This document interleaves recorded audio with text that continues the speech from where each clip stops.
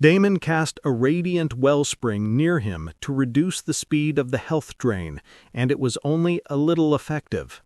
"Fuck, what am I supposed to do now?" His mind spun.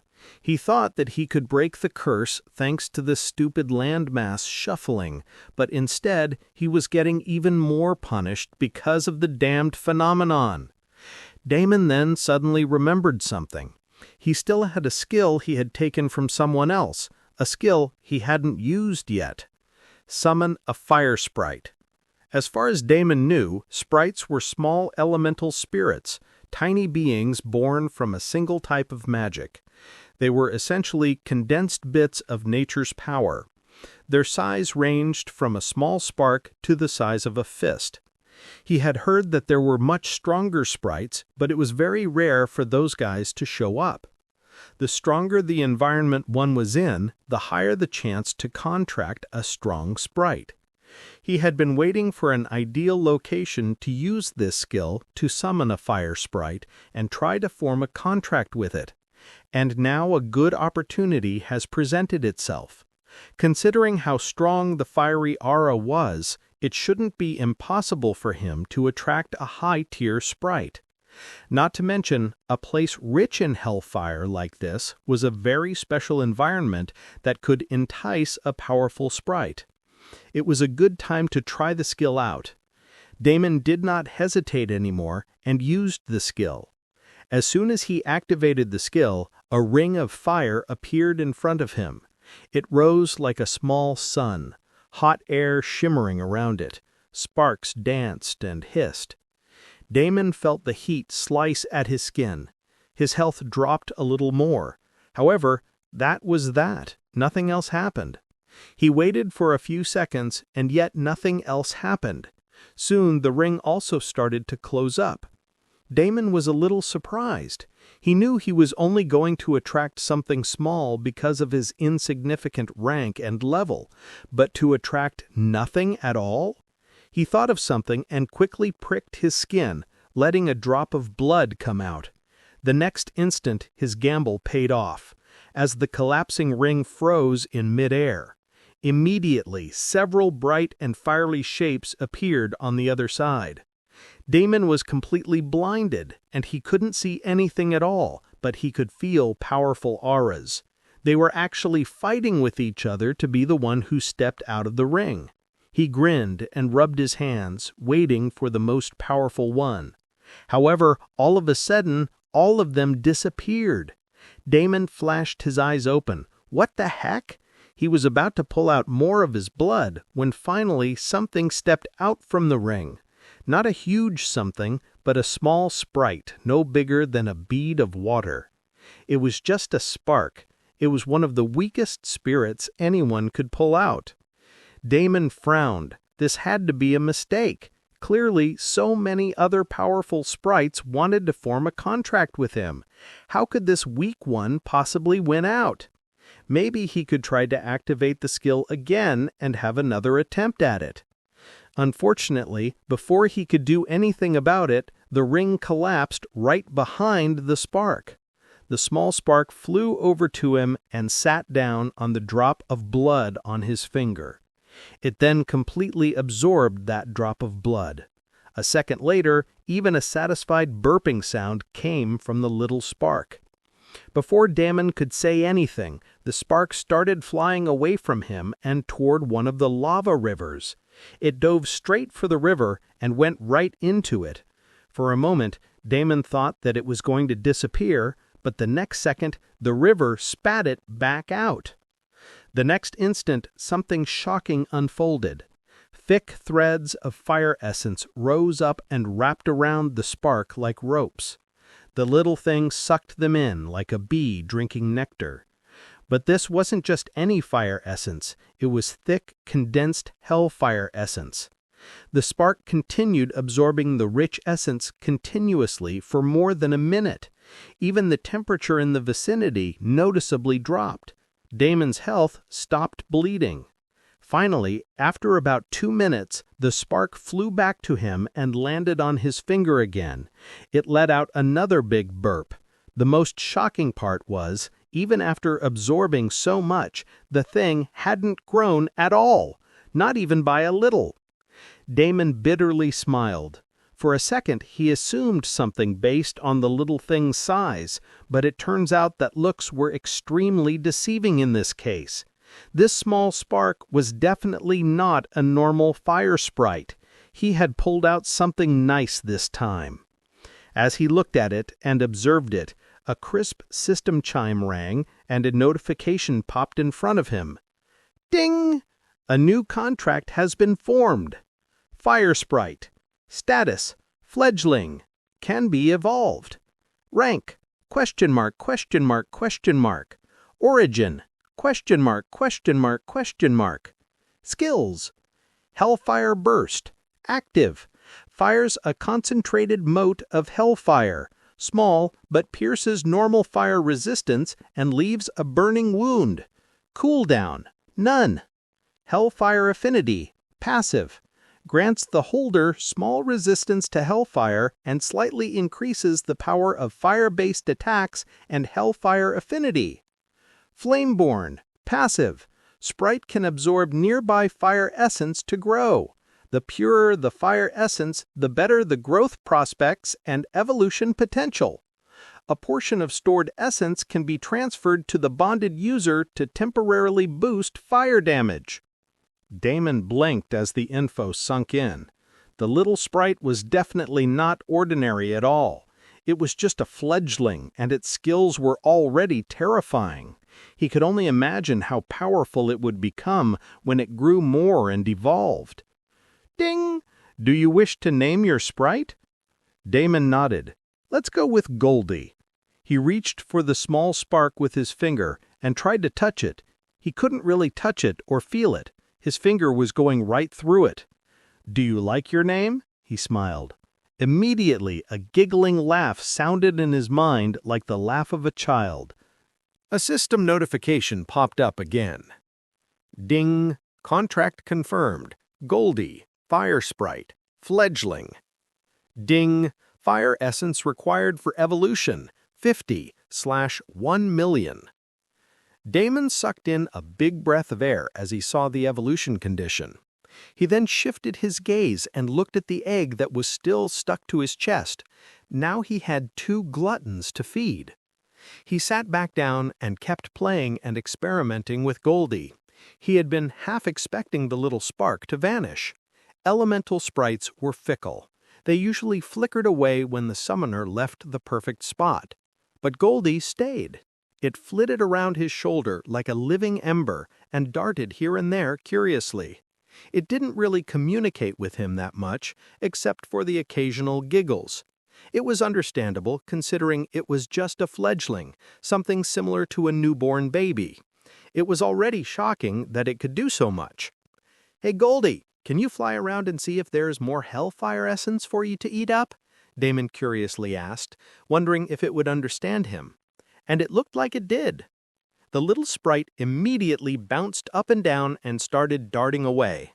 However, it headed over to a region that was cut off by a thick wall, probably a mountain wall or something like that. Goldie buzzed around there, bobbing up and down. Clearly, there was something on the other side. Maybe a tunnel? Damon frowned. Could he maybe attack the wall and create a path for the little sprite? Goldie was faster than Damon. After all, it did not think of any consequences. It did not care if its actions were too bombastic and if it would attract the attention of something stronger. It looked like it wanted to eat what was on the other side of the wall, and it decided to go for it. Goldie started shooting small motes of hellfire at the wall. Damon observed it curiously for a moment, wanting to see the effect of the skill. The next second, a frightening damage number appeared. -5,000. In reality, this was not much, but considering the size of the attack and the frequency with which it was coming, it was truly a lot. The sprite was shooting hellfire bullets at the wall continuously like a paintball gun. At first, nothing happened, but quickly the thin cracks spidered out from Goldie's tiny shots. Stone dust flew. The wall shuddered. Big chunks fell away. Goldie didn't stop. It kept firing, steady as a metronome. Each hit flashed a small number above the rubble. -5,000. -5,000. -5,000. The hits came faster and faster. The wall began to cave in. A narrow tunnel opened where the rubble fell. Warm air rushed out, hot and full of ash. Goldie zipped inside without a second thought. The little spark was gone before Damon could say anything. He couldn't follow. The curse still held him like glue. He could only watch as the sprite's tiny light bobbed deeper into the tunnel. Wait and watch where you are going. There might be danger in there. For a long moment, he heard nothing but the soft hiss of lava and the faint pop of falling rock. Then came another childish giggling sound in his head, as if he had said a very funny joke.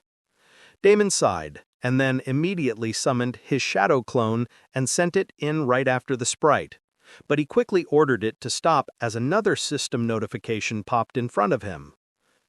Goldie, fire essence required for evolution, 100/1,000,000. It did not stop there. A few more notifications appeared in quick succession. Goldie, fire essence required for evolution, 150/1,000,000. Goldie, fire essence required for evolution, 200/1,000,000. Goldie, fire essence required for evolution, 250/1,000,000. Damon couldn't help but gulp. Just how intense the hellfire essence must be that the fire sprite managed to eat so much of it in such a short time. Just where did this tunnel lead?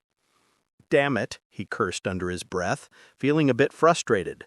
For all he knew, he could potentially be in grave danger, or a huge opportunity, and he was fucking stuck to the same spot. And I had a feeling that it was the latter here, and not the former. I was sitting right next to a big golden opportunity, my gut feeling told me. There was no guarantee that I would still be in this region after a few hours when the shuffling happened again.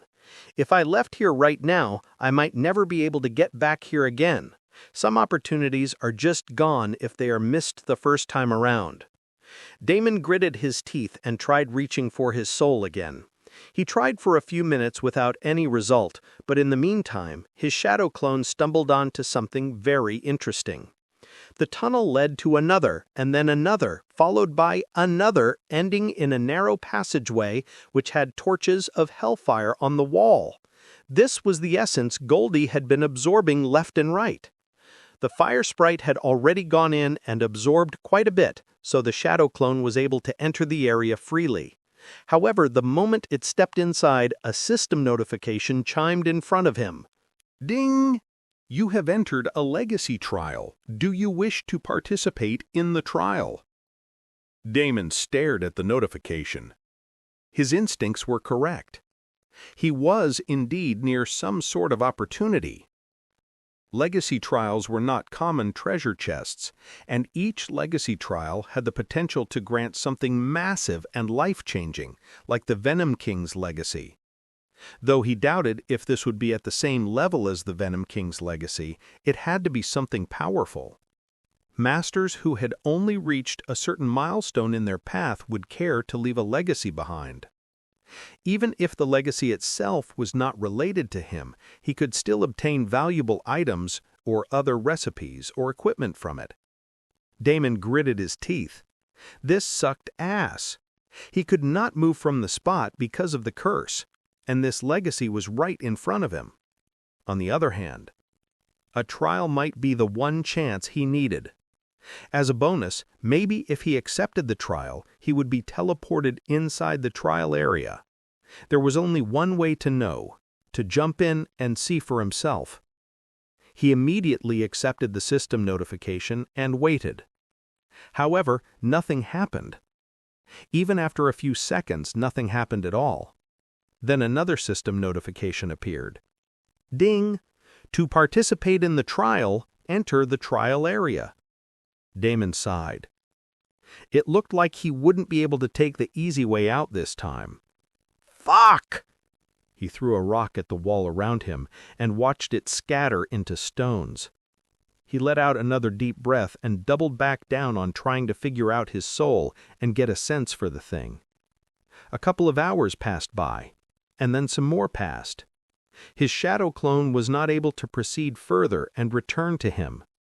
Goldie was also unable to proceed further and returned to him. In the meantime, Damon had made absolutely zero progress. He clutched his head in frustration. In another couple of hours, or even in a few minutes, the world was once again going to shift, and he was going to miss such a big opportunity that was dangling right in front of him. He was also going to lose the blood hall battle and end up getting fucked over. That wouldn't be the end.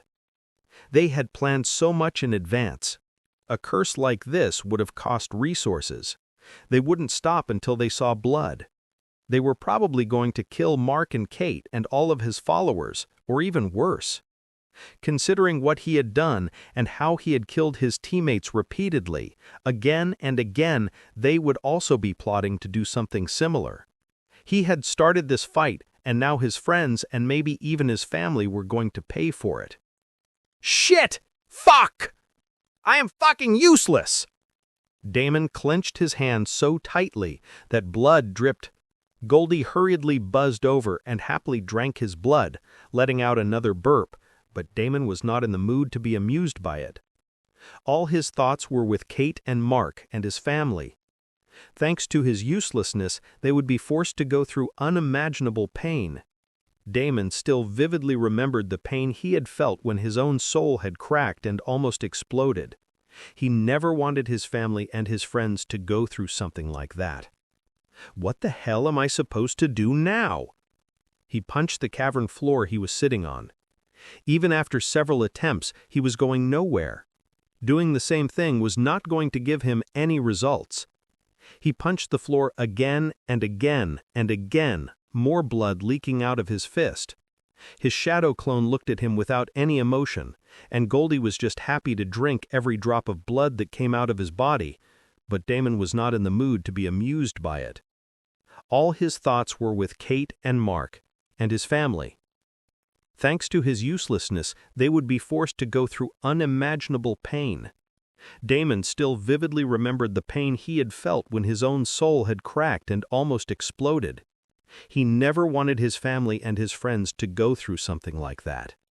What the hell am I supposed to do now? He punched the cavern floor he was sitting on.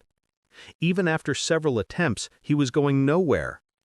Doing the same thing was not going to give him any results. He punched the floor again and again and again, more blood leaking out of his fist.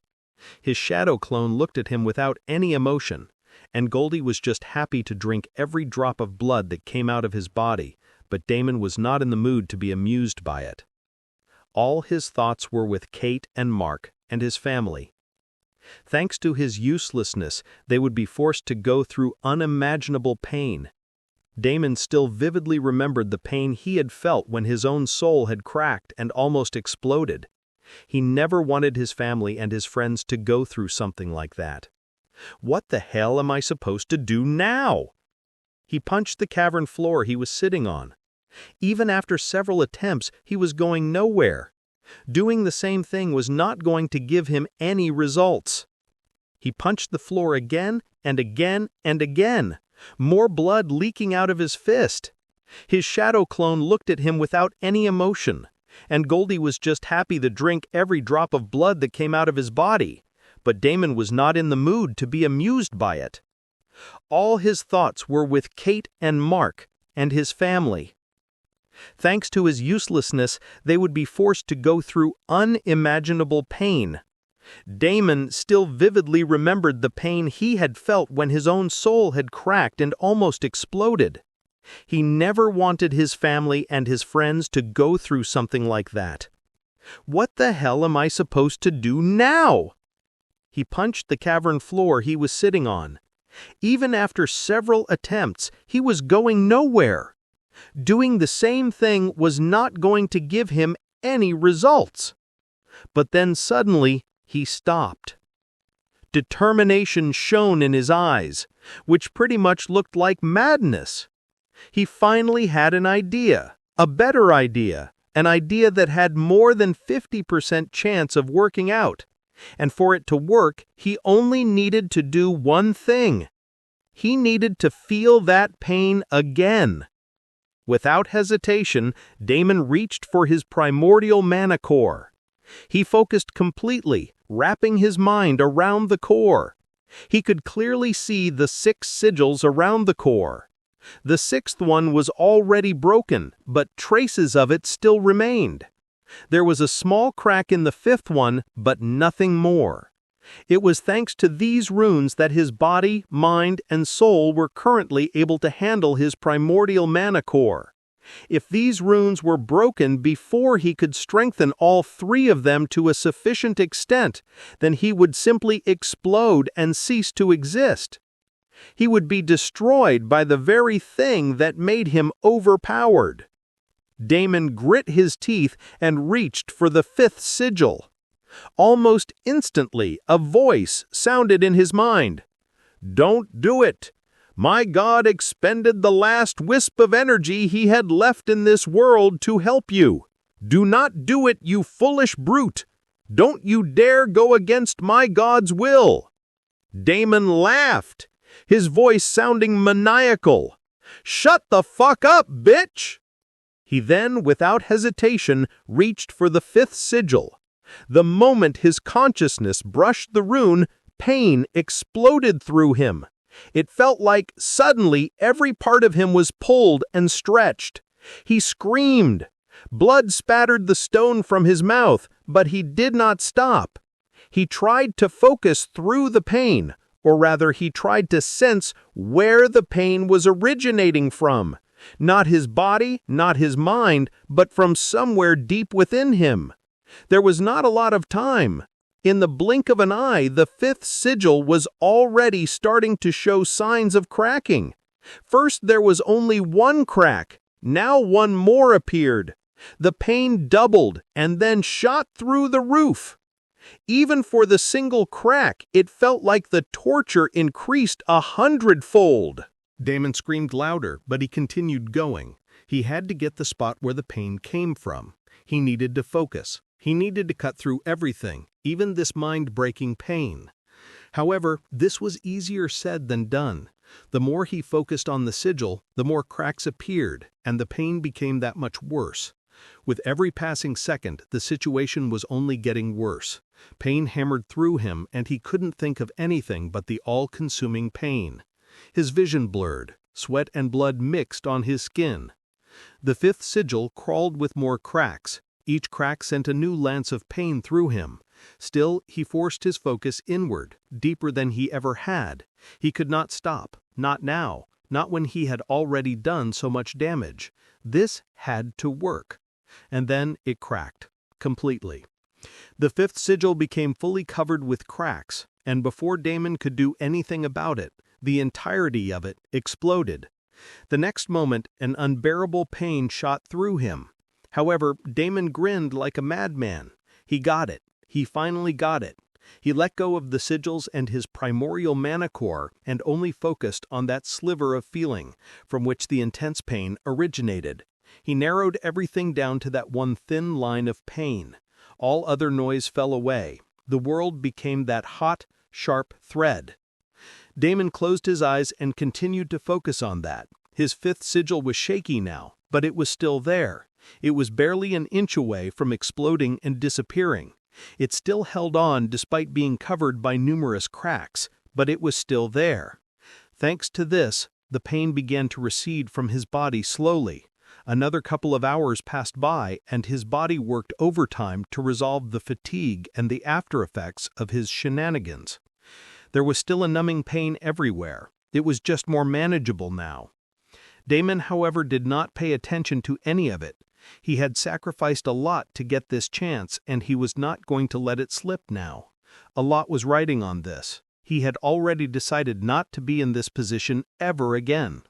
But it did not matter. Here he was again in the same situation, where everyone he cared about was in the line of fire. As long as he was weak, his friends and his family would be in danger again and again.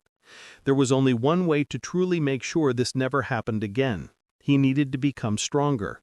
a lot stronger, and for that he couldn't lose even a single opportunity like this. Damn it, just work already. He gritted his teeth and reached for his soul. He kept at it again and again and again, not letting go of that single thread he was going on to. Then, after a couple more hours, he felt that he was very close, but Damon's face abruptly changed. The world around him started shifting once again. He was finally out of time. Damon's face became unsightly, as he knew that everything he had worked so hard for was going to slip right out from underneath him. He was only up against that dead-end wall again and again, and now the chance he had paid dearly for was also going to disappear. Even if he lost the legacy trial, he did not want to lose the grasp he had on his soul. He was going to reach for his soul today one way or the other. And then it happened. Right in the middle of the landmass shuffling shenanigans, Damon felt something in his soul flare up, a wisp of foreign energy, something that didn't belong to his body, something that was not his. An enraged roar immediately escaped his mouth. Everything after that happened in an instant. Once he sensed that small wisp of dark energy, he howled like a demon and reached for that damn thing without a care in the world. It was this small wisp that was torturing him for almost 2 days now, and he finally had it in his grasp. His primordial mana core, which was bursting with energy now from the loosening of the fifth seal, roared along with him, and he flooded his soul with this bursting energy. The lone strand of wisp stood no chance against the storm his mana core kicked up. In the blink of an eye, it was gone, completely erased. The moment he felt it disappear, he instantly blinked away from his position.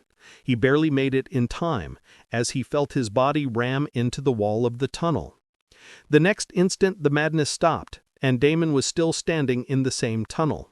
He had already entered the core area of the specific location, and the core areas did not shift around. Damon exhaled loudly and collapsed on the ground. He then tiredly rolled around here and there, confirming that he was finally free of the damned curse. A big ugly grin appeared on his face.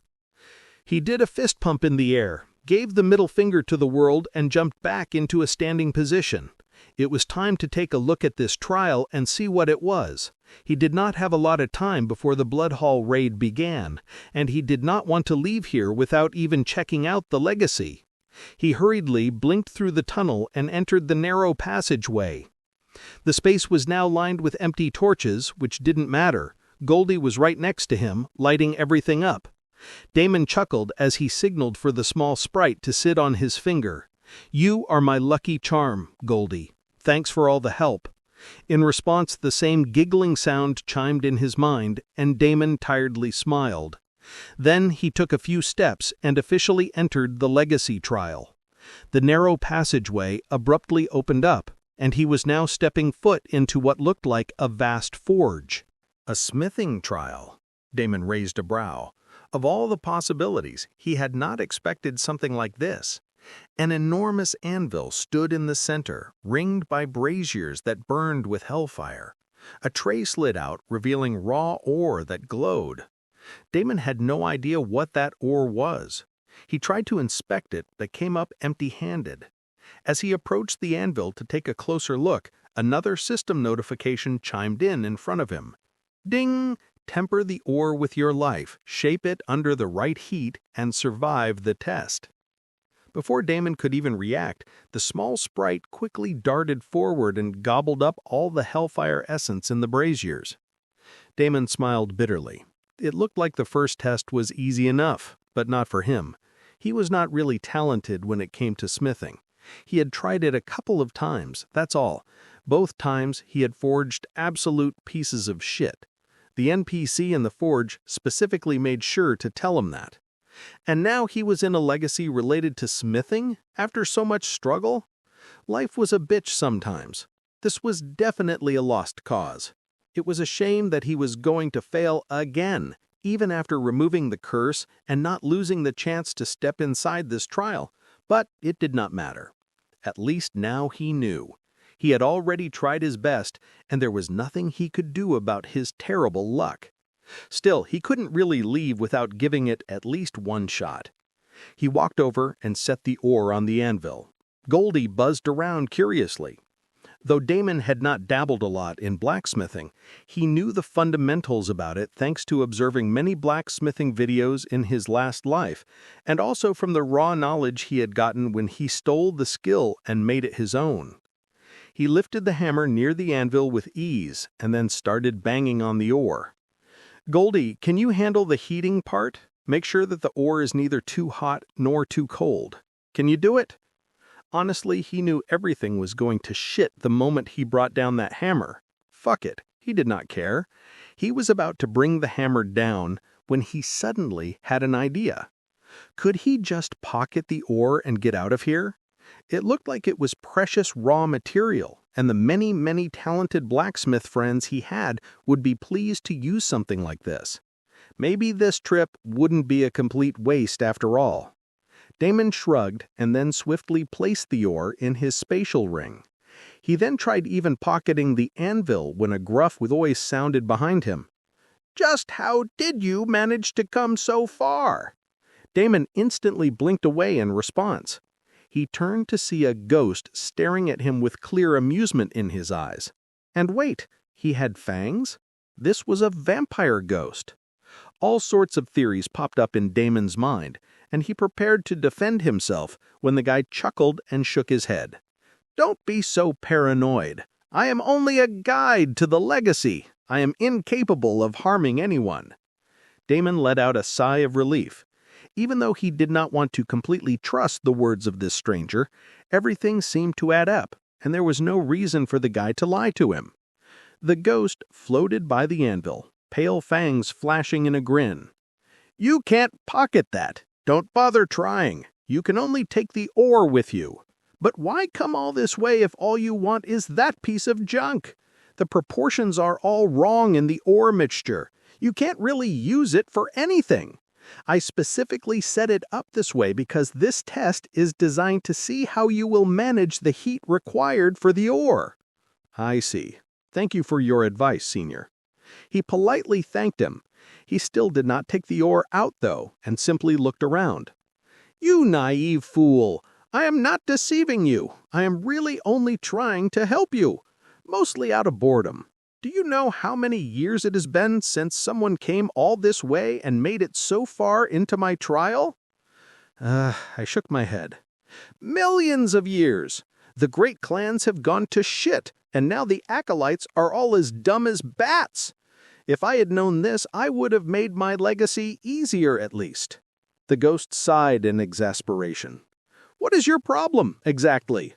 Why are you still standing there like a fool? Get in front of the anvil and give it a try." I could only bitterly smile again. I had never done this before. How was I supposed to do it now? "Maybe you can guide me a little bit more, Senior," he shamelessly asked. The ghost looked confused. "What is there to guide in this? Just put the lump of metal on the anvil, heat it with your magic, and bring your hammer down on it. If you do not have a worth hammer, you can use this one." A hammer magically appeared next to the anvil. "Can I take this hammer at least?"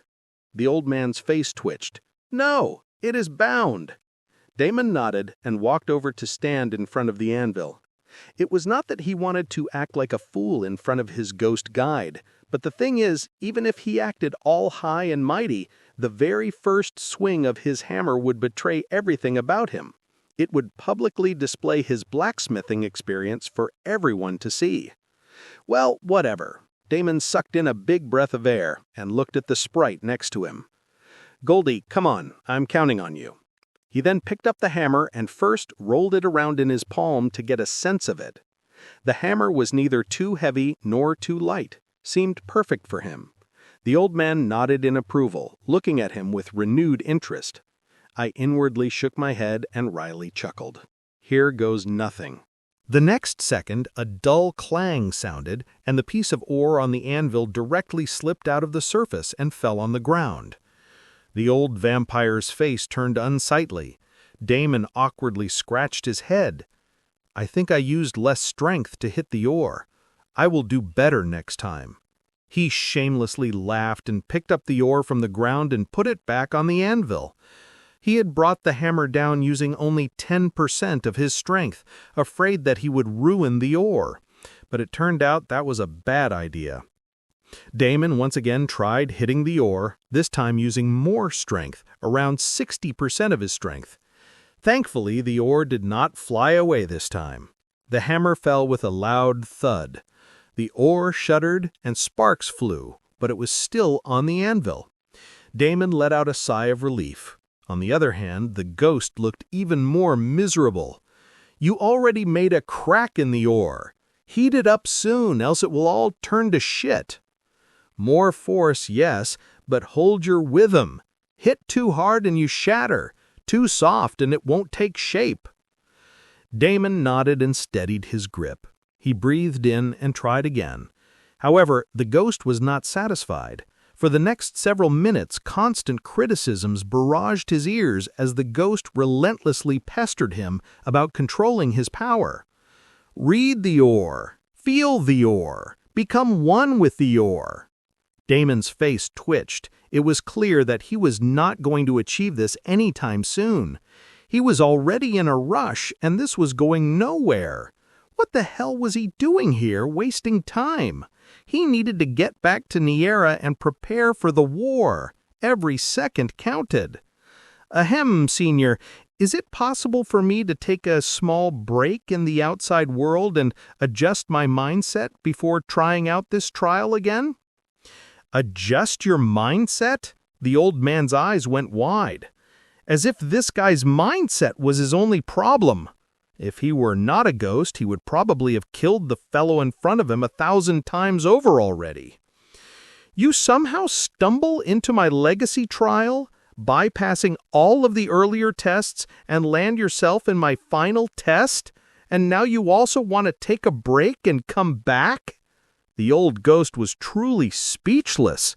This was the first time he was seeing someone fall ass backwards into good luck and yet behave so daringly.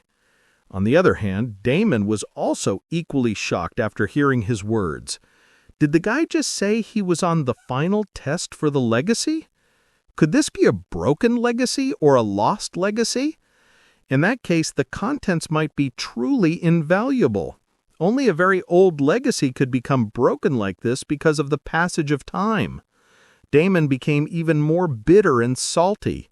Even though he had absolutely no chance of succeeding here, he couldn't simply let it go and leave now after knowing this. Why did it have to be smithing of all the things? If it had been an alchemy legacy, he wouldn't be this helpless right now. He steeled his resolve and tried again. On his side, the old ghost continued berating him, taking out all of its frustrations on him, but Damon did not care. If he could somehow grasp how to do this correctly, he could get an amazing windfall here. Damon checked the time. He still had 5 hours before the raid started. This meant he had 5 hours to work this out. Getting back to Blood Hall after that was a simple matter. He just needed to use Bloodgate to return to the outpost first, and then take that portal to get back to Niera. Besides, it was best to surprise the other side at the last moment. If they did not already know he had somehow broken the curse, it was best to reveal it at the very end.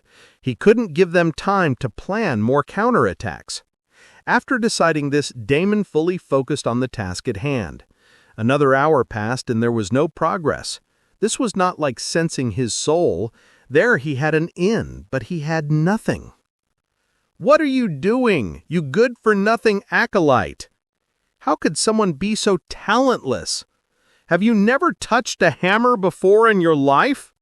Why the hell did it have to be you among all the acolytes?" Ignoring the old vampire's taunts, Damon paused and assessed the situation. This was basically just wasting time. He might as well give up now. The only one who could possibly contribute here was Goldie. He tried mentally communicate with the fire spirit as a last-ditch effort. "Goldie, any chance you can adjust the heat according to the strength I'm exerting?" Goldie was a high-tier fire spirit. Actually, to call it high-tier would be underestimating it. Damon had a feeling if the little spark tried, it could definitely do something like that. All it had to do was grasp the property of the mixed ore and gauge the power of each of his strike. Though this seems complicated for someone like him, for Goldie it might not be all that difficult. It was a stretch, sure, but he would never know without trying. "Goldie, any chance you can adjust the heat according to how hard I hit?" Damon asked again. The little spark giggled in response. Damon sighed. Perhaps he was asking too much of a little child. He could only try it out to see what would happen. He raised the hammer one more time and slowly swung it down. The old vampire clicked his tongue, already preparing to speak out his mind. However, the next moment the old vampire froze in shock. Damon also felt that something was amiss. This time his swing actually felt right. You actually did it. That was not a bad swing just now. Keep at it. Do it again. Do it again before you forget the feeling." The old vampire became very excited at the prospect of Damon finally showing some progress. Damon did not mind the guy and praised the little spark instead. "Good. Can you do it one more time now?"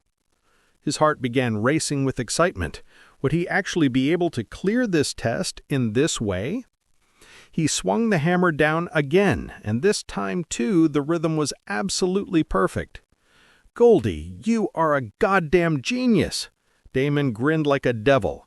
He still couldn't believe that he managed to find a loophole like this on an actual high-tier legacy.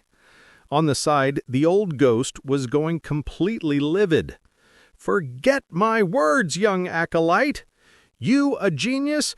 You might not be much when it comes to smithing, but in terms of understanding the ore and executing fire magic, you are a born genius. You are a godly chosen. You are a heaven-blessed child who belongs to the path of smithing. You are the star that shines once in a billion years. You are a genius among geniuses. You carry the envy of the heavens themselves." "Ha ha ha ha ha! All these years of patience and waiting has not gone to waste. The heavens have not disappointed me.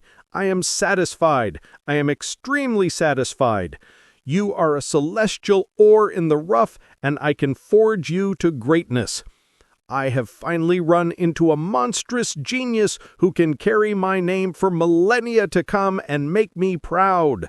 I have found my disciple. I have found my disciple at last." Damon was sweating bullets, afraid that his little gimmick would be revealed any time now, but it looked like the ghost couldn't really sense Goldie all that well. Maybe it just thought that Goldie was a normal fire sprite, as it was extremely rare to come across a high-tier one. Whatever the reason was, his hard work and shamelessness was finally paying off. Damon continued the show and kept at it as he swung his hammer again and again, every time enjoying the effortless, perfect swing and the satisfying feeling. A few seconds later, the old ghost actually ended up stopping him. "That's enough, young acolyte. You do not have to convince me of your qualifications anymore. I will officially accept you as my disciple now. I may not be alive right now, but this last soul fragment of mine possesses all the knowledge I have scraped together in my lifetime. With my guidance, you will become the greatest Grandmaster Smith this era has seen. Your fame will resound across galaxies. The entire cosmos will bow at your feet." The ghost became delirious, and it continued rambling. It floated closer, its pale eyes almost wet as it stared at Damon as if he was his very own son or grandson. Damon couldn't help but feel some pity for the poor guy. He probably shouldn't be deceiving him so badly, but what the heck? Survival was everything, and every little treasure mattered. He continued the act and waited patiently for the main event to arrive. The old ghost had already mentioned that this was the final test. He even accepted him as the disciple. Surely he must be taking out a godly treasure any time now. "Quick, now tow to me and accept me as your master," the ghost urged. Damon nodded, and like an obedient little student, he knelt and bowed his head, touching the ground like a student would do to a master in this world. Immediately, a system notification sounded. Ding! You have bound with a soul fragment. Damon froze, then felt a warm, heavy pressure slide into his chest. The ghost's eyes softened. Good. The bond is sealed. Now that I have no more connections to this place, this entire area will be losing its integrity soon. Leave this place at once and summon me when we are at a better location. The old ghost then disappeared, his voice alone sounding in Damon's mind. We start training the first thing. Now that you have accepted me as your master, I will be training you day and night. I will be with you every step of the way. I will mold you into the best this era has ever seen. I will make you proud. Damon quickly tuned out the old ghost and looked around with wide eyes. The old vampire was indeed not lying. The entire place had already started quaking, and rocks were falling around him left and right. But what about his legacy treasure? Fuck! All he got was another voice in his head? He thought he was scamming the damned guy, and instead, he was the one who got scammed. Fuck it. Damon shook his head. He did not have time to think about this right now. He needed to get out of here now and focus on what was important right now, his Blood Hall raid. He pulled up his system screen and tried activating his Blood Hall teleportation option first, but unfortunately that was grayed out. Maybe it was because he was in the Dark Faction continent, while the Blood Hall was in the Light Faction continent. Without hesitation, he took out a teleportation scroll and tore it open. At least this method worked. The scroll burst into a white light that wrapped around him. For a blink, he felt dizzy. Then the world ripped apart and stitched back together. He landed on hard ground with a grunt. The light faded. Damon immediately felt many pairs of crimson eyes on him. He looked around to find that he had landed right in the middle of a huge hall, with several vampires walking about here and there. Among the many faces, there was a familiar face as well. "I thought we just said goodbye to each other." Hinata walked over with a warm smile on her face. Hinata's smile quickly changed looking at the condition Damon was currently in, and her face became worried. "Is everything all right? What happened just now? Were you in a dangerous situation, forced to use the teleportation scroll?" Damon could only bitterly smile. "I see," Hinata nodded. "I thought I had dragged you into needless danger and put your life at risk, but now I can see you're doing fine on your own." She laughed lightly and leaned forward to give a hand to Damon. "Why don't you come with me first? I think I have someone you might be looking for." Damon raised a brow. He then remembered the elven girl whom he had almost once again forgotten. What the hell was with that? Sure, he had many things going on his mind, but he had never been this forgetful before. He got up and walked next to Hinata, drawing many eyes in their direction. Hinata was a beautiful woman.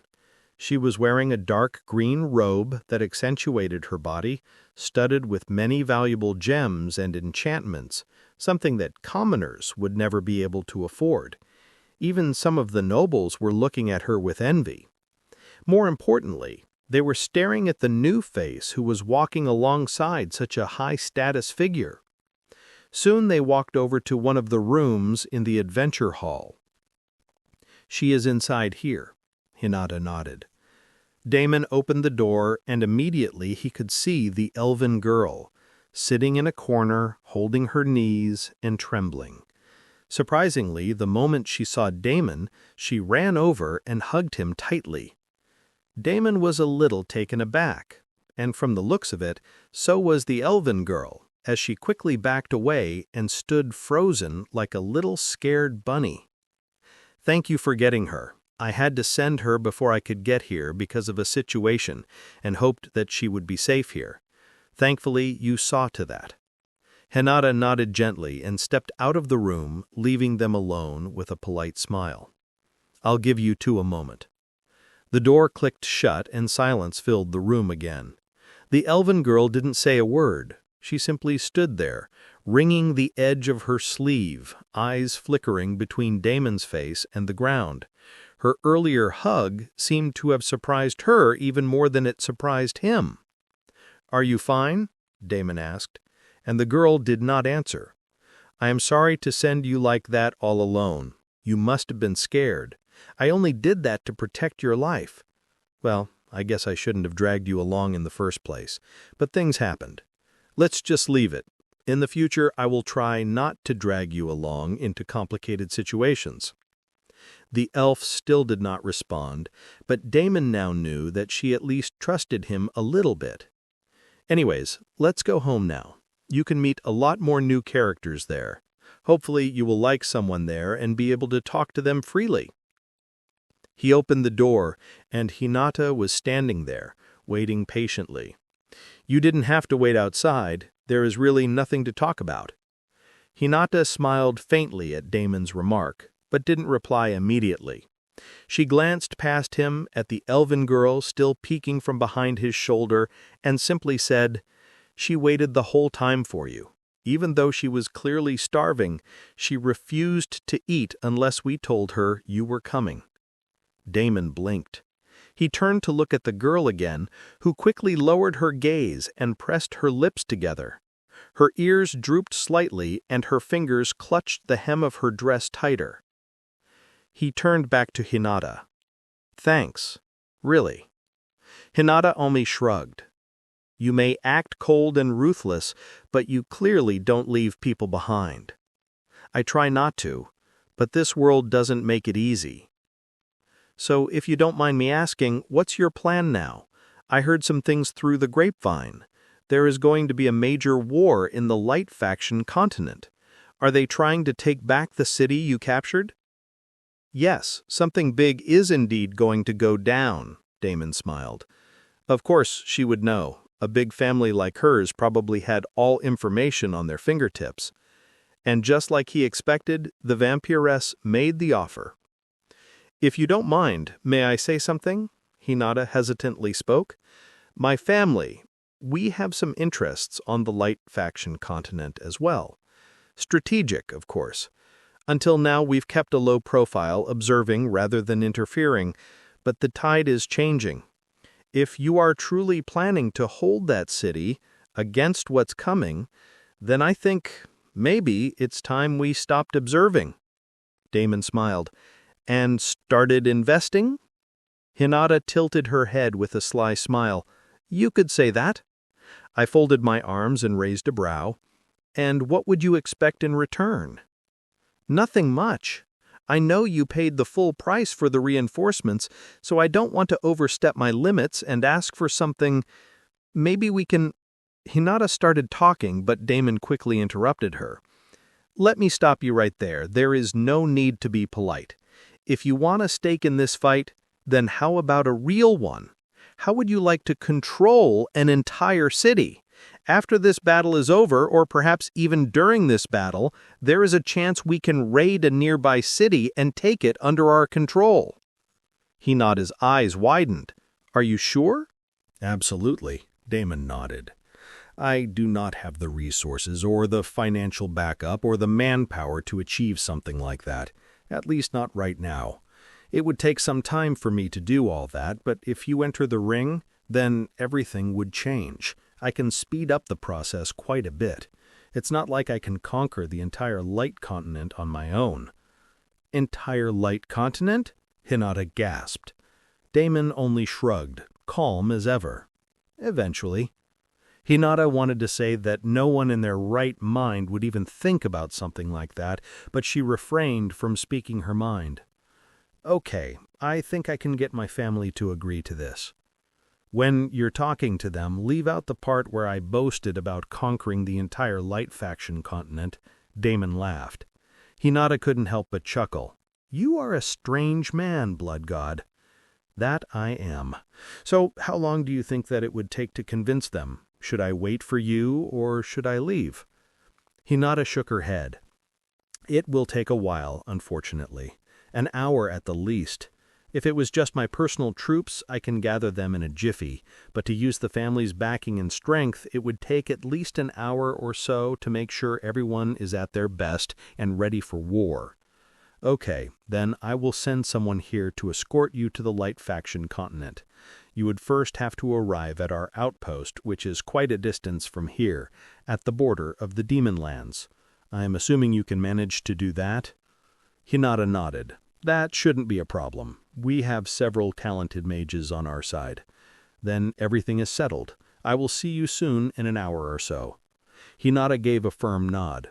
We'll be there. You can count on me. Damon responded with a smile. Thank you. He then activated his blood gate and opened up a portal to the outpost.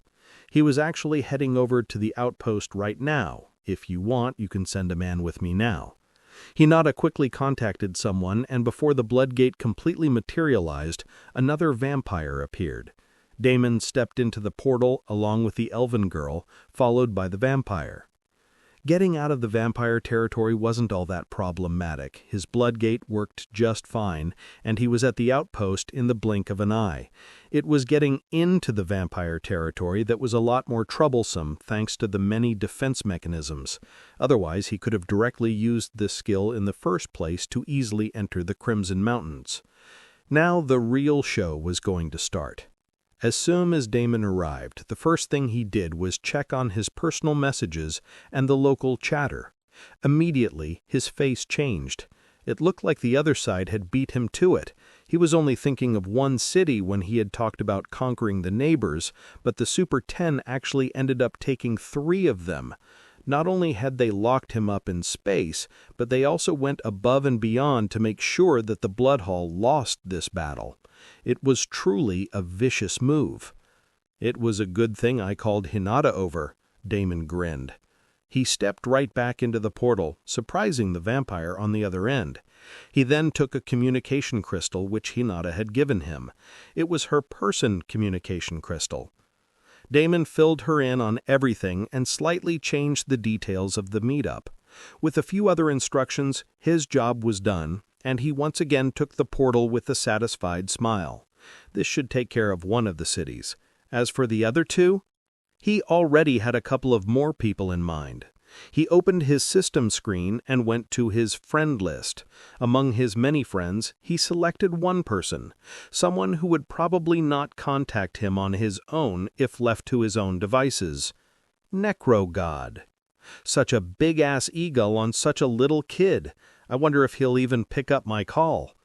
Unexpectedly, the call connected on the first ring. Blood God, why are you calling me? Came an arrogant voice. Okay, then I will cut the call. Wait, it's fine. Just tell me what you called for. He chuckled. Behind all the act, it looked like the guy was desperately waiting for him to make the first move. Now, the question was, why? He shrugged and casually continued. The last time I checked, you were low on gold coins. How about you do a little something for me and earn some gold in return? Instantly, a sneering voice sounded on the other end. You need me to help you out in the raid battle, right? Damon's face twitched. There was no point in talking to this kid after all. He was about to hang up when the kid hurriedly spoke out again. Wait, I'm in. I will do this. Damon couldn't believe what he was hearing. The arrogant little brat, full of attitude, was agreeing just like that? What was going on? I need something in return. Oh? Ahem. I need more of your poison. Can you do it? It was Damon's turn to sneer. Of course, you got it.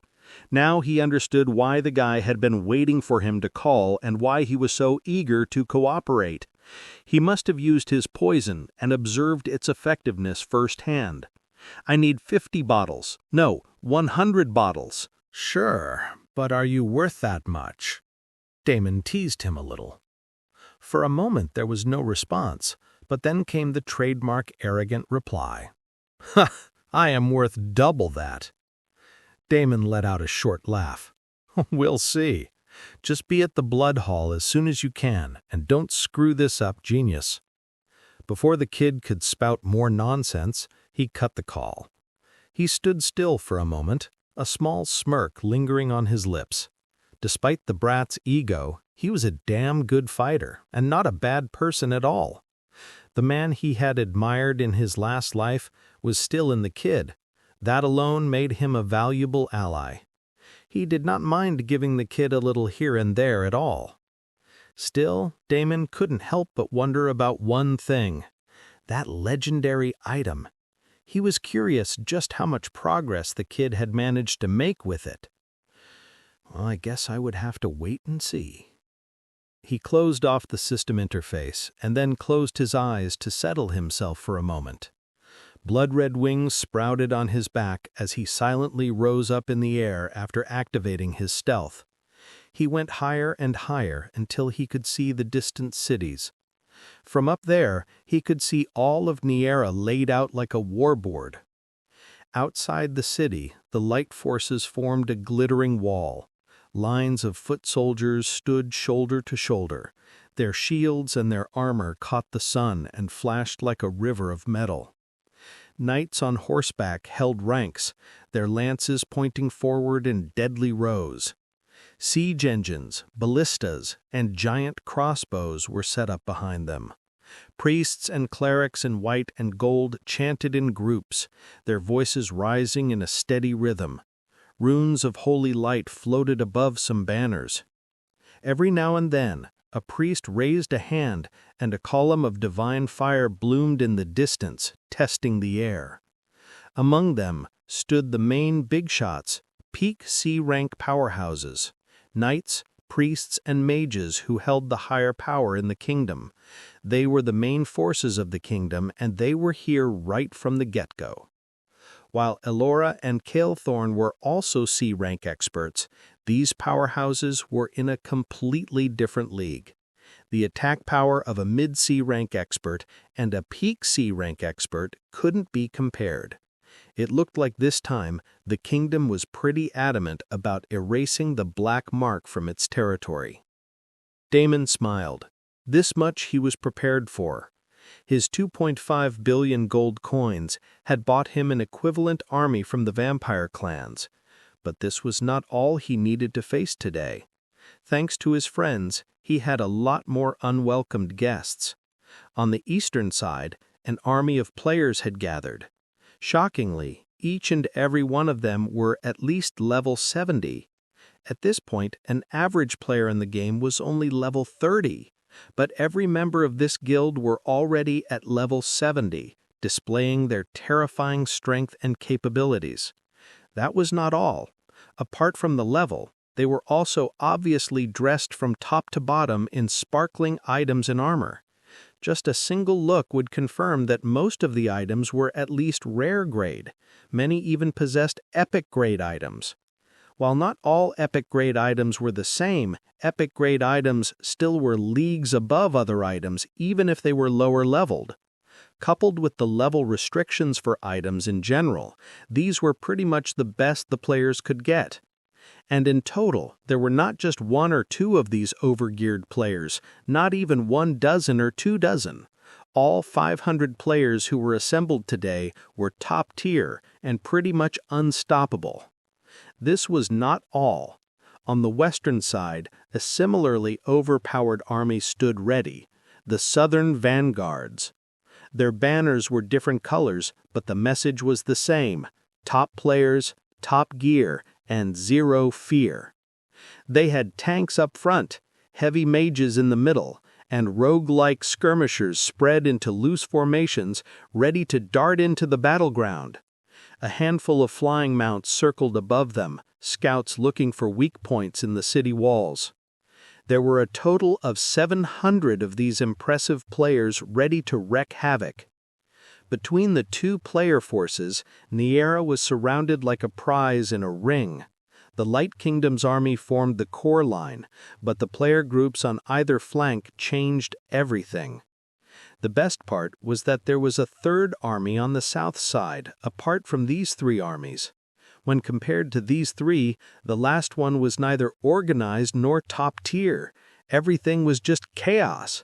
The players were randomly arranged, their gear was mismatched and not the best, their skill levels and actual levels were not particularly impressive. But their numbers were terrifying. There were about 5,000 of the chaotic players gathered on the South Road. They were noisy and messy with no real formation, no commanders yelling orders, but numbers could beat skill. They shouted, they bet on loot, and they surged forward like a tide. If those 5,000 hit a weak point at once, even the best defenses could crack. Especially considering that this was not the early phase of the game any longer. Many players had crowd control skills, movement immobilization skills, and stunning skills. With these kind of skills going around, even if it was Damon, he wouldn't be easily able to slaughter through such an army. Damon watched it all from above. They were essentially surrounded on all sides with armies possessing different strengths and powers. In front of these powers, the vampire army spread out within Niera City looked completely insignificant. They absolutely had no chance against these terrifying armies. To make matters worse, more and more players were continuing to trickle to the south side, further increasing the numbers. The whole setup was basically a checkmate, and Damon knew this couldn't possibly be the only surprise they had in store for him. If Damon was not wrong, then the curse on him, the last-minute armies, and rallying the masses shouldn't be the only things he needed to care about today. There should be something else, something that he was not aware of yet, and something that would be revealed soon enough. Damon let the view sink in for a moment longer. The light side had the numbers, the gear, and priests who could call down holy fire. The players had levels, skills, and reckless hunger. From above, it looked hopeless. But was it really hopeless? With a smile, he folded his wings and dropped down toward the ground, creating a blood gate to the blood hall the next instant. It was time he returned to his throne. Damon stepped through the blood gate and landed in the middle of the big hall along with the elven girl. Kate met him first, eyes red from worry. Mark stood behind her. Varnix bowed low. So did Elora, Kalethorn, and Riven.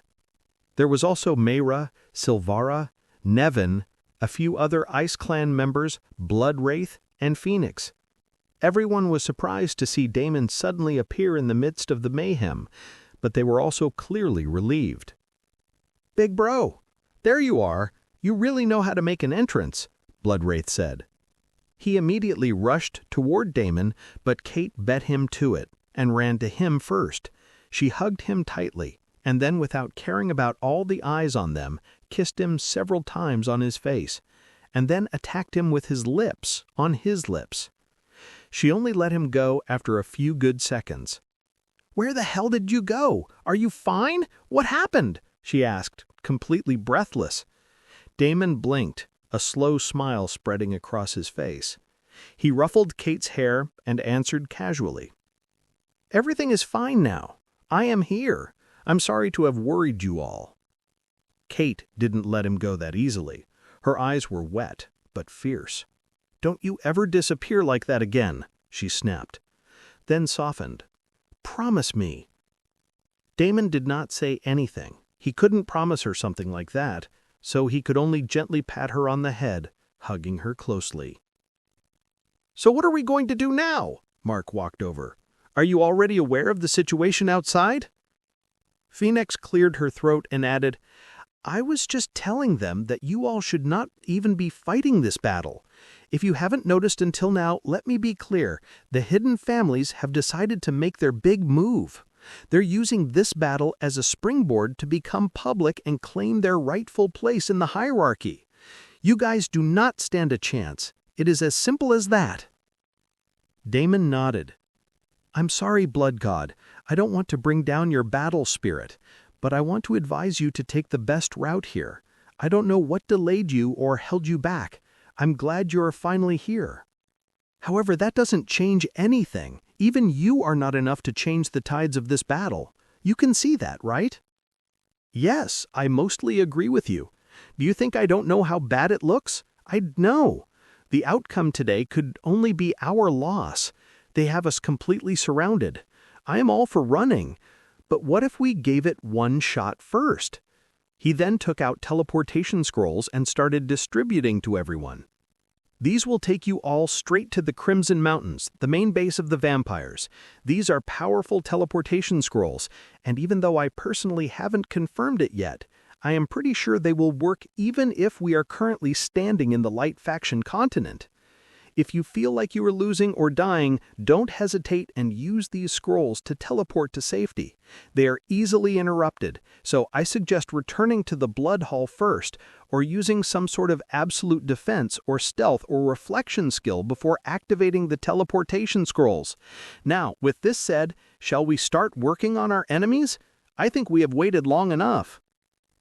Meanwhile, outside Nira City, 3 people stood side by side on a flying disc of sorts, overlooking the massive numbers of players and NPCs gathered outside the small city.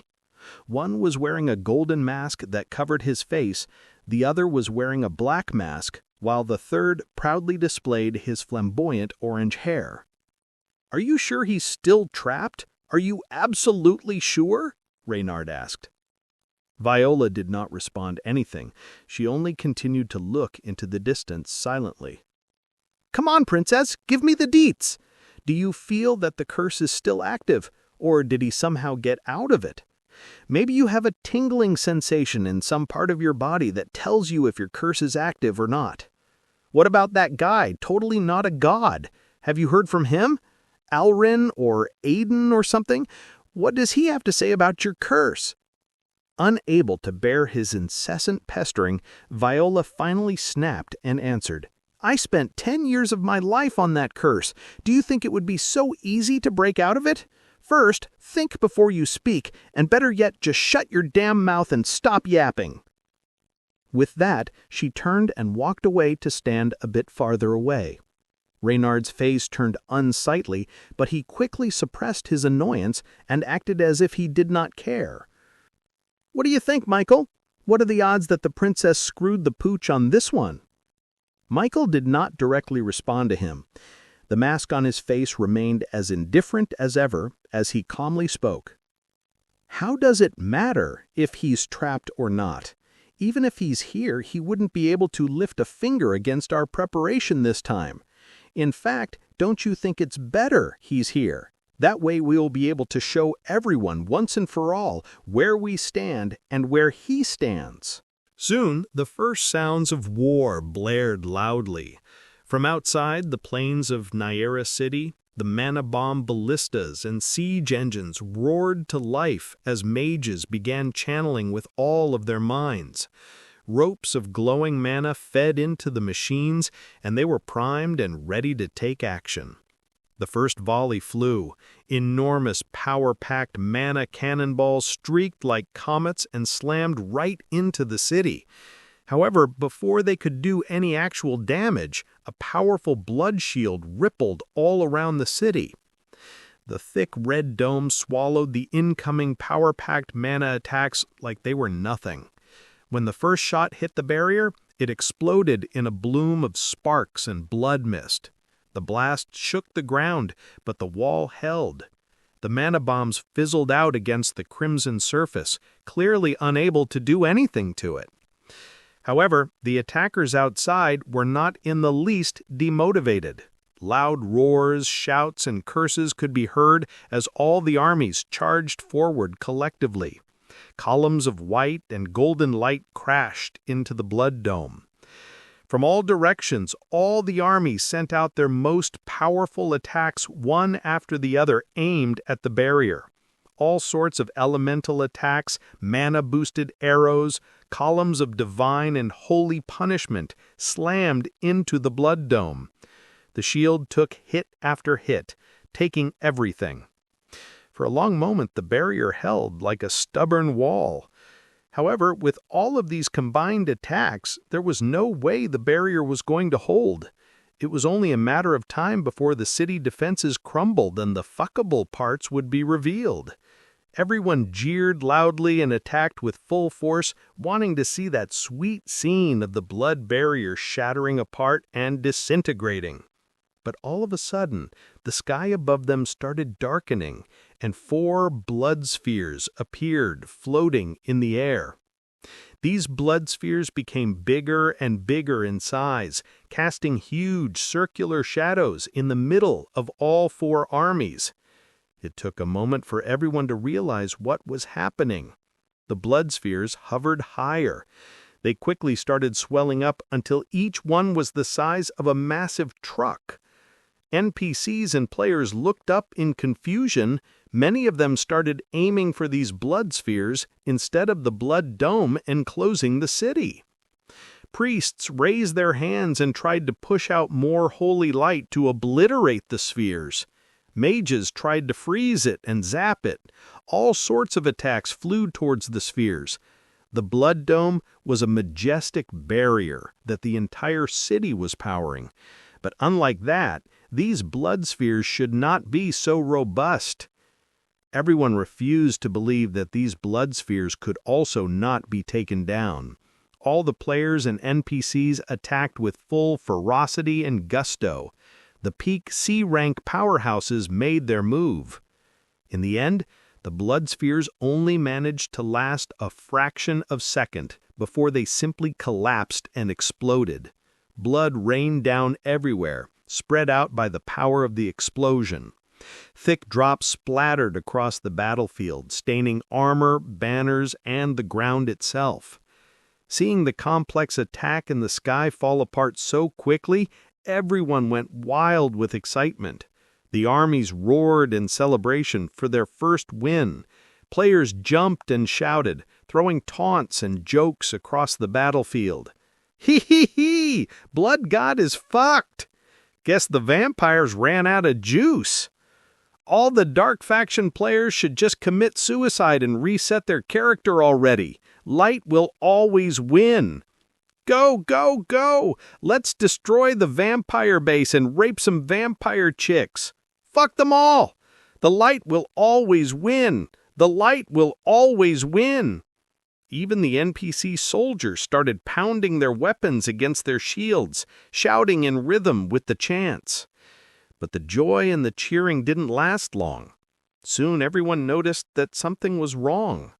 The blood rain was painful. The blood that had rained down started to sizzle on the ground. The laughter faded as a strange smell filled the air. One player looked down at his hand where a drop had landed. "Motherfucker, what the hell is this?" His eyes went wide as he noticed that his skin had already started to rot. He opened his mouth to scream, but no shout came out. The player could not even react in time as his health instantly bottomed out and his body crumpled to the ground. The blood wasn't just blood. It was poison. The deadly liquid spread fast, eating through armor and melting flesh. Direct contact meant instant death. Players, NPCs, and beasts screamed from every direction as the poison spread like wildfire. Wherever the blood touched, it burned through everything. Steel, cloth, or skin, it didn't matter. In the blink of an eye, the ground was filled with bodies twitching and writhing. Most simply died on the spot. The army started dwindling in numbers rapidly as the death count stacked up. Healers tried to cast cleansing spells, but their magic fizzled out the moment it touched the poison. The poison was simply too strong. The air itself felt toxic, thick with the stench of decay and burning flesh. Nobody could escape the death coming for them. Horses thrashed and fell, their riders rolling off only to melt where they landed. Arrows and attack spells stopped flying. Everyone was too busy trying to escape the nightmare spreading around them. But there was nowhere to run. The poison wasn't staying still. It crawled and slithered across the battlefield like it had a mind of its own. It was spreading everywhere. Even taking a breath became impossible. The cheers had turned into cries of terror as more and more NPCs and players started dropping dead like flies. In just a few seconds, half the front lines were gone, wiped out without a single blade being swung. The opposite side hadn't even lifted a finger yet, and already the aftermath was too much to handle. And this was just the beginning. What kind of a terrifying battle was this going to be? Watching all the chaos from high up, Michael rubbed the drop of blood between his fingers. It is a very potent poison. It is no wonder that the impact was so devastating. Though he appeared to be calm, his face hidden by the golden mask, it was evident in his voice that he did not expect something like this. Viola, on the other hand, did not bother to keep up appearances. How the hell are they capable of unleashing an attack like this? Why was this not in our intel? All is fair in war. You should have already expected something like this to happen. Reynard merely laughed. Since his guild was yet to get down and dirty on the battleground, he was happily enjoying the misery of the other two. Don't worry, see? The damage is not too much. The healers are already hard at work rezzing everyone. The gold invested in those resurrection skill books was definitely worth it. Viola glared at him but did not say anything. She silently started casting a skill over her guild members, increasing their overall mana regeneration and health regeneration for the next hour. She did not want to reveal this move just yet, but it seemed necessary for them to get through this disastrous opening. Thanks to the buffs and the pre-made preparations, soon the guild began to recover a little. The air carrying part of the poison away also helped, but unfortunately a good chunk of the poison's effect still lingered. After the first wave of massive death, there was a second wave of death, and then a third wave of death, when finally things started to slow down. Even then, not everyone was 100% recovered.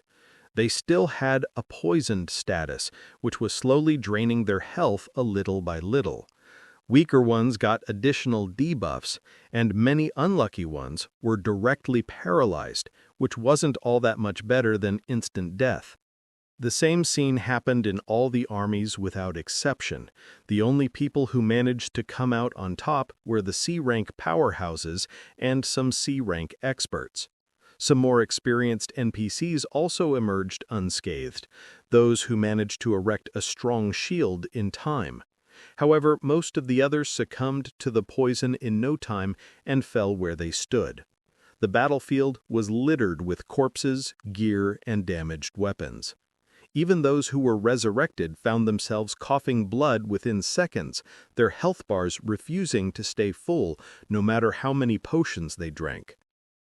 Michael stood silently, watching the chaos unfold. His hands were clasped behind his back, his golden mask reflecting the faint red glow from the city's barrier.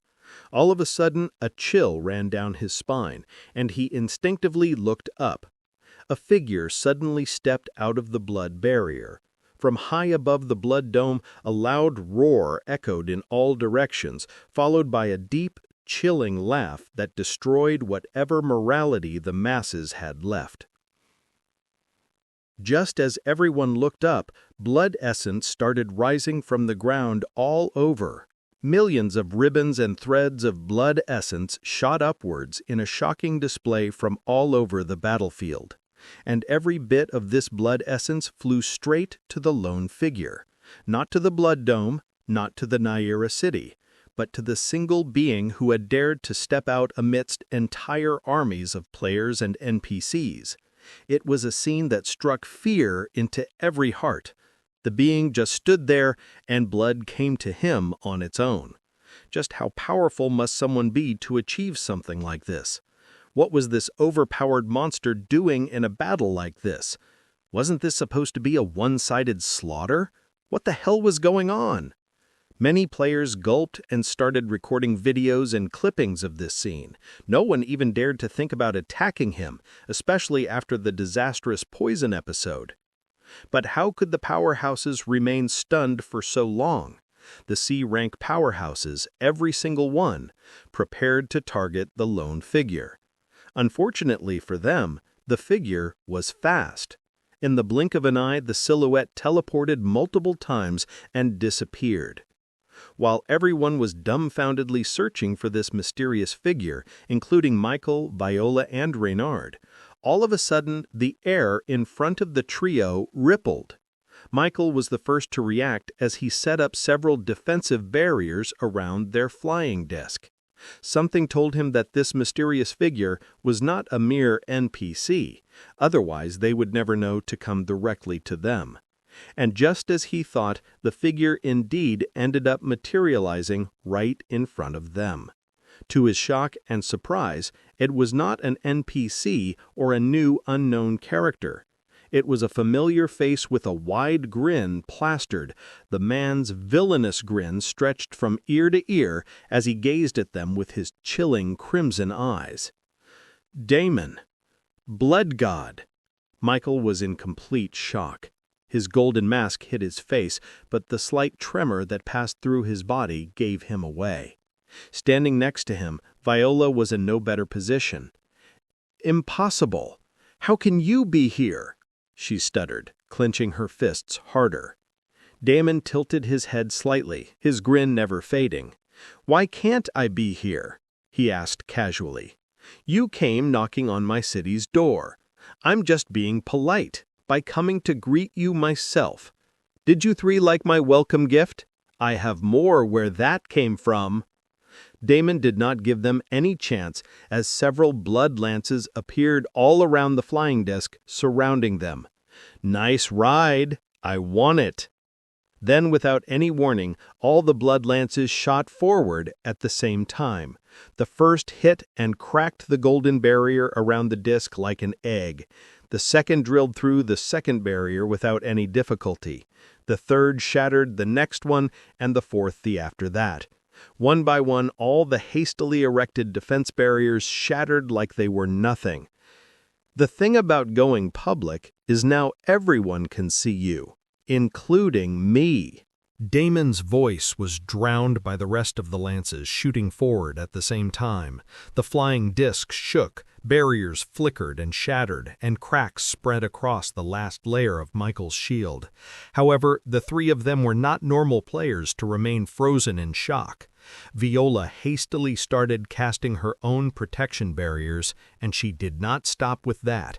Her superior talent shone brightly as she multicast with a terrifying speed. Her hands blurred and her eyes whitened out. Immense amount of mana surged around her. While Damon possessed an incomplete version of something unfathomably powerful, it was clear that this woman possessed something as well. Her body was akin to a conduit of mana as she handled insane amount of magic power. The next moment, black chains erupted all around Damon, trying to bind him and tie him at the same time. Several curses rained down on him. His speed, his strength, his health, his mana, everything became a quarter of what it should be. She also created many pitch-black barriers around her, shocking Damon with her talent.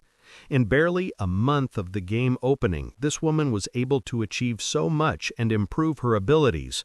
It was truly impressive. Unfortunately, it was just not enough to contain him.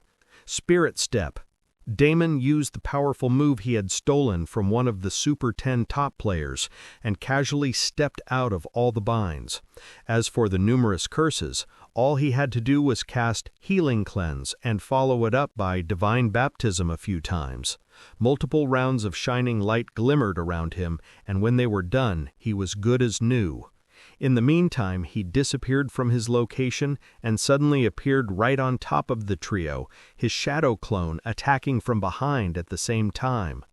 Multiple, powerful Hellfire Crimson Lances attacked the barriers, and the three became exposed in a second. A poison domain was already out by the time the second set of barriers shattered, giving them no chance at all. Everything happened too fast. Damon was not proficient enough to multicast yet, but he was pushing himself to match with the speed of the crazy woman. He did not understand one thing. If she was in Light Faction, how was she able to use so many dark magic skills? It did not matter. That was something for him to analyze later. Right now, he needed to devour these three today, no matter what. He had thought that he had dealt with the elites of the Super 10, giving them a huge blow, but it looked like he was sorely mistaken. Somehow, three more strong players had popped out of the woodwork, even more talented than the so-called elite players. How was this possible? Just how deep was the strength of the Super 10? Damon grit his teeth and pushed out more and more mana from his core, taking the full advantage of the fifth seal on his primordial core almost breaking apart. The three helplessly widened their eyes in shock, unable to keep up with him. Their skills were in cooldown, and they were in no position to erect another set of barriers. Moreover, it was clearly useless as the guy kept breaking down everything in the blink of an eye. So as soon as the barriers shattered, the three of them scattered in three different directions. They did not wait around to taste Damon's next attack. Thankfully, they managed to get out just in time to avoid the strong poisonous aura rippling around Damon. Viola trembled from exhaustion. None of her attacks and curses were working. She was completely out of her mind. She was already weakened because of the earlier curse she had placed on Damon, and now she couldn't handle a full confrontation with him. "Let me handle this," Michael assured her, stepping forward. "Blood God, kneel, and I will forgive you. We have no enmity between us. There is no need to make this a bigger issue than it is. Concede Niera City and submit to our guild. All your past will be forgiven and your future will be limitless. Resist and you will be buried today right here and now." Michael's voice thundered as if his command was the voice of the heaven. A strong divine aura erupted around him. Any Dark Faction player subjected to such a powerful aura would have retreated back from the sheer intensity of it. Even Viola couldn't handle it. Damon watched from the corner of his eyes as a mysterious light flickered on her mask. The next second, she was able to calmly stand amidst the divine pressure. "So that mask is an item?" Damon curiously observed her. On the other side, Michael did not look pleased that his big speech was completely ignored. "Did you not hear me? Kneel and beg for forgiveness.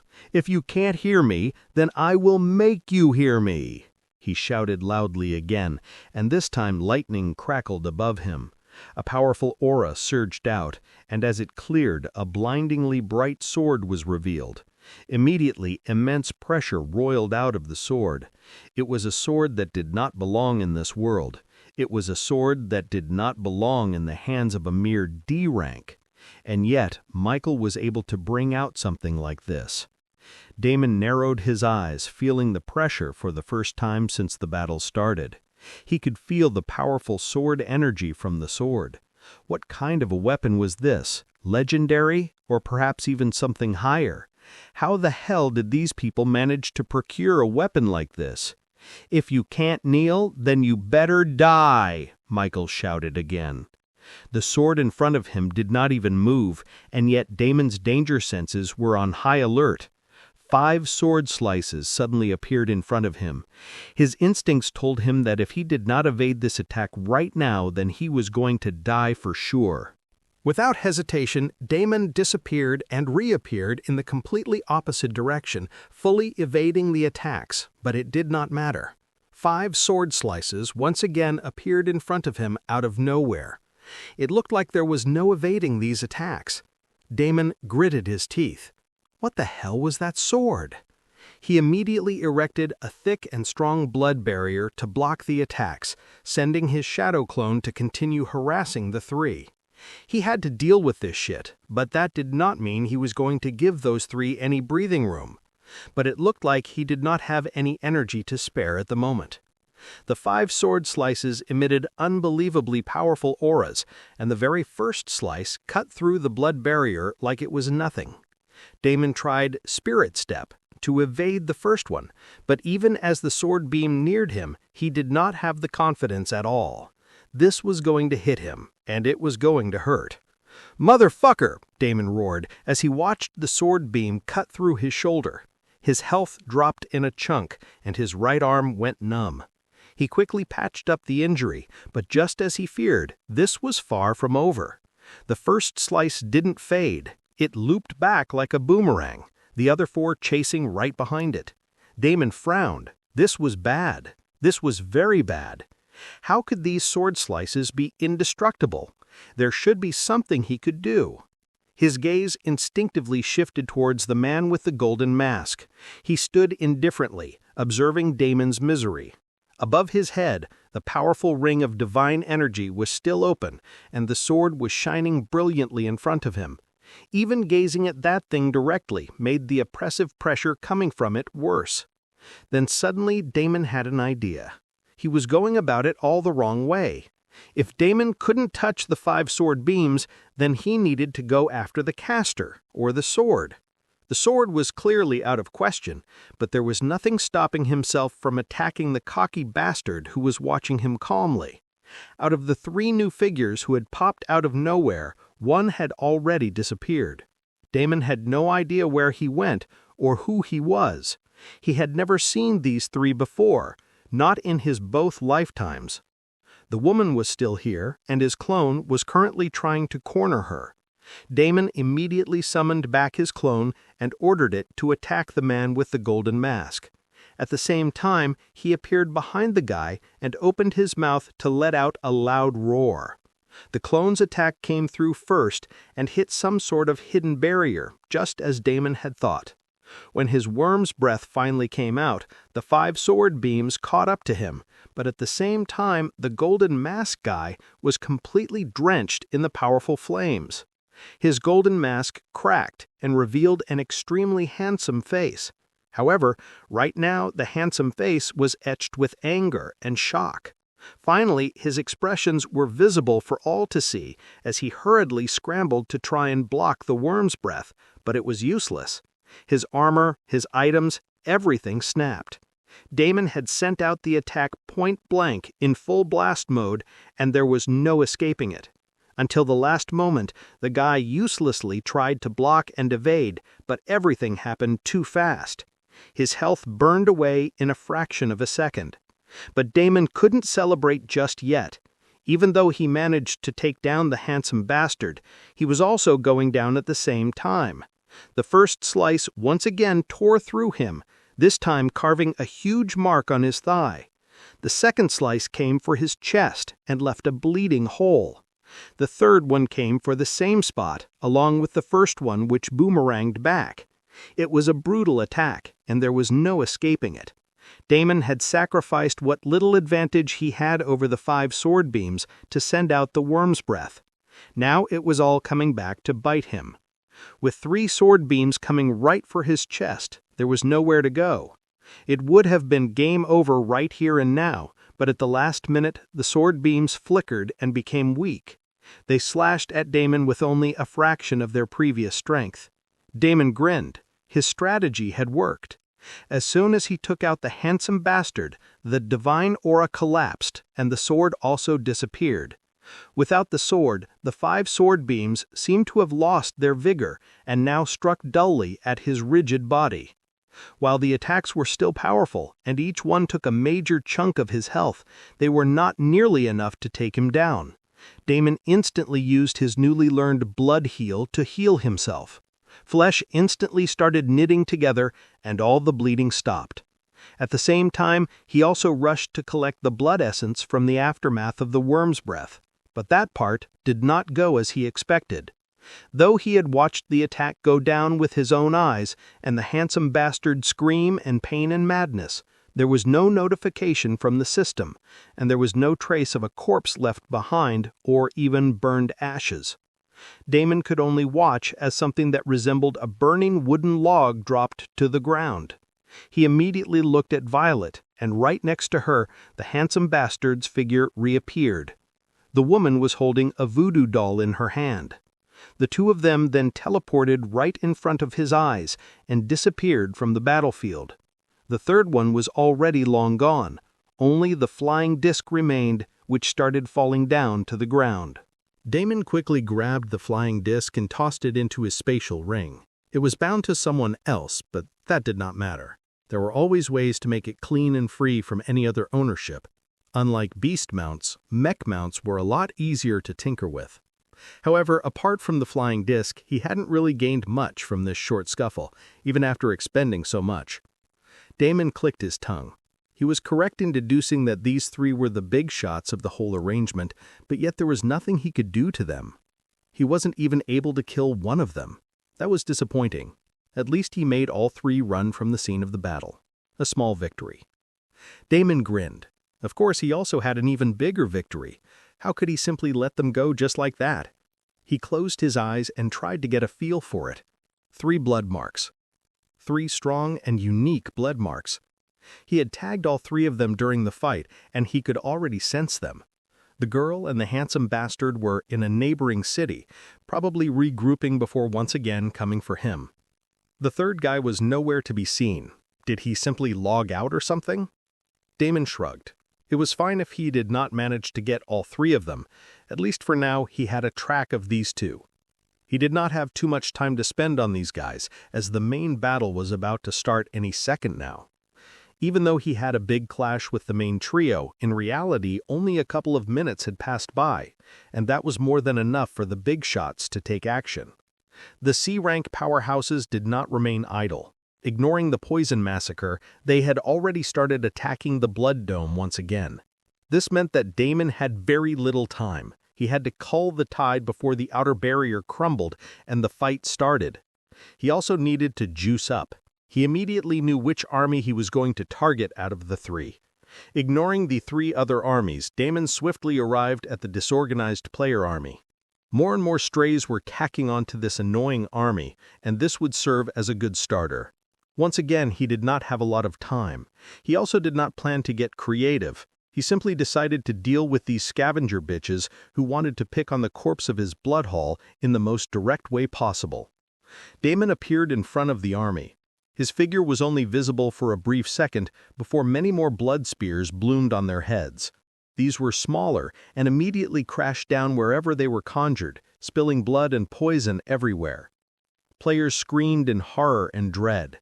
Many had already started to flee for their lives after the first poison wave, but some remained in the vain hopes that this was a one-off attack. Damon crushed those hopes mercilessly as he ended the random army in a matter of seconds with repeated poison attacks. Hundreds of players died in an instant. Bodies hit the ground and stayed there. Red fog hugged the earth. In the blink of an eye, the huge, unruly army became a carnage of rotting flesh and blood. The scene was way too shocking for anyone to handle. In a single move, the difference between everyone and the top player who ruled this game became abundantly clear. It was the difference between heaven and earth. At this moment, it became evident that no matter what they did, they could never come close to this tyrannical person. Blood God. Now he was the god of death and destruction. With only a few lucky players managing to survive, the entire army was laid waste. The players who were hurrying over to join the fun also stopped in their tracks, completely shell-shocked and terrified. Many used whatever teleportation means they had on hand, and those who didn't possess any straight up turned around and started to flee for their lives. Even after resurrecting in the local graveyard, no one dared to come this side again. The power difference was way too much. How could one person possess so much destructive ability? Everyone foolish enough to assemble could only lament their losses and get the hell out of there. The world chat and the local chat were exploding with chaos. Clips flooded every feed. Damon's tyrannical attacks were played on repeat over and over as everyone watched the blood spears exploding in dread. Log out. Don't go near Niera. He's still there. Party chats turned into retreat pings. Leaders spammed again and again. Fall back, regroup, don't go near Niera. Those who were slow to join the fight and those who were indecisive and hesitated to join the fight thanked their lucky stars and celebrated. Many had lost items and levels on the battlefield. All the items were simply scattered now on the ground, but no one had the guts to go there and pick them up. If someone dared to do such a thing, it would have been a massive haul enough to set them up for life. But the scene of Damon absorbing the blood essence of hundreds of players was enough to freeze the blood of anyone even thinking about such a thing. This man was an absolute monster. an absolute monster that none of them could ever offend in their entire lifetime. In front of such a dominating, tyrannical display of power, in front of such an absolute strength that was capable of erasing hundreds of players in seconds, there was nothing anyone could do. The single display of strength had squashed every doubt anyone ever had on Damon, and every single rumor about him using a legendary weapon or some glitched shortcut. The man's power was absolute, and today everyone witnessed it firsthand. With this, the player army completely disbanded and disappeared as if they had never gathered together in the first place. Only poisonous air continued to fester in the southern boundaries of Niera, even beasts refusing to wander in the region. This is complete bullshit. How can a single guy annihilate an entire army? I think the losers who went first stepped on some landmine or some shit and got themselves killed. Now they are simply cooking up excuses for their stupidity. Holy hell! Just how strong is Blood God? What move did he use to kill so many people at the same time? How is this even possible? I bet he used some sort of magic scroll. What the hell is a magic scroll now? You mean skill scroll? No, bish, actual magic scrolls. You only need to send a little bit of mana inside to unleash mass destruction. I heard that the big guilds had managed to get their hands on some of these magic scrolls. Fuck yeah, Daddy needs some of those. Where can I buy it? Are you an idiot? Normal players can't afford those scrolls. Even if you rented out your ass and somehow managed to scrap the gold, you still can't buy it. Fuck you. Your mama told me last night you are also a broke bitch. Guys, this is obviously a fake video. Why are you all getting so worked up about it? Only a big shot NPC can pull off something like this. There is no way Blood God or any other player could even remotely be this powerful. The whole thing is some sort of publicity stunt. See, I told you, it's fake. Yep, definitely fake. Guys, shut the fuck up. Everything is real and Blood God is legit insane. Whoever doubts this is a damn idiot. If you want proof, why don't you head to the southern gate of Niera and see for yourself? Fake? You sons of bitches. Go to Niera right now if you really think that it is fake. Nobody said a word after that. Everyone's eyes were glued to the few clips of the battlefield circulating on the internet. Now that players did not dare to step inside that poison zone any longer, these video clips were rare, and everyone was dying to see the current status of the war. Meanwhile, inside the barricades of the Blue Fort City, Michael and Viola silently stood at the top of the famous fort, staring at the chaos in the distance. Michael had already replaced his broken mask with another, and Viola still had her original mask on. The two of them did not speak at all for a while. They only stared blankly at the distance at the bright red dome which was yet to shatter. Finally, Michael opened his mouth and said, "We have underestimated him." Viola nodded. "Thank you for your assist in the last minute. I would have died if you hadn't used your voodoo decoy skill." "It's not a big deal," Viola muttered absent-mindedly. Michael let out a sigh when shook off the weird feeling plaguing him. Listen, he only managed to come out on top this time because we had severely underestimated him. He has some sort of poison skill which is new, and if I am not mistaken, he must have recently run into some lucky encounter that gave him a bunch of extra stats. Otherwise, he couldn't have accomplished all of that. Viola only nodded. If I am correct, then he also probably possesses some sort of berserk skill which gives him an insane power-up. This also means that he should be in a weakened cooldown state right now. We did not go all out there. We are here for the long battle. That short display of power did not really help anyone, now did it? Viola again nodded. While it is true that we have underestimated him, we should also not be overwhelmed and give him more credit than he deserves.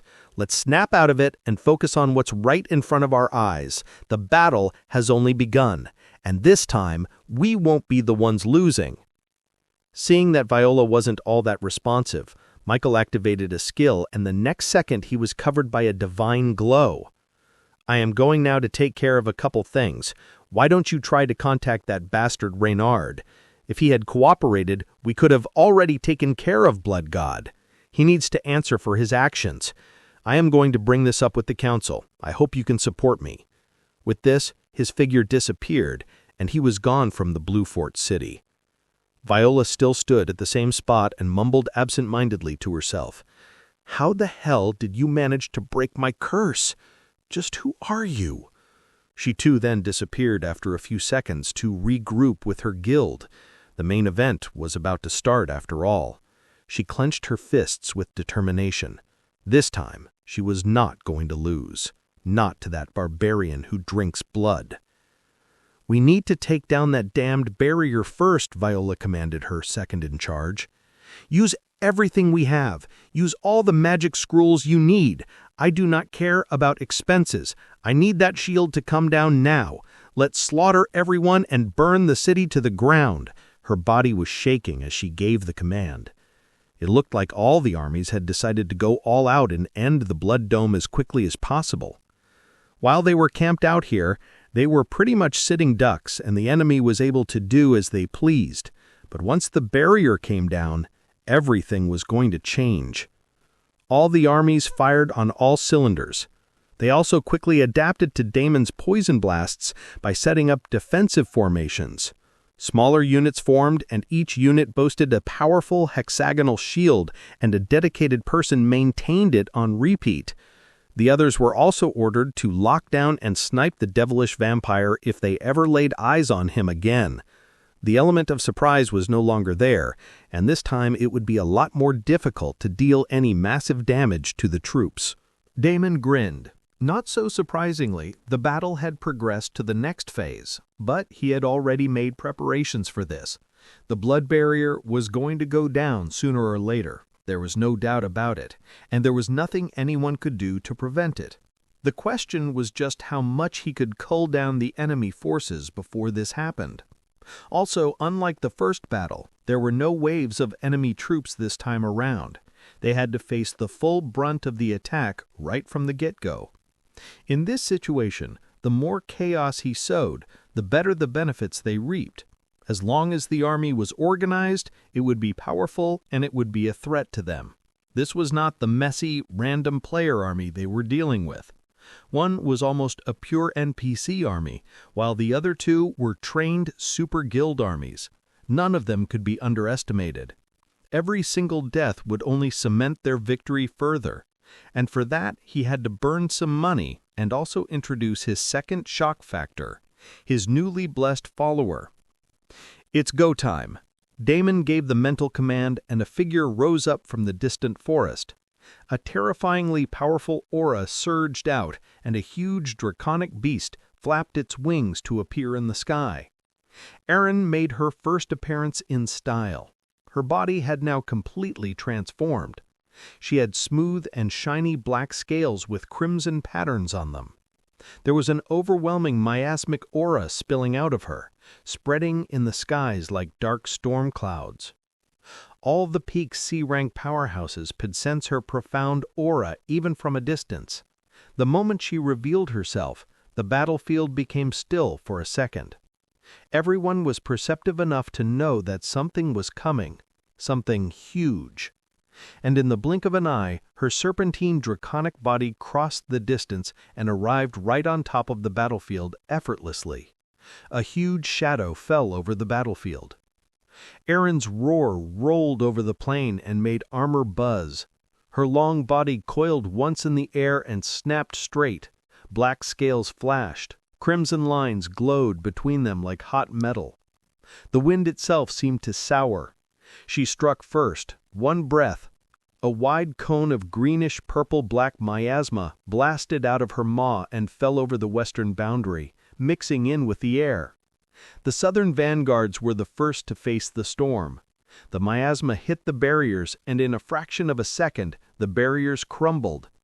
The army hastily tried to restore the protection, but it was of no use. The miasma was simply too strong.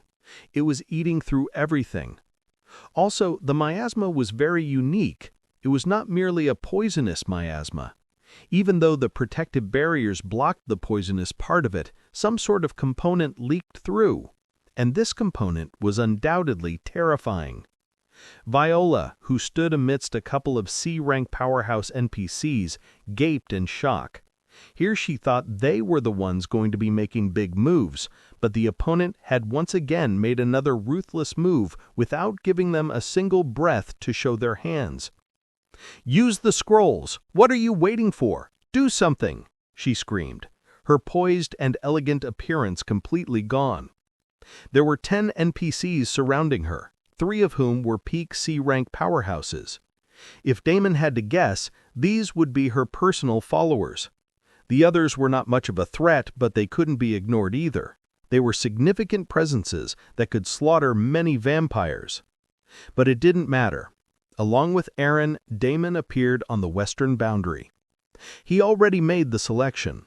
In the choice of east or west or north, he instantly chose west without hesitation. Among the 3 mysterious figures, the woman was the weakest, and she seemed to possess the weirdest skills as well. He was also very curious about how she was able to freely use dark magic while staying in the light faction and even commanding light faction NPC followers. Heck, she was the city lord of a light faction city. How was this possible? It bugged Damon. He was pretty sure the woman had something extremely valuable on her. Her cursing skill was not that bad. Devouring all 3 of them today and stealing all of their skills was downright impossible, so he decided to set a more achievable goal. He would target one among the 3 and get to the bottom of their abilities, and this woman was definitely the perfect choice, he was sure of it. Using Aaron's surprise entry, he struck like a hammer. Aaron attacked first, and the miasma spread through the army, her mental corruption working overtime. Damon could already see the army of talented, well-trained players starting to stumble and fumble. The miasma spread quickly, affecting more and more people by the second. Just as a super guild army would have it, the troops were not simple at all. They seemed to have an impressive basal mental resilience. Unlike the intruders in her former territory, Erin was not able to turn these people completely into her puppets and mindless zombies. But her miasma was still able to at least cloud their minds and affect their decisions. Their thinking and their mental processing had clearly slowed down. After the miasma clung to the air, even the casting speed of many became slow, and the barriers were no longer coming up in time. Using this as an opportunity, Damon continued to apply pressure through poison, sending yet another wave of players to the ground. At the same time, he dashed towards his main target like an arrow. Even in the crowd of hundreds of players, he instantly found her out thanks to his blood mark. And within seconds, he stood in front of her once again with a big, wolfish grin on his face. "Hello again. Are you the one who cursed me?" His voice sent shivers down Viola's spine as she dumbly looked around her. Damon's figure blurred and appeared in another location the next moment. Before Viola could find him there, he once again moved and appeared somewhere else. He was like a ghost that kept jump-scaring her, appearing in random places. But every time he appeared, the people around him folded like dummies, crumbling and falling to their deaths. Damon happily absorbed the blood essence while continuing to torment the poor woman. Meanwhile, Erin had a savage smile on her face as she continued to rain hell everywhere.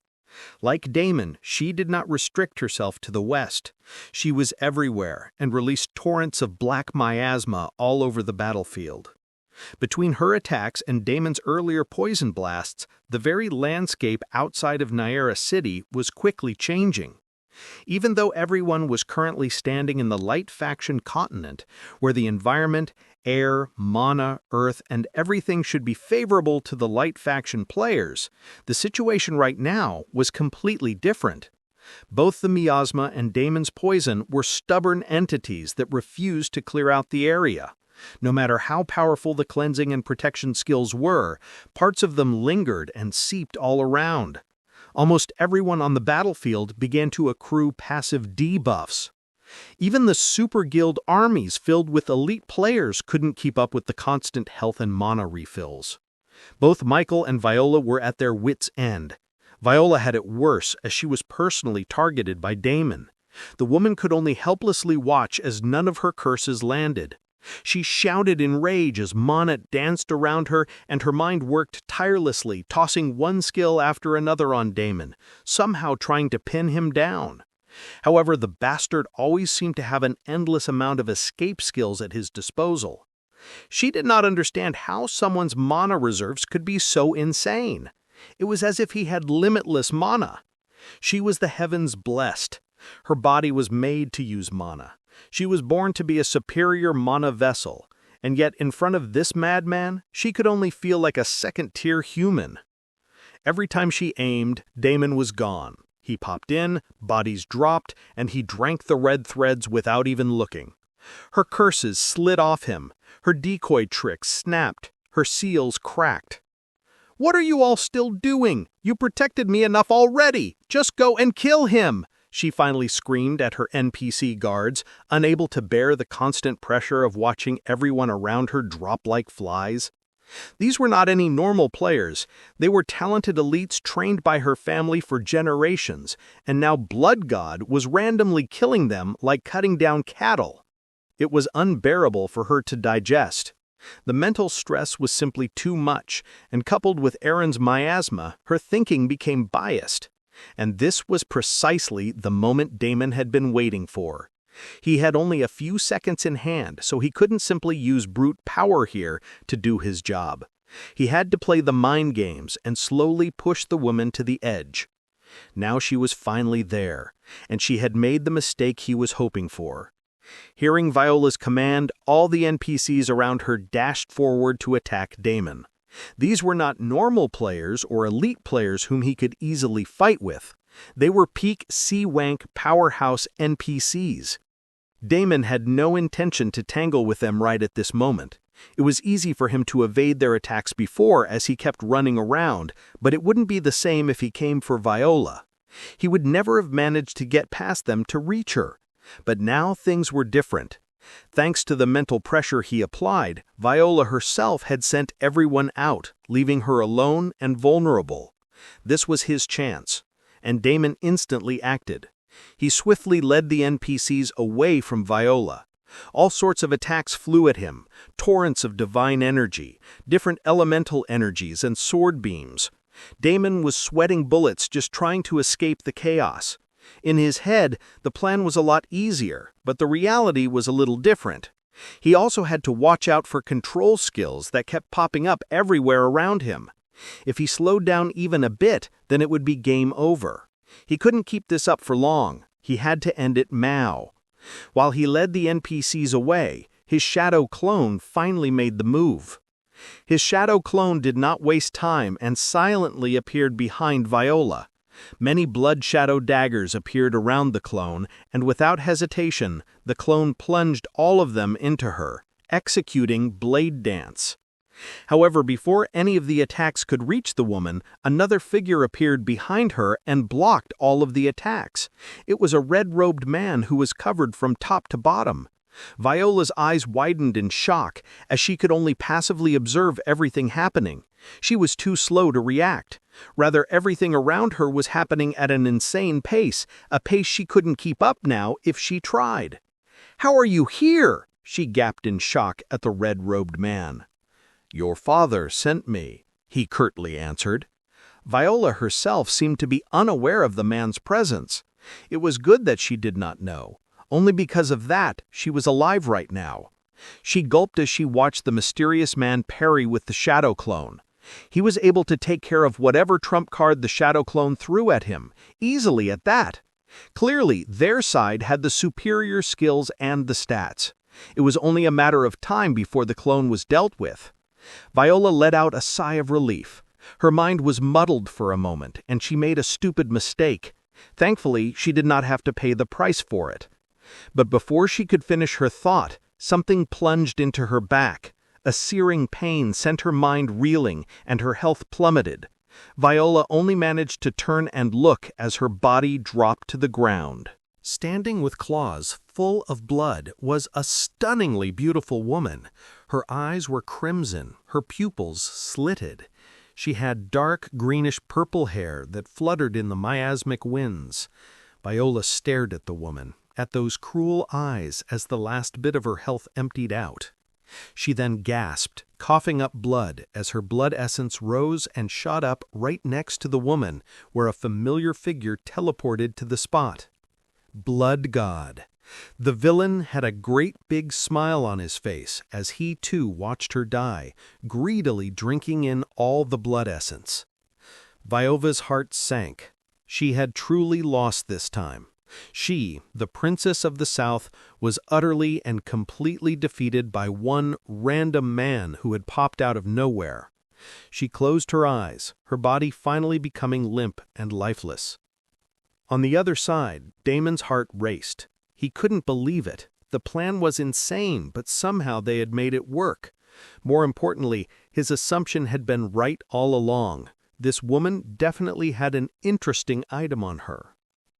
Right after Viola's death, a few items appeared all around her. He gave up on absorbing Viola's blood essence and reached for the one particular item that lay inconspicuously on the ground, a plain and cracked mask. But if one looked closely, the mask was emitting a faint orange-golden aura, the mark of a legendary item. Damon did not have the time to analyze everything right there. He did not even have the time to loot anything else or absorb any more blood essence. There was only a split second before all the NPCs rushed back to Viola's side and he and Aaron got attacked on all sides. They needed to leave now. Damon hurriedly picked up the mask alone as he instantly disappeared from the spot along with Aaron. The next moment they appeared inside the Blood Dome, away from all the chaos and mayhem. The teleport had only barely finished when an intense pain assaulted Damon all of a sudden. Damon's eyes widened as he looked at his arm. There was a huge slash and blood was dripping. The wound also looked black and fumes were coming out. A poison attack, and a pretty powerful one at that. Ding! You have been poisoned! Ding! Your stats have been reduced by 50% permanently. Damon could not believe what he was seeing. How could a poison be this powerful? A 50% permanent reduction meant that the poison was capable of affecting your very roots and your core abilities. This was completely insane. But he was not too worried about it. His lips tugged upwards as he could already feel his body working on it. Just as he thought, the next second another notification popped up. Ding! Your 9 million poison body has absorbed the poison and started to refine it. Ding! Your stats are now only reduced by 45% permanently. Ding! Your 9 million poison body has successfully refined some of the poison. Ding! Your stats are now only reduced by 38% permanently. Ding! ...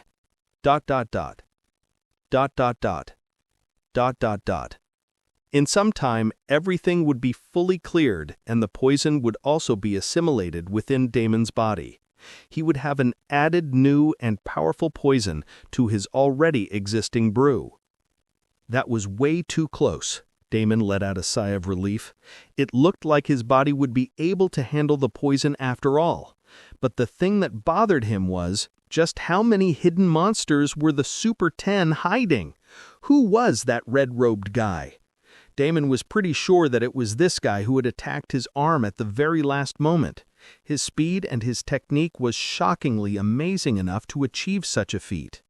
Damon thought that he had an edge over the Super 10 thanks to his previous timeline knowledge, and now it was abundantly clear that what he knew was simply the tip of an iceberg. In fact, it would be safe to assume that he knew nothing at all about these guys. Breaking his thoughts, Aaron worriedly pulled his arm towards her, being as gentle as she could. "You're hurt, my lord," she hissed as anger flashed in her eyes. "Allow me to get out right this instant, and I will once again wreak havoc on those fools and slaughter every single one of them." Damon chuckled. "I know you will, and there will be a time for that. But for now, you have a minute to rest and recuperate. I suggest you use that." He then pulled his arm away from her. "Don't worry about my injury. See, it's already healing." Erin nodded as she saw the flesh becoming normal once again and the black hue fading. The two of them then teleported into the blood hall's main area where everyone else was waiting. "Damon, why did you have to risk so much?" Kate immediately ran over to him. Damon saw the 3 big screens where different gates were currently being shown. The entire battlefield was being projected by 3 magic crystals showing different parts of the action. Everyone had been watching the whole thing going down this entire time. Damon's eyes lit up. He had completely forgotten about this part. In his last life, many guilds had used these rare crystals in guild battles to learn about other secrets. There was also a recording feature, and Damon was excited to comb through all of the footage once the battle was over. There was a lot he could learn from these videos. He could even completely decipher everyone's strengths and weaknesses. But this had to wait a while. For now, there was something more important he had to do. "Give me a second." Damon nodded at Kate, and then immediately shifted his attention to Varnix. "Can you tell me exactly how much integrity is left in that barrier?" Varnix was an experienced veteran. He already knew what Damon was about to say. "A couple more minutes at most, my lord," he hurriedly answered with a bow. "Fuck it. Break the dome now. Collapse it and send out our forces. The archers, the mages, and the long-range troops need to act now to go the maximum damage. Erin's miasma is at its strongest right now, and we need to take full advantage of it," Damon ordered decisively. Every second the barrier was up, it was their advantage, and they would be draining the resources of the opposition. But it was also good to know when to stop. Varnix quickly acted and pulled up the system screen. The next second, all the vampires assembled in the city heard a booming voice.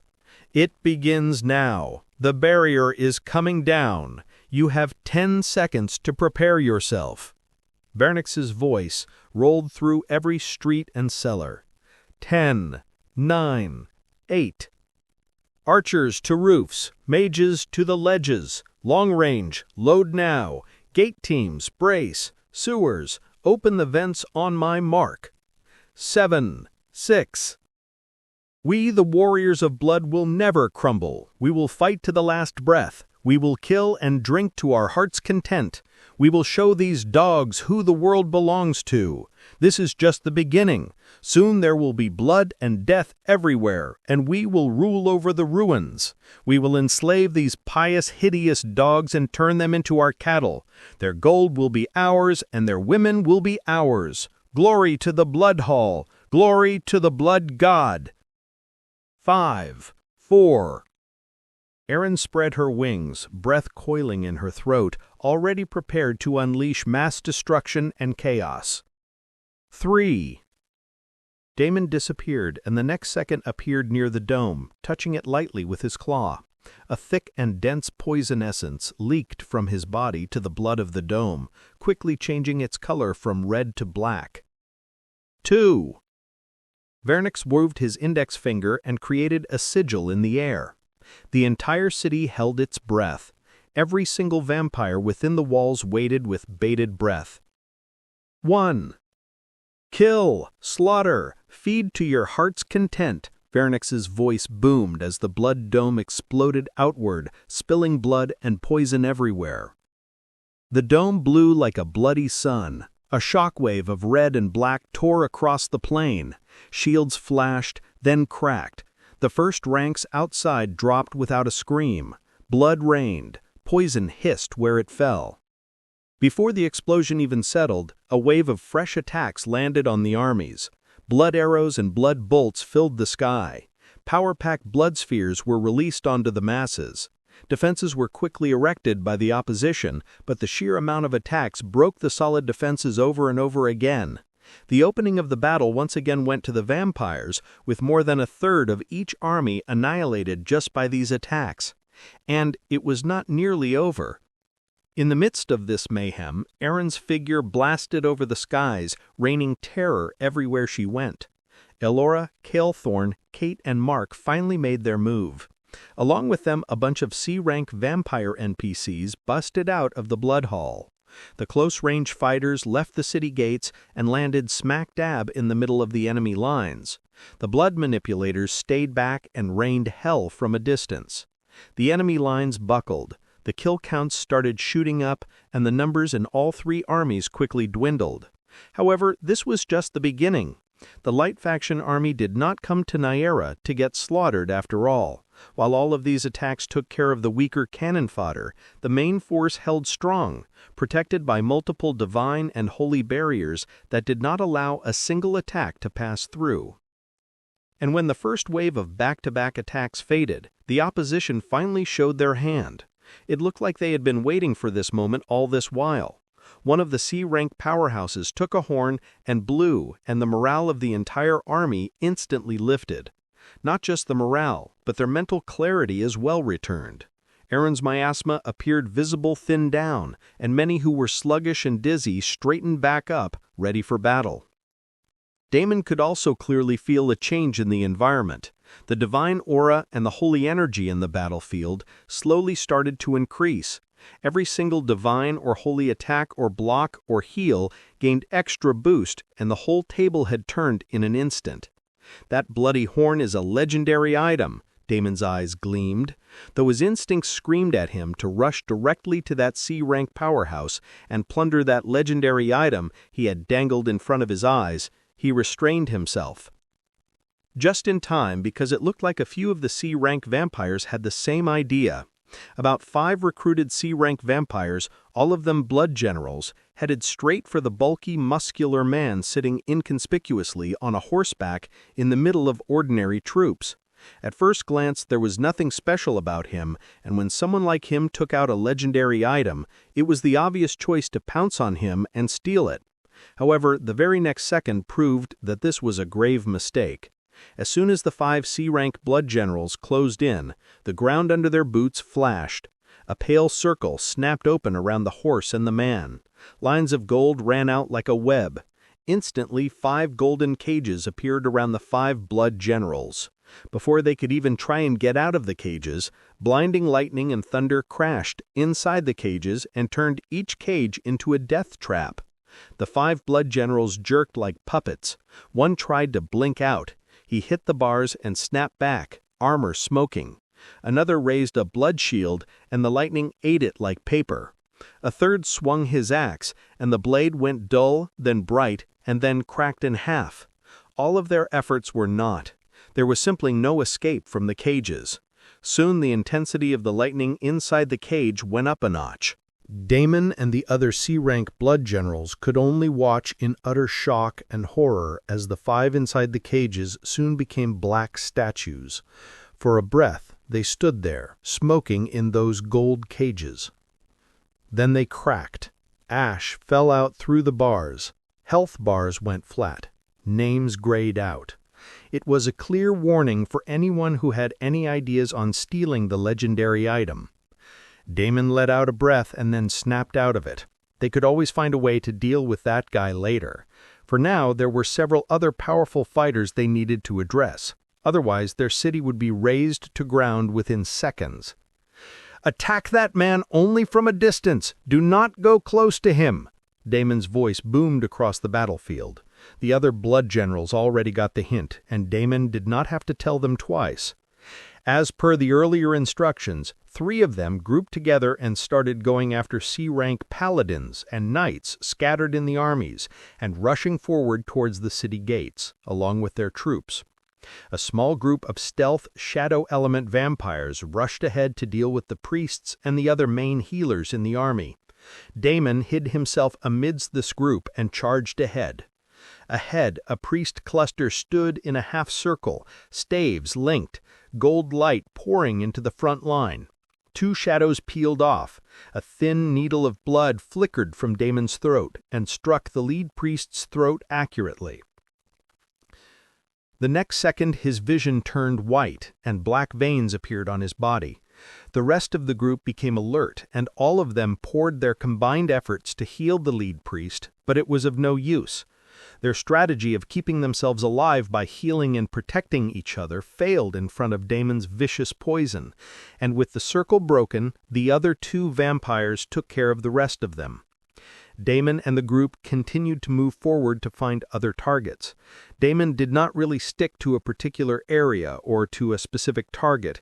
He was simply running rampant on the battleground, unleashing poison needles in every which direction. 3 C-rank paladins locked onto him and chased after him, but he was impossible to pin down. They tried all sorts of tricks, chains of light, gravity nails, sun shackles, but he slipped each one. He blinked left with spirit step, skimmed a spear tip, and slid under a shield. A paladin slammed a glowing seal into the ground. The air grabbed at Damon's legs. He cut the seal with one claw and kept moving. Another paladin hurled a net of gold. Damon ripped apart the whole net with his bare hands and dashed ahead. Blood essence flowed into him endlessly wherever he moved. There were other vampires also consuming blood essence from the battleground, but the amount of essence Damon sucked in was insane. He was a greedy goblin who single-handedly took almost 90% of all the essence from the battleground. He was like a red storm with thick blood essence shooting towards him as he carved a path of carnage in the battlefield. There was simply no point in him even maintaining stealth any longer. The blood storm showed the exact position he was in, and Damon did not care. Like one-man army, he killed his way through the battlefield until he headed straight for his favorite beasts, the divine steeds. "I missed you guys." Damon laughed at the sight of the big, juicy elephants, who always gave him a huge bump in stats. Then he started another round of massacre. On the side, Elora, Calethorn, Mark, and Kate were equally busy racking up their kill counts. Elora finally showed everyone that she was not merely a pretty face with a sinful body. She spared no effort as she straightaway took care of 2 C-rank paladins, sending a barrage of condensed blood bullets that packed quite a punch. The 2 C-rank paladins ignored the bullets, thinking they were merely ordinary attacks, but they failed to notice the runes carved on the bullets. Elora snapped her fingers and her runes activated. One bullet momentarily stunned the target, while the other bullet left him in a confused state. Elora perfectly used this opportunity to follow up her attack with a few more blood bullets, these ones containing pure dominant power, which drained their health to oblivion before they could recover from their stupor. Blood circles appeared underneath many other weaker holy light warriors, slamming all of them with blood lightning and blood spikes. Damon had given her a few skill books she had lacked, and with that, her power had instantly spiked as she ended up upgrading some of her skills. The result was clearly visible on the battlefield. On the side, Kate was also unleashing a barrage of attacks. Though her skill level was not comparable to Elora, a C-rank blood expert, she had an abundance of stats to make up for that expertise. Her blood spheres and blood bombs hit like bricks and quickly put down many in the battlefield. She didn't aim fancy, she threw a lot. Pure stats did the rest. Lines that would have held broke under the weight of her attacks. While the 2 women pulled their weight, even they had to admit that Mark and Calethorn were absolutely brilliant on the battlefield, a notch above the rest. Calethorn had already managed to recover quite a bit and was not as weak as before. He was almost back to his peak condition, and he even returned to being a blood expert on the verge of breaking through to blood general. His blade master skills were second to none as he fought the way only a blade master could. He had a great sword in one hand, axe on his back, swapping between them without breaking stride. He opened with the sword. Blood cleave. He swung his sword down and a wave of blood energy erupted, killing everyone along the line. Calethorn was unstoppable as his blade cut through all the attacks flying at him. He fought up close and personal with the light faction army, sinking his fangs into the paladins and knights without restraint. His bloodthirsty aura was completely unleashed for everyone to see. Finally, the other group decided that he couldn't be left alone anymore, and a peak C-rank powerhouse stepped out to stop him.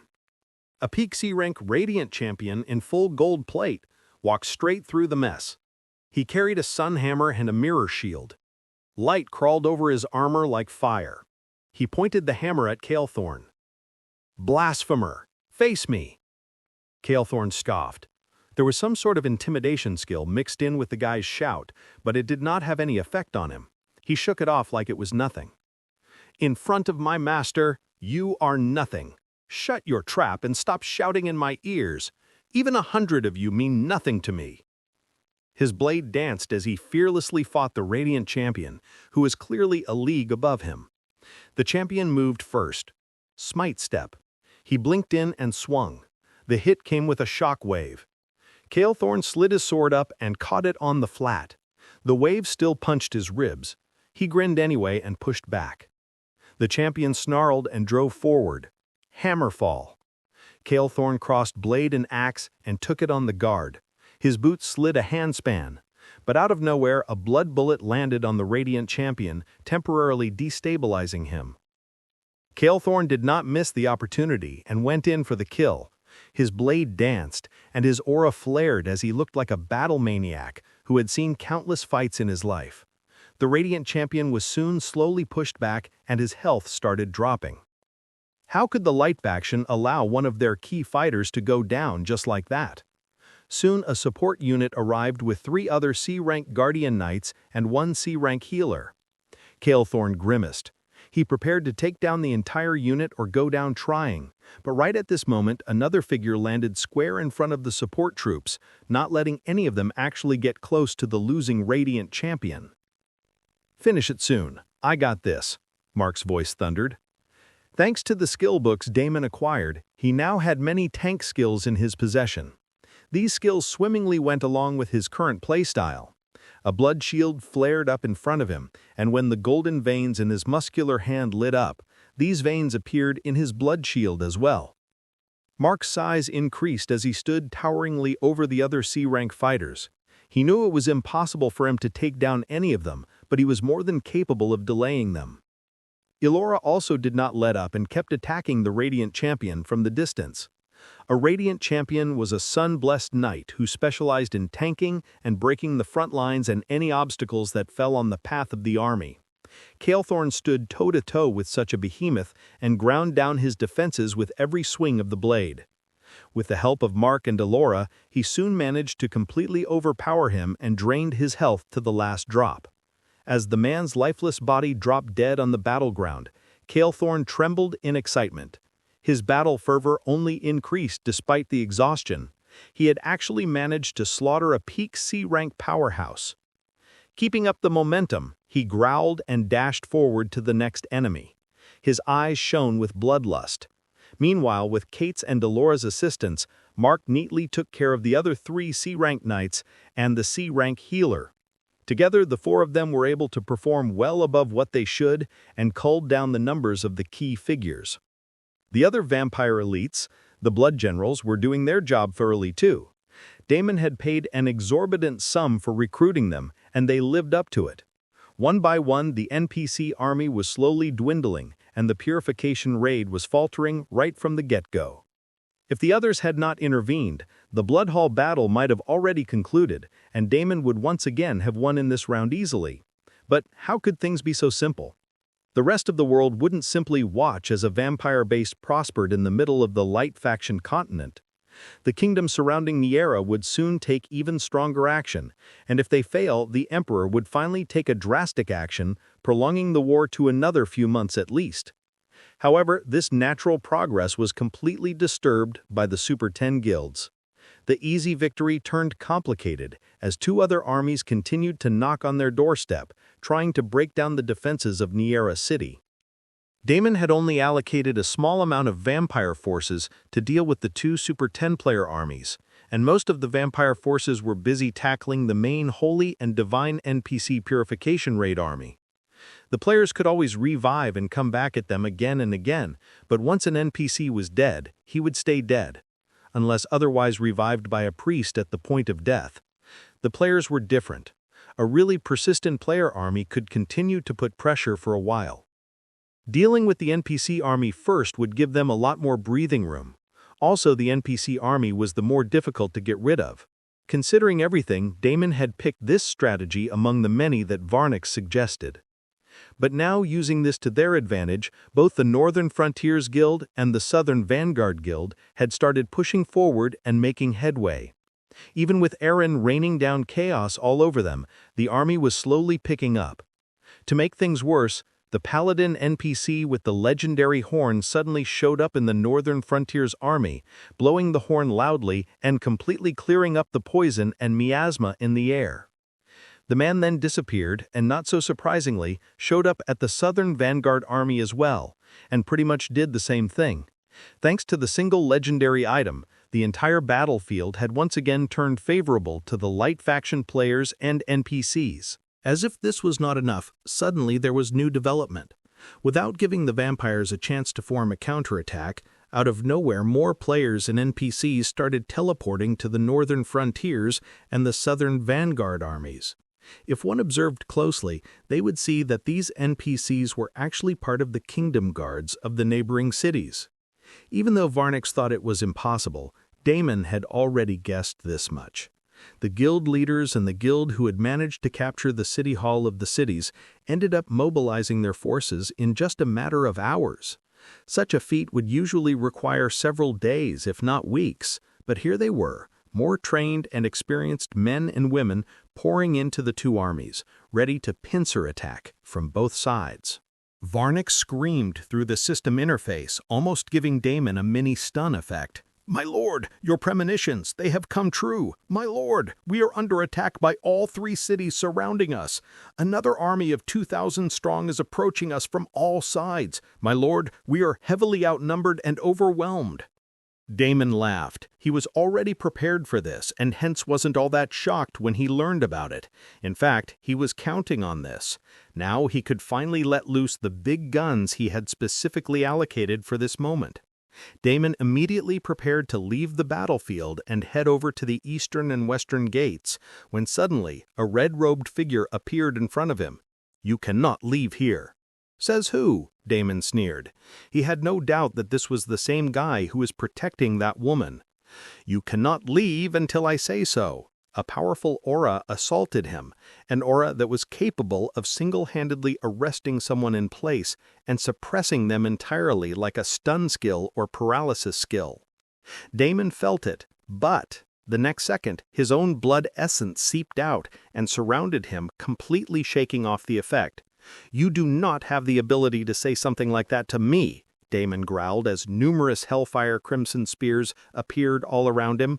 Every single one of these blood spears was heavy with terrifying power. Only the red-robed man's eyes were revealed, but there was a look of shock within them.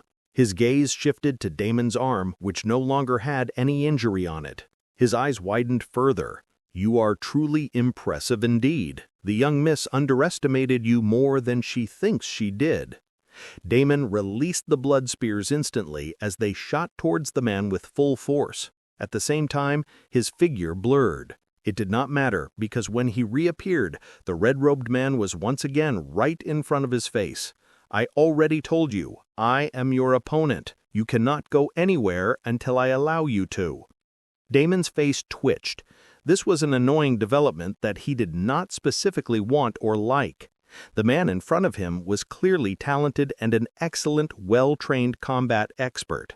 Normally, he would have appreciated the chance to fight with such a being, just to see how much he could push himself, but right now was not a good time. There were other things he would rather be doing.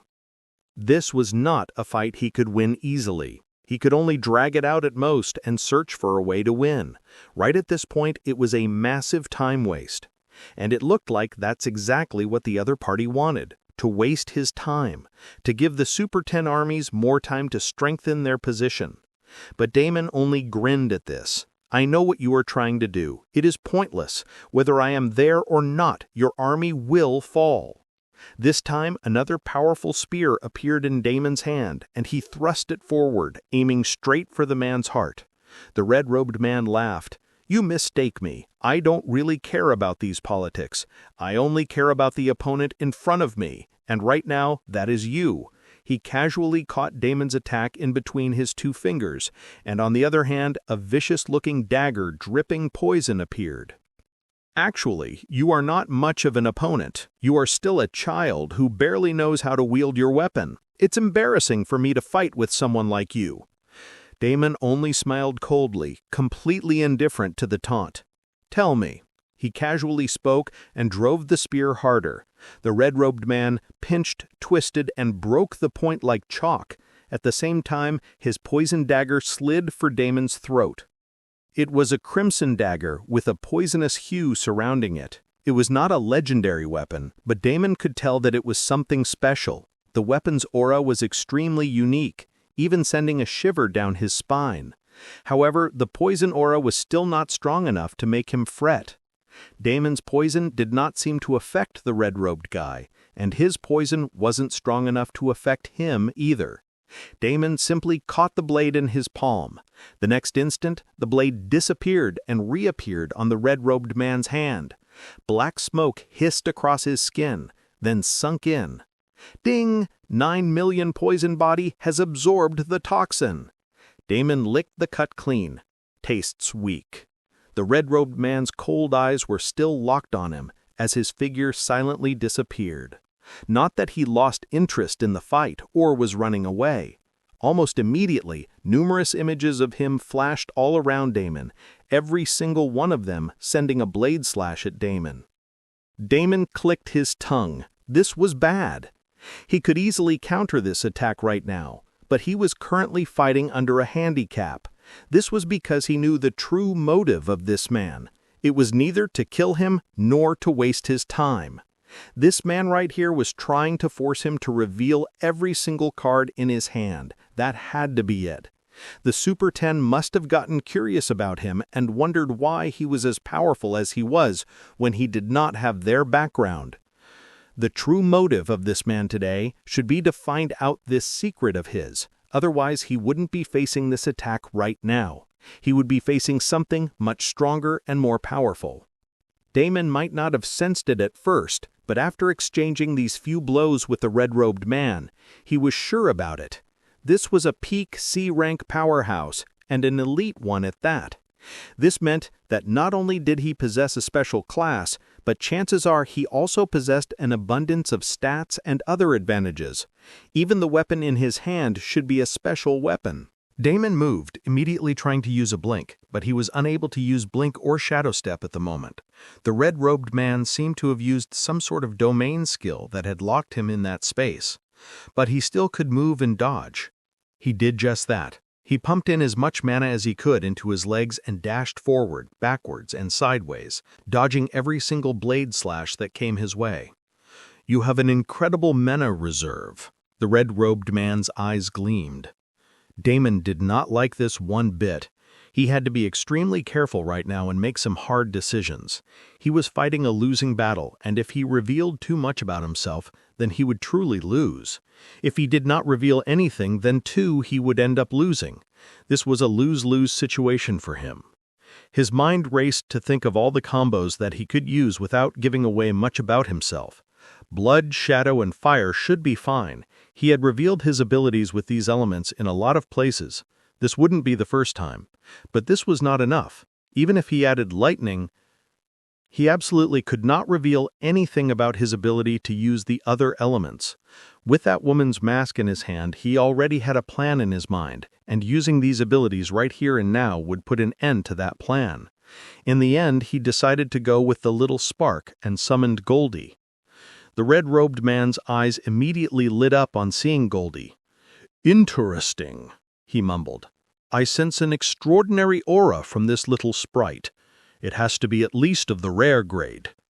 Yep, this guy was a bastard. Damon hated him. What sort of a monster was he to see through his sprite in a single glance? He needed to put a stop to this fight as soon as possible and get the hell out of here. This guy right here was a final boss that should be taken down later and restrained until then using repeated stun or freeze skills. No matter where it was skills or it was technique, everything perfectly flowed, and the guy fought like a monster. In his previous life, Damon had seen top Super 10 guild players fight, but this guy was in a league of his own, a step above those so-called top-rank god-level players. Fighting him any longer was only going to work against him. Damon summoned his shadow clone along with his sprite and started putting pressure on the red-robed figure. The guy laughed loudly and casually tackled all of the attacks with his dagger moves. But Damon's plan was never to defeat the guy in the first place. At an opportune moment, Damon made his shadow clone fly from the impact of an attack. The shadow clone landed several feet away from the spot where the fight was going down. The next second, Damon made his move. He instantly switched himself with his shadow clone, using the same move he used back in the Abyssal Land. It looked like his domain skills couldn't exactly prevent this, and he was free and clear finally. Without hesitation, he blinked and ran as fast as he could, even as he heard a loud laughter from behind him. "Your shadow skills are simply extraordinary. You are a very talented young man. Not only is your blood manipulation above average, but you seem to excel in everything you have chosen. You are a true all-rounder. It is truly a pity that you are not on our side. Where are you going? I already told you that you cannot run from me." Damon continued blinking away. The battlefield all around him also helped him hide amidst the crowd and run, but the damned bastard was so difficult to lose. He was right on his tails, determined to not let Damon off that easily. However, something else was going to happen any time now which Damon was counting on. A second later, a pulse spread from the Bloodhall Castle, and instantly every single vampire on the battleground received a 300% buff for the next 30 seconds.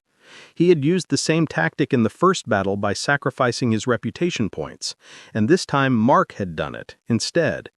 Even though Damon had more reputation points to kill, one person could only use this feature once, and his hands were tied. But there was still Mark and Kate, who had excessive reputation points after their constant quest clears. They had also cleared the main storyline quest and opened up the portal to the Dark Faction continent. So they had more than enough reputation points. Damon grinned as this buff came right on time. The Phase 2 of his plan was already in motion. They had agreed upon this beforehand for an entirely different reason, and now he was using it to his advantage. In the distance, two figures stepped onto the eastern and the western Niera city gates in the midst of all the chaos and commotion. These two were none other than Necro-God and Milana, the Mer-Woman. In their hands were a bunch of magic scrolls, and the two of them were activating the scrolls left and right like there was no tomorrow. The both of them were well aware that these scrolls together probably cost millions and millions of gold coins. However, right now they did not dare to slow down. They had to finish activating all the scrolls before the buff ran out. Milana treated this responsibility given to her by Damon as a god's decree and executed it to perfection with reverence shining in her eyes. She tore one scroll after another, sending in several bursts of her mana. Necro-God, on the other hand, was burning with jealousy as he gaped at all the powerful scrolls he had never even seen in his life before.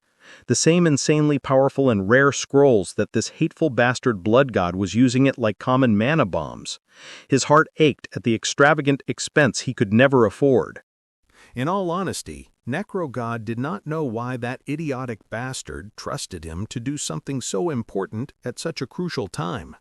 Part of him wanted to just fuck that bastard up and mess with all his master plans, but his ego prevented him from doing so. He had taken the job and promised something, and he was going to keep his word. He, too, activated all of the scrolls one after the other and executed the job to perfection. Almost instantly, the fireworks started. Not just any fireworks, but apocalyptic, disastrous, catastrophic fireworks that rained down terror on everyone gathered at the gates of Niera City. Necro-God couldn't help but gasp loudly as he watched the many magic scrolls all activate one after the other. As decided previously, the vampires quickly retreated to the city, but the others were not so fortunate. At first, Necro-God had thought that this plan was idiotic. Why save something so powerful for a wild guess at best? How could these cities mobilize their entire forces just like that? He thought that this was going to be a waste of his talent and skills. He had even suggested that someone else should do the skill activation and that he could contribute so much more on the front lines. But that arrogant bastard had immediately shut him down. Blood God had repeatedly told him that he would be having the maximum fun here and now, and Necro-God could see why. It looked like the bastard was correct after all. First, it all started with the Meteor Fall, a grand skill scroll that activated a high-tier B-rank mage skill, Meteor Shower. Great red stones, wrapped in fire, screamed down like angry gods. They hit outside the gates and turned the ground into bowls. Boom, boom, boom. The explosions rang continuously, and they shook the entire ground, sending tremors far and wide. Whole ranks vanished in the flashes. The execution of the magic scroll was almost instantaneous. The players couldn't even begin to form defense shields against them before they exploded, and flesh and gore splattered everywhere, along with dropped items. This was precisely why Damon had ordered the skill scroll's activation to be paired with the Blood Hall buff.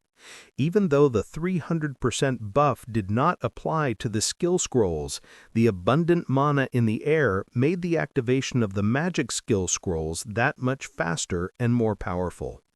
In his last life, someone else had found out this trick in one of the major guild battles. In fact, it was one of the Super 10 guilds, and now Damon was using their own findings against them.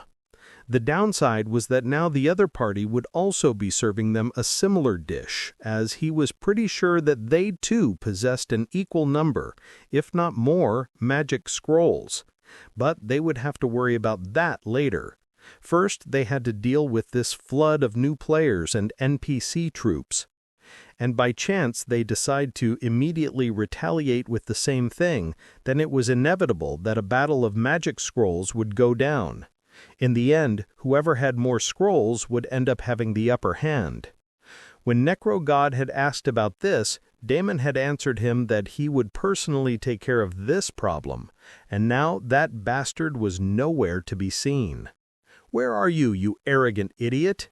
Necro God grit his teeth as he started summoning his undead army to take care of some of the strays. After the meteor shower, then it was lightning storm activating in another part of the battlefield, followed by gale reapers, tornadoes, and quake fractures. One after another, powerful skills were unleashed, and the army struggled to deal with those. Meanwhile, back on the main battlefield, Damon grinned as he saw the sky above. The fireworks had already started right on cue as soon as the 300% buff went through. This was his chance as well. He continued running away, and soon he was back near the main gate. It would be impossible even for the red-robed guy to follow him here, as he would be instantly shot down by the long-range vampires on the outer wall. That guy's laughter echoed one last time in Damon's ears as he crossed that safe threshold. He took a deep breath and prepared to head over to the eastern battlefield where he had already killed that woman. On the other side, the handsome bastard with the golden mask would be running the show, and he had no intention of engaging him with a straightforward dick-measuring showdown right now. Instead, it would be better if he used the absence of that woman's leadership to wreck the eastern side. He needed to basically find the guys with the magic scrolls and slaughter them before they could activate all of their scrolls. And he had a feeling he had very little time to do this. The fight with the red-robed guy was far from over yet, and he was sure the maniac would find him again on the battlefield. As Damon prepared to head out, a small voice sounded in his head. Unexpectedly, it was Blood Rain. "Damon, I need that dagger. I need to eat that dagger. Go back to that man and fight him. I have already begun slowly consuming his soul weapon. I just need a few more minutes." "What? What are you talking about?" Damon was shocked. He never knew that Blood Rain could actually consume other weapons. And the dagger in that guy's hand was a soul weapon? "I need 3 minutes. That's all I ask. After 3 minutes, I should be able to serve you once again," Blood Rain confidently declared. He could almost feel the frustration in her voice. She had been out of commission for a long time now, and knowing her personality, she probably hated it the most. He let out a sigh and looked back at the chaotic battleground. Here we go again. Everyone on the battlefield right now was using the 300% buff to fight to their heart's content and to take the opponent out. Naturally, it was never going to last the full 30 seconds. It was probably only going to last 10 more seconds before some sort of counterattack popped out and nullified it. Damon cursed his bad luck that he was being forced to miss such an insane buff, but the good news was that Blood Rain's upgrade and anything that could possibly improve her abilities was a lot more valuable. Fuck it. I will do it. Let's eat that bastard's weapon and get you back in shape. Damon grinned, madness in his eyes, and dove back into the battlefield he had just fled. He did not have to search for long to get face-to-face with the red-robed guy. He pretended to slip back into the battlefield and target a high-profile C-rank priest when the red-robed guy appeared once again in front of him with a devious grin in his eyes. "Do you think that it is so easy to shake me off?" Damon sneered inwardly. "I hope not." He then sent a mental message to Blood Rain. "What exactly do you need from me? Do I have to touch the weapon or something?" "No, just the proximity is enough. I can do the rest of the work." Damon nodded. He gritted his teeth, acting extremely annoyed, and tried targeting the priest again and again, ignoring the red-robed man. The Spark and his shadow clone were once again at his side, playing their parts in the show. In between, he tried attacking the red-robed figure a couple of times so that he wouldn't get any doubts. Soon, the insane buff ran out, and Damon managed to kill a few priests and paladins in the distance. At the same time, he also managed to absorb a ridiculous amount of blood essence, upgrading a few of his divine and holy skills. At the same time, he also managed to keep the red-robed figure engaged. He was multitasking this battlefield like a pro, and the war overall seemed to be at a stalemate at the moment. Everything was going smoothly. However, things started to change pretty quickly. Damon already knew it was impossible for everything to carry on like this, and the tipping point arrived soon enough. First, it was the red-robed man. While blocking and parrying with Damon as usual, wearing that smug, confident smile on his face, all of a sudden his gaze suspiciously shifted to the dagger in his hand, as if he could feel that something was wrong. Damon knew that his real work began now. He couldn't hold back anymore. He had to somehow keep the red-robed man completely occupied so that he did not have any attention left to spare to pay attention to the dagger. But how to do this was the question. His current skills were simply not a match to this man. Fire, lightning, shadow, blood, and poison. He had already revealed a lot of his skill set, and it was impossible to match to this person's expertise. He couldn't simply overwhelm him with his stats or his power. Damon could clearly feel the sting of his lack of techniques. In front of a true master like that red-robed man, he simply paled in comparison, despite having so many advantages. He did not like it. He needed more combat training and more techniques. He needed to figure out how to use his vast repertoire of skills efficiently. He should not fight like before. He needed to fight like the new him. Damon did the only thing he could do in this situation. He did not want to do this unless he was pushed to his limits, but he had a feeling that it was going to happen all on its own in a matter of days anyways. He gritted his teeth, focused inward, and loosed the fifth seal completely, letting the whole thing crash and fall. The next second, his mana core surged with renewed power. His mana capacity exploded, almost instantly doubling. A mana vortex formed around Damon as he sucked in more and more blood essence and mana around him. The red-robed man's eyes widened in shock. "A forbidden skill?" he gasped as he braced himself. The man looked shocked, but Damon was even more shocked. Did the guy just talk about forbidden skills? Damon had heard this term before in his last life. Forbidden skills were told to have explosive power, which gave the player the power to deal with people even one whole tier above them. But it was always debunked as a rumor, but now seeing this guy say the same term, he had a feeling maybe it was not as simple as that. Leaving that matter aside, Damon became serious. He had broken the fifth seal, and his monstrous primordial mana core now only had barely 4 seals holding it. He could also tell that these 4 seals have become weaker. Breaking each seal had made the rest of the seals considerably weaker. It was now only a matter of time before his ticking time bomb blasted yet again. He really needed to make this fight count and grab this victory. Blood Rain, you need to hurry up. He gave a mental command and unleashed the most powerful skill in his arsenal.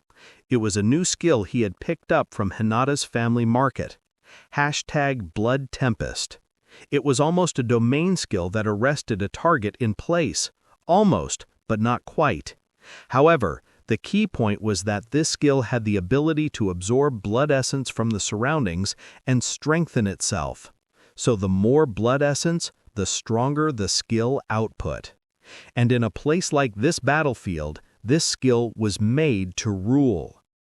Even as the red-robed man prepared himself, he completely did not expect the vicious circle of red storm that surrounded him on all sides. The wind whipped and the blood roared. Power raged all around him, making the red-robed man falter for the first time since the fight began. The red-robed man's face changed, but it was only for a moment. He stopped his movement, he stood still and grinned despite the powerful bloodstorm all around him. More and more blood essence seeped from the battlefield into the storm, making it stronger and stronger, but it did not matter to him at all. "You are all show and no substance, blood god," his voice boomed.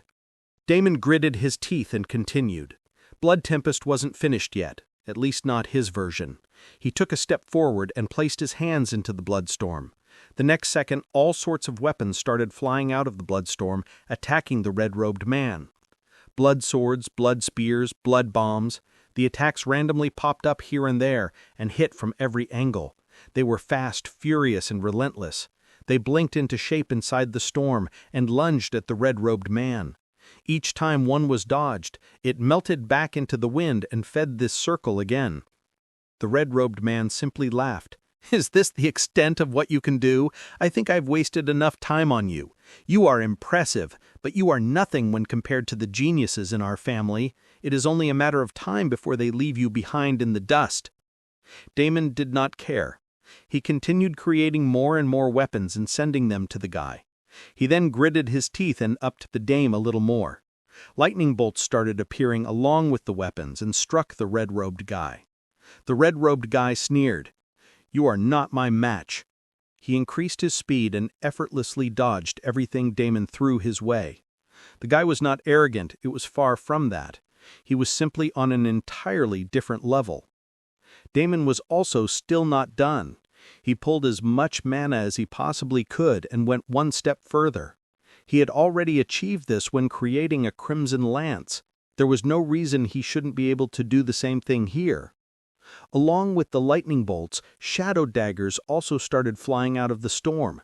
These were a lot faster and stronger than the blood weapons, and sometimes they combined with the blood weapons, creating stronger attacks. The red-robed man tilted his head. He stepped between them like he was walking through rain. "You are still not my match," he continued moving. "I am more curious to see how long you can keep this up. Fatigue will follow your sudden burst of power. And what will you do then? You are going all out, and I'm not even using 50% of my abilities. What is your plan here?" Damon ignored him and continued going all out, increasing the power of his attack more and more as he pulled in more blood essence from the battlefield. "Stop trying so hard, kid. You are fucked. It's better if you admit it. How about you hand over the mask that you took from the young lady and die once? I have taken a liking to you. It's hard not to like someone who tries so much. I will talk to the Patriarch personally and vouch for you. It's not too late. You can serve the clan and redeem yourself." Damon still did not answer him. His entire focus was on maintaining the Blood Tempest. As he once released the guy, he had a feeling everything was about to be over. This time, he was not even sure he would be able to run. "Blood Rain! How much longer?" Damon only got silence in response. It seemed that she was also trying her best at the moment. Seconds ticked away painfully. It took everything from him even to prolong this for another moment. He was reaching his limits quickly. Even with his massive mana pool, there was only so much time he could maintain a skill like Blood Tempest. And soon everything reached a crescendo. The storm screamed. Damon's arms shook. The pull wavered, then dipped. For a breath, everything stilled. The red-robed man smiled. Done? My turn. The red-robed man merely stepped forward and touched the bloodstorm, and everything collapsed. Then he casually walked out and appeared right in front of Damon. Damon created his blood lance and blocked the guy, but the red-robed man pressed forward like it was nothing. In his hand, a vicious-looking dagger materialized. "Where is the mask?" he spoke again when suddenly his eyes widened in shock and horror. He shifted his gaze to the dagger, which suddenly had a blood-red aura surrounding it. "Impossible," he muttered as he simply dropped the thing. Unexpectedly, the dagger flew into Damon's hand. The red-robed man watched in a daze as the dagger became motes of blood essence, every single one of them lifting up and disappearing into Damon. Why? For the first time, the guy seemed to be genuinely shocked and speechless. Damon grinned. He could feel it. He could feel the presence within him grow stronger and stronger. "I'm sorry, was the dagger important to you?" He did not miss this chance and struck with another Hellfire Crimson Lance, thrusting it straight into the man's chest. The red-robed man's eyes seethed with anger. "Who do you think you are?" he roared as another dagger appeared in his hand. "I don't need anything to kill you. I can kill you right here and right now with my bare hands. Know who you are talking to, boy." Damon blocked the guy's attack, but it was too strong for him. He was being pushed back. However, before anything else could happen, another voice boomed loudly for the first time outside Damon's mind. "It should be the one saying that to you, boy. You don't even have the right to look at my master's shadow." Blood essence seeped out of Damon and curled up near him, morphing bit by bit into a woman's figure. "I am here, my liege. At last, I am here." The red-robed man's face paled, unable to stand the aura of the figure next to him. A weapon spirit? Blood Rain looked at him like he was dirt. "Kneel when you speak to him, or I will make you bleed until you understand." The red-robed man looked at her defiantly. "I will not kneel to anyone besides my God. You are merely a weapon spirit. Who do you think you are?" Even as he was in the midst of speaking, a crushing force landed on him, making him crumble and fall to the ground. "Devour every drop of blood running through his veins, my liege. This is my first gift to you for putting up with my uselessness." Damon tiredly chuckled. "Don't beat yourself up. If I had been stronger, you wouldn't have been pushed so far. As for this person, I'm afraid things are going to get tricky if I kill him and devour his blood essence. He is a player, and now he knows about you. He cannot escape our control." "Say no more, my liege. I understand." The next moment, blood-red bars appeared all around the red-robed figure. The man started panicking. He unleashed some sort of aura, a very powerful one, to break out of his suppressed state and tried to slash at the red bars. But it was useless. No matter how much he struggled, he simply couldn't do anything to those bars. Damon was also shocked. It was surprisingly a much stronger prison in comparison with the one the legendary item Horn had created a while ago, instantly killing 3 blood generals. Unlike that golden cage, this red cage did not actively try to kill the man. Instead, the cage, along with the red-robed figure, completely disappeared. Blood Rain turned to Damon and bowed. "Already taken care of, my liege. What shall we do next? Slaughter everyone here?" Even though her eyes weren't all that clearly visible, Damon could see the stars twinkling in them. He couldn't help but laugh at the sight of his favorite evil girl. "Yep, that would be our next step. But first, tell me, what happened to that guy?" Blood Rain smiled sweetly. He is our prisoner now. Well, now and forever." Huh? Damon was once again shocked. He did not know that Blood Rain could even do such a thing. "I heard what that fool said when he was fighting with you, my liege. Such disrespect should not be unpunished. If he had such a big issue with your fighting style, then he can stay behind and become a stepping stone for you, my liege. This is a blessing for him.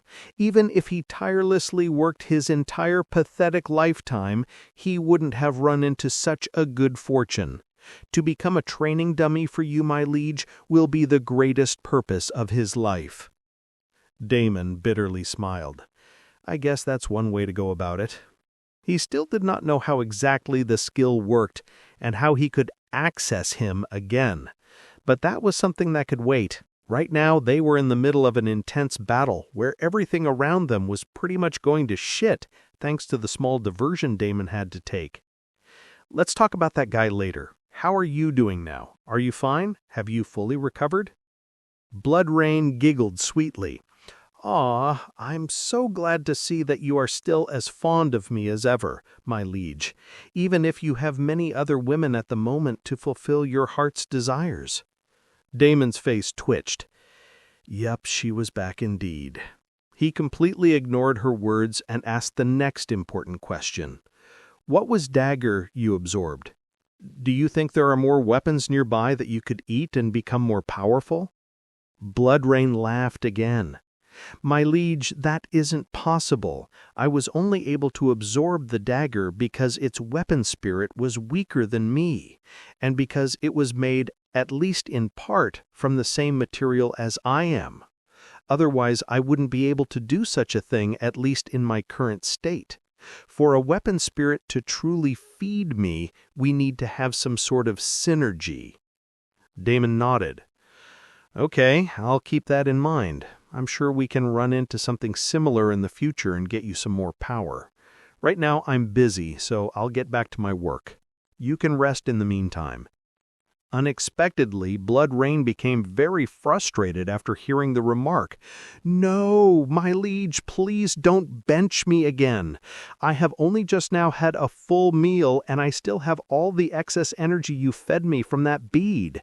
I need to run amok and cause chaos. Otherwise, I will go crazy from being cooped up all the time. Please let me play. Please, please, prevy please.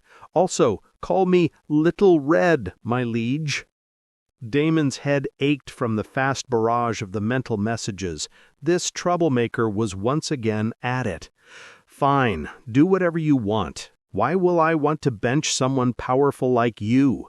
Go and run wild and kill whoever you want. We need to win this fight, and that's all that matters." Damon did not care at all, and agreed. He also did not include her in his plan. It was like she could do nothing substantial. She was still only a fractured weapon spirit separated from her true weapon. Even if she was a legendary item, there wouldn't be much to expect from her.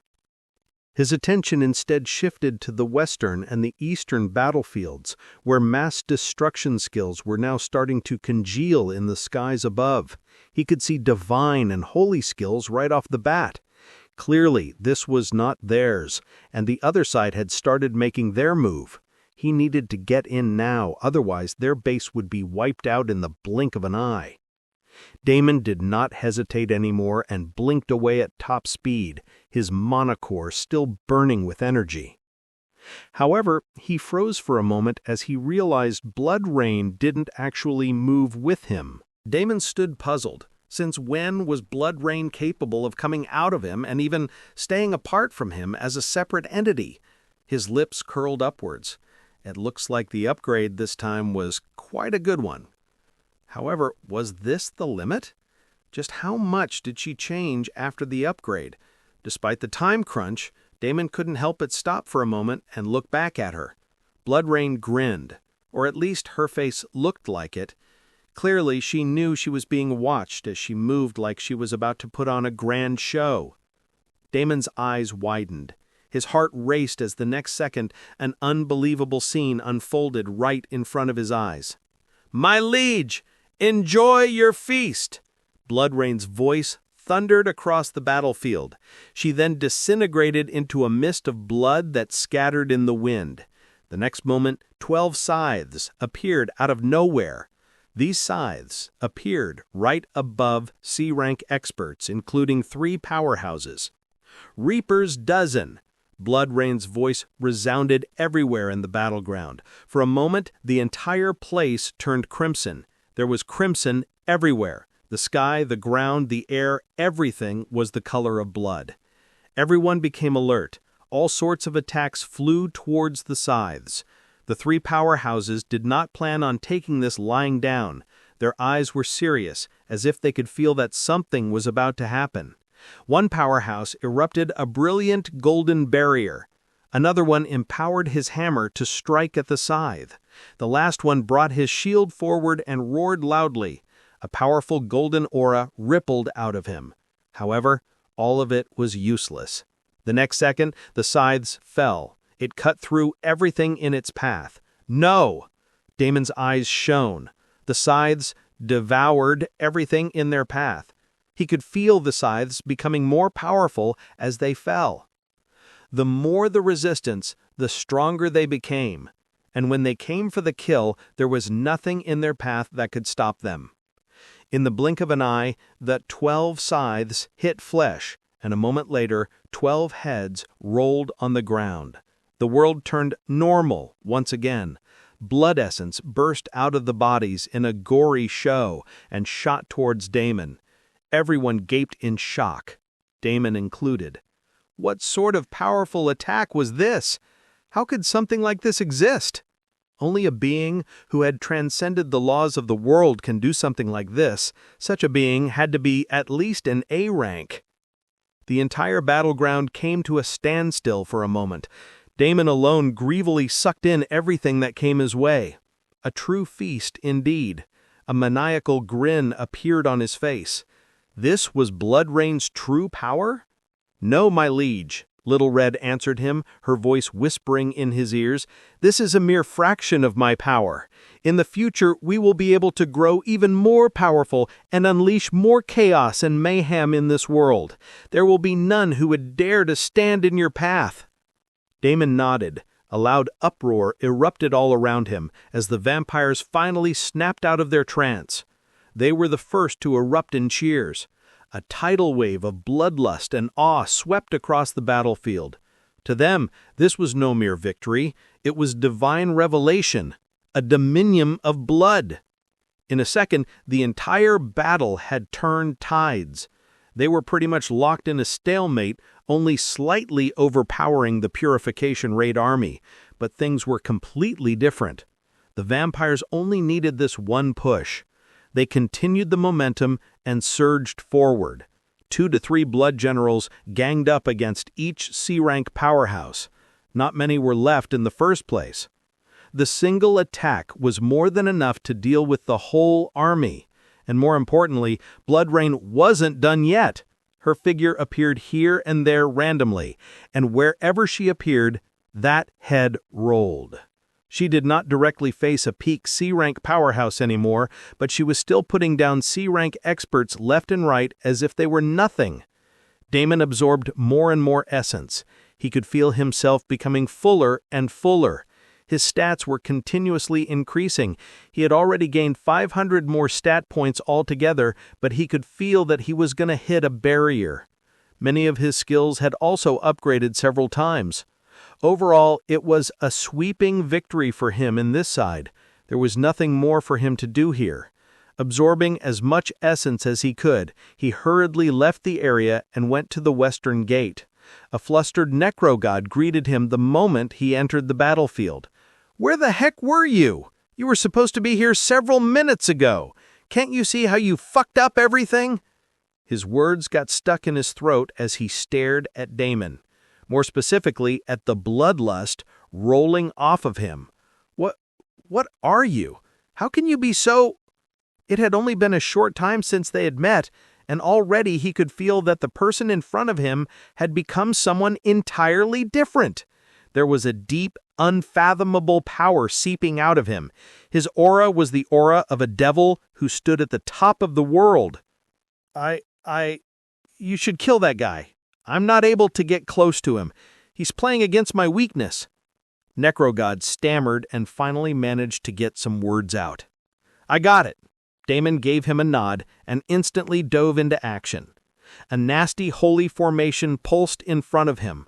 Rings of consecrated glyphs rotated like gears. They were anchored by a man in shining golden armor, whose mere breathing shed motes of gold. Sanctifier Varro.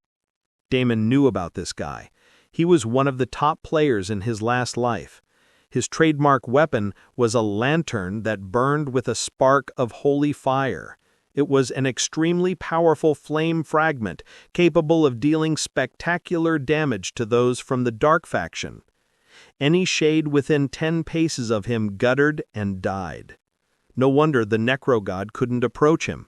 The man's lantern essentially turned necromancy into brittle chalk. Damon did not waste any time and went straight for the kill. Even though the young lady, the guild master of the Southern Vanguard, was already taken care of, key players like Varro were holding the army together and keeping the morale up. The fact that more and more players and NPCs were filtering into the army did not help. The entire city was emptying out and coming to fight Niera. In just a few minutes, the size of the army had doubled. Even though this one did not have any special peak C-rank powerhouses, there were a few city guard generals who came pretty close to it.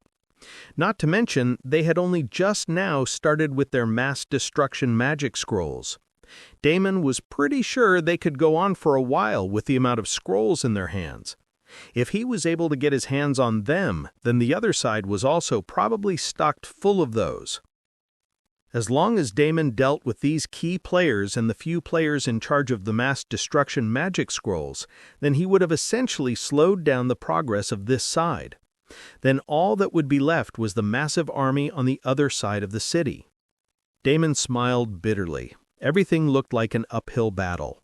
Going in, he knew there was very little chance to win this thing. With Bloodrain's recovery and the mask in his hand, he had already gained a lot in this battle. But he would have also preferred to win this damn thing. Well, it's not over until it's all over. Damon still had a few cards left in his hand to play. As long as Hinata got here on time with the additional reinforcements, they could still take this thing all the way home and score a win, maybe even more. But for now, he had to hustle and hold the base together until then. The main army was pretty much toast, and only these 2 super guild armies remained. While the main vampire army, including Mark, Kalethorn, Kate, and Elora, were focused on dealing with Michael and the Northern Frontier Army, only a small portion of the vampire reinforcements, a couple of blood generals, himself and Necrogod, were in this battlefield. It was a precarious situation, and if he did not act fast, this entire side would be wiped out very, very fast. Damon rushed forward towards Varro, his figure appearing and disappearing in the battlefield like a ghost. Varro, the Sanctifier, scoffed arrogantly and started chanting a skill. While he was definitely a top player, his main strength no doubt was in dealing with the Dark faction players. If his lantern was not taken into account, there were better healers than him and better buff dealers. This was pretty much the only thing he was good for, and the man proudly prepared to execute his skills. Unfortunately for him, Damon was not a typical Dark faction player. Varro first cast Seal, and it had no effect on Damon. The man's arrogant facade did not falter. He continued with the next skill, which was a Petrify. Once again, Damon was not affected at all. Now the man's demeanor slightly became anxious. As a third attempt, he tried Holy Banishment. But before he could finish chanting the skill, Damon was already in front of him with a vicious grin on his face. A single slash with his claws up close and personal, and it was game over for the guy. The poor guy even dropped his precious lantern. Damon absorbed the blood essence, pocketed the lantern, and continued moving. His work here had just started. From a distance, Necrogod watched the scene in absolute horror. He had prepared to back Damon up in case something unexpected happened, but now it looked like this guy didn't need any help at all. Necrogod could only continue to watch in a daze as Damon swiftly arrived in front of the next guy. This guy was a Radiant Knight, and he was also one of the many who were activating magic scrolls one after the other. Before the knight could activate the next scroll, Damon used blood chains on him, and the magic scroll was abruptly interrupted. This was the downside of using a magic scroll. It was an expensive little thing, but once it was interrupted, it became a simple, useless piece of parchment. The knight gritted his teeth in annoyance at the waste of resources and used all sorts of skills to break out of the blood chains. Damon had already moved from there to another spot, dealing with yet another important player. The coast was clear. The knight sneered and quickly took out another magic scroll and began activating it. This one was a particularly juicy one, which would rain judgment on all of these fools. The runes of the parchment lit up in succession, and the knight's face beamed with expectation. But just as the last of the runes were about to be activated, suddenly he felt a burst of aura. The next second, blood chains once again materialized all around him and shackled him, completely interrupting the magic scroll activation. And just like that, another magic scroll bit the dust. The knight's face became unsightly. He had been given a total of 20 of these scrolls, and he had successfully executed 5 of them. However, now 2 out of those 20 were just useless trash. He became very nervous and anxious. This was a huge responsibility given to him, and he couldn't fail. Fucking bastard. He cursed the asshole who was purposely messing with him. Go and get that blood god bastard. He better not be alive in the next few seconds. A group of men immediately charged towards Damon, who was still appearing and disappearing like an illusion. They were completely helpless against him and couldn't even come close to catching him. The knight didn't care. He thought that at least they were keeping him busy. He quickly took out the next scroll and started activating it in a hurry. Unfortunately for the knight, yet again, blood chains popped out in the last crucial moment without missing the timing. In the end, all the knight could do was let out an enraged shout. Now that he had wasted 3 of these expensive magic scrolls, he couldn't bring himself to activate another one, especially when Blood God was still somewhere near him. He could only madly charge at the guy and attempt to destroy him, along with the troop of men who were still trying to get at him. But once again, that was leading nowhere. All the men had painful looks on their faces as they uselessly played the game of running and catching. While these players were shocked and exhausted, there was someone even more shocked. Necrogod had a strange look on his face as he watched Damon and his antics. While everyone else was fighting with their lives on the line, the guy alone seemed as if he was playing around. He was single-handedly messing with a dozen players, interrupting them at the correct time, and dealing with other disturbances that came his way.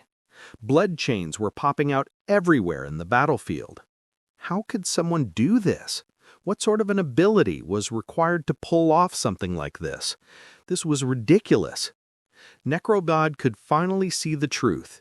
He had been nothing more than a frog in a well all this time. When it came to skill, he was completely out of his league compared to the man standing before him.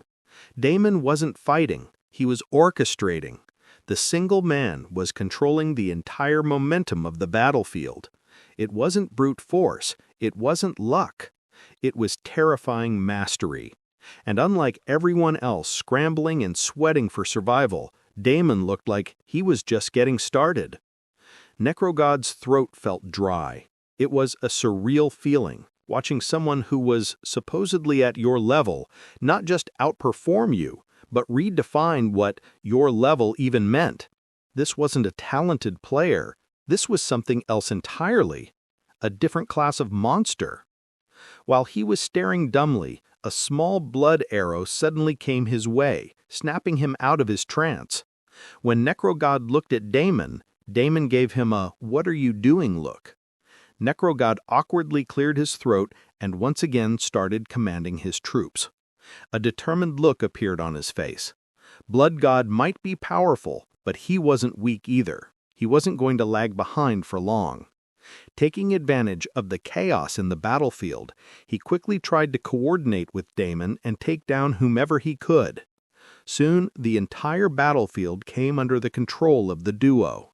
Damon was doing the lion's share of work, but Necrogod held his own, and between the two of them, the numbers started reducing. "I think we got this." Necrogod was finally able to breathe in relief. Damon nodded as well. The two of them were about to take things up a notch and start killing off more and more NPCs, when all of a sudden a loud horn blew and everyone on the battlefield started cheering. Damon's eyes widened slightly as he watched an entirely new army coming in from the side. However, this was something he was already expecting. 3 big shots had captured 3 big cities around Niera, so it was only a matter of time before the third time stepped onto the battlefield as well. He had just hoped that Helene could make it here before this happened. But now it looked like he had to deal with this all on his own. "Fuck it. Bring it on. I am here all day, bitches," he growled, and sent out another burst of poison needles, killing a dozen instantly. When the nearby healers hurriedly tried to resurrect them and cleanse them, he started going for the healers. In between, he continuously cast blood chains on repeat, locking down anyone who tried to use magic scrolls. The balance was already hanging on by a thread, and with the new army added to this, things were going to get very tricky. Damon did not plan to hold back any longer. He thought he could maybe continue to hide Goldie, but now he scrapped that plan and summoned the Little Spark. While the Little Spark did not do all that much damage, it was still giving a constant bleed damage on repeat without exhaustion. At this time, every small thing could help, so he summoned the Little Spark again. Coincidentally, a huge burst of fire assaulted him at the same time. Damon dodged it, moving to the side, only to see a flamboyant man with orange hair appear in front of him. He had an extremely handsome face with a smile radiant as the sun itself. "Well, well, if it isn't the infamous Blood God," he said, his tone both amused and commanding. "I was starting to think all that noise was exaggerated, but seeing you now," his smile widened, dazzling and arrogant, "I almost wish it were." The temperature spiked instantly. Flames coiled around his body like affectionate serpents, shaping into radiant wings that rippled with power. His eyes glowed amber, twin miniature suns burning with divine pride. Damon narrowed his eyes, his own aura pressing back against the oppressive heat. Blood energy hissed and steamed where it met the fire, crimson mist rising between them like a veil. "You are done here," he declared, a burning sword materializing in his hand. "I have come to end your little night." Damon smirked, blood swirling around his hand as his eyes glinted dangerously. "Oh, is that so? Then you must be the celestial hero, the guild leader of the European coalition." "Yep, that would be me, the one and only Reynard Devereaux of the Devereaux family." "Dev what now?" Damon looked indifferent, but he was inwardly shocked. The hidden families were supposed to be low-profile, ancient families with a strong foundation in politics, power, and economy, but everyone knew about the Devereaux family. The Devereaux family was one of the richest families in Europe, and even the Queen of England was rumored to be a mere puppet of the family. In Damon's last life, after the guild went public, all sorts of rumors started spreading about the family. Some said that Hitler was a servant of the family. Some claimed that Putin was another servant. The rumors were so exaggerated that some even claimed that their history went as far as the ancient pyramids. Supposedly, a member of the Devereaux family took a liking to a beauty queen of Egypt and all her 10 sisters. The man lived like a king with his big harem of Egyptian beauties, and when he died, all his concubines were mummified alive and buried with him as per his request. Damon had no idea if there was any truth to these claims, but one thing was certain.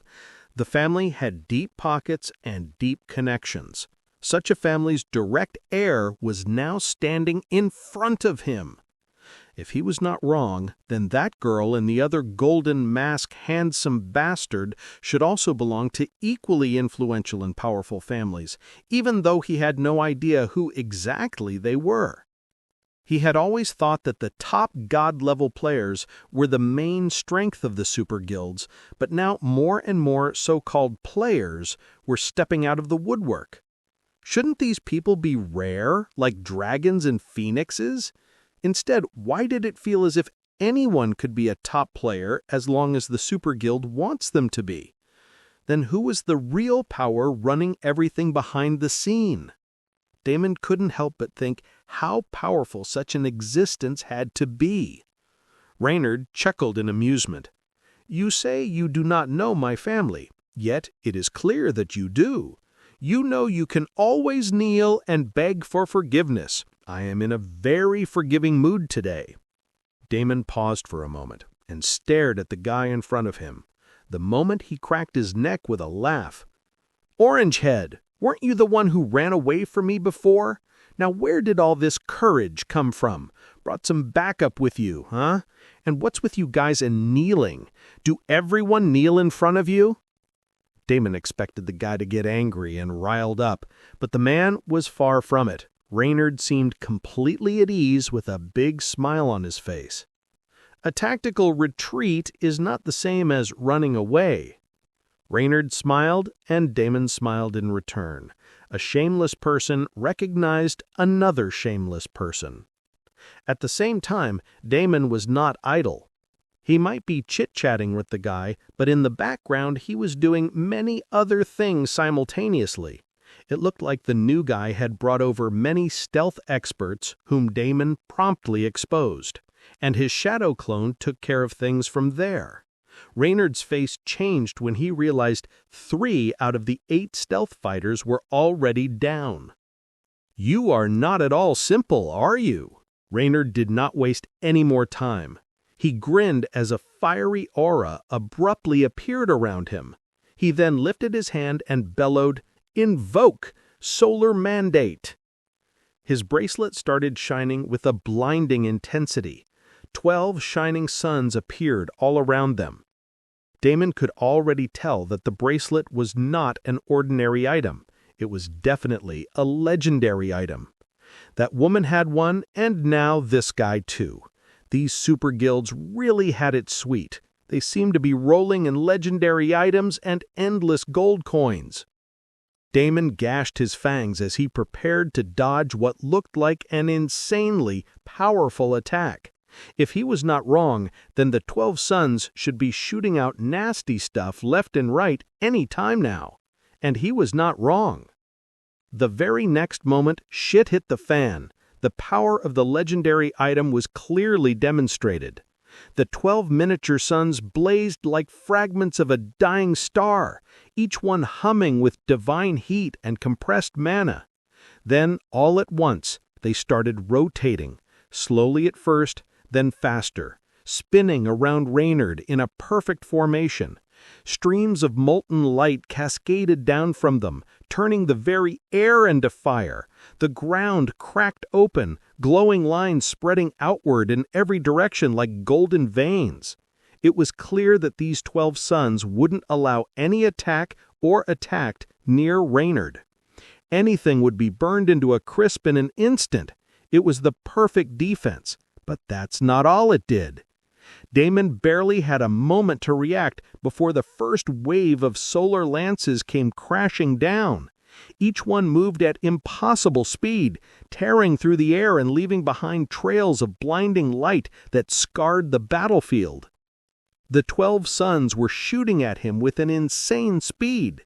He dodged barely, but the assault kept continuing with no signs of stopping. It didn't matter how far he went, the lances followed him all over the battlefield, as if they could sense him. They were locked on him, and they were clearly not going to change their minds anytime soon. While Damon continued to dodge these solar attacks narrowly, the other vampires and undeads were not lucky. Many fell thanks to the shooting. But at the same time, there was no friendly fire. Damon was shocked to see that the damn suns actually avoided friendly fire by mysteriously mellowing down their lances right before it hit any NPC or player. This was downright cheating. Damon had wanted to take out some of the players by showing up right behind them and dodging at the last moment. Clearly, that wasn't going to happen. The legendary items were always like this, completely unreasonable. So far, they had only been dealing with incomplete legendary items, but Damon was pretty sure the one in front of him was a solid and complete one. It was completely different from the incomplete ones in terms of abilities and output level. The single item was boosting the guy's whole profile. Just as Damon was racking his brain to think of a solution and figure out how to avoid this particularly nasty item and its disgustingly powerful attacks, out of nowhere, something unexpected happened. One sun suddenly disappeared. Reynard laughed loudly, watching Damon and the other vampires scramble on the battlefield. His diadem of the eternal sun was indeed a tough opponent once it was fully loaded, and boy was it locked and loaded right now.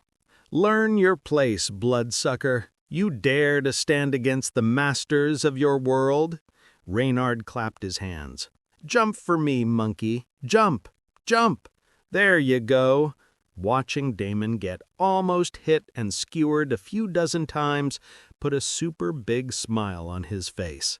Blood God, huh? Your show is over, buddy. You were running the whole damn thing when we weren't looking, but now that we are here, you should tuck your tail, bow obediently, and step aside for the real gods. He tousled his bald orange hair and continued enjoying the show. Come now, blood god, where's that pride you had before? You're supposed to be this terrifying monster, right? The big bad vampire who makes players cry and tremble? The bastard villain? Then stop crawling in the dirt and entertain me. He kicked a charred corpse aside and continued laughing, eyes gleaming like molten amber. Look at you scrambling like a cockroach the moment someone brings real fire to the party. Pathetic. Do you finally understand the difference between noble lineage and whatever gutter blood runs in your veins? He tilted his head, that perfect smug smile widening. Come then, blood god, kneel before Reynard Devereux, the real god. The man laughed, his laugh reverberating through the entire battlefield. Both Necro-God and Damon gritted their teeth and were trying their best to come up with ways to take down the guy. All sort of attacks were flying back and forth, however, nothing seemed to be working. The power of the legendary item was as such. Only another legendary item could even come close to matching its prowess. Damon had half a mind to call Bloodrain to see if she could work any miracles here. He had already tried all sorts of attacks, but the guy seemed to have complete immunity for the duration of this skill. And the worst part was the attack was only worsening with each fraction of a second. It was explosively increasing. Damon was being cornered without any space for him to breathe or block. He was pulling all sorts of things out of his ass, and every single thing was useless. It was in the middle of this madness and chaos, suddenly something unexpected happened. One of the suns disappeared. Damon was the first to notice. Reynard was busy laughing and jeering and did not seem to care all that much about it. Damon chalked it up to being part of the skill mechanics of the legendary item and did not think too much about it. He really didn't have the time to either. Even if he stopped for an instant, he would be immediately bombarded with a dozen powerful attacks which even he did not stand any chance against.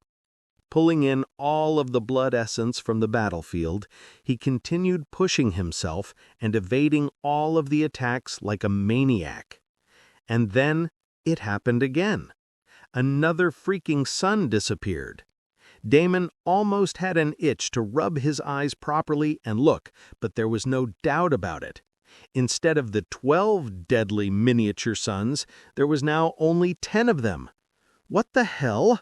Perhaps the skill was starting to come down. Well, that was good news for him.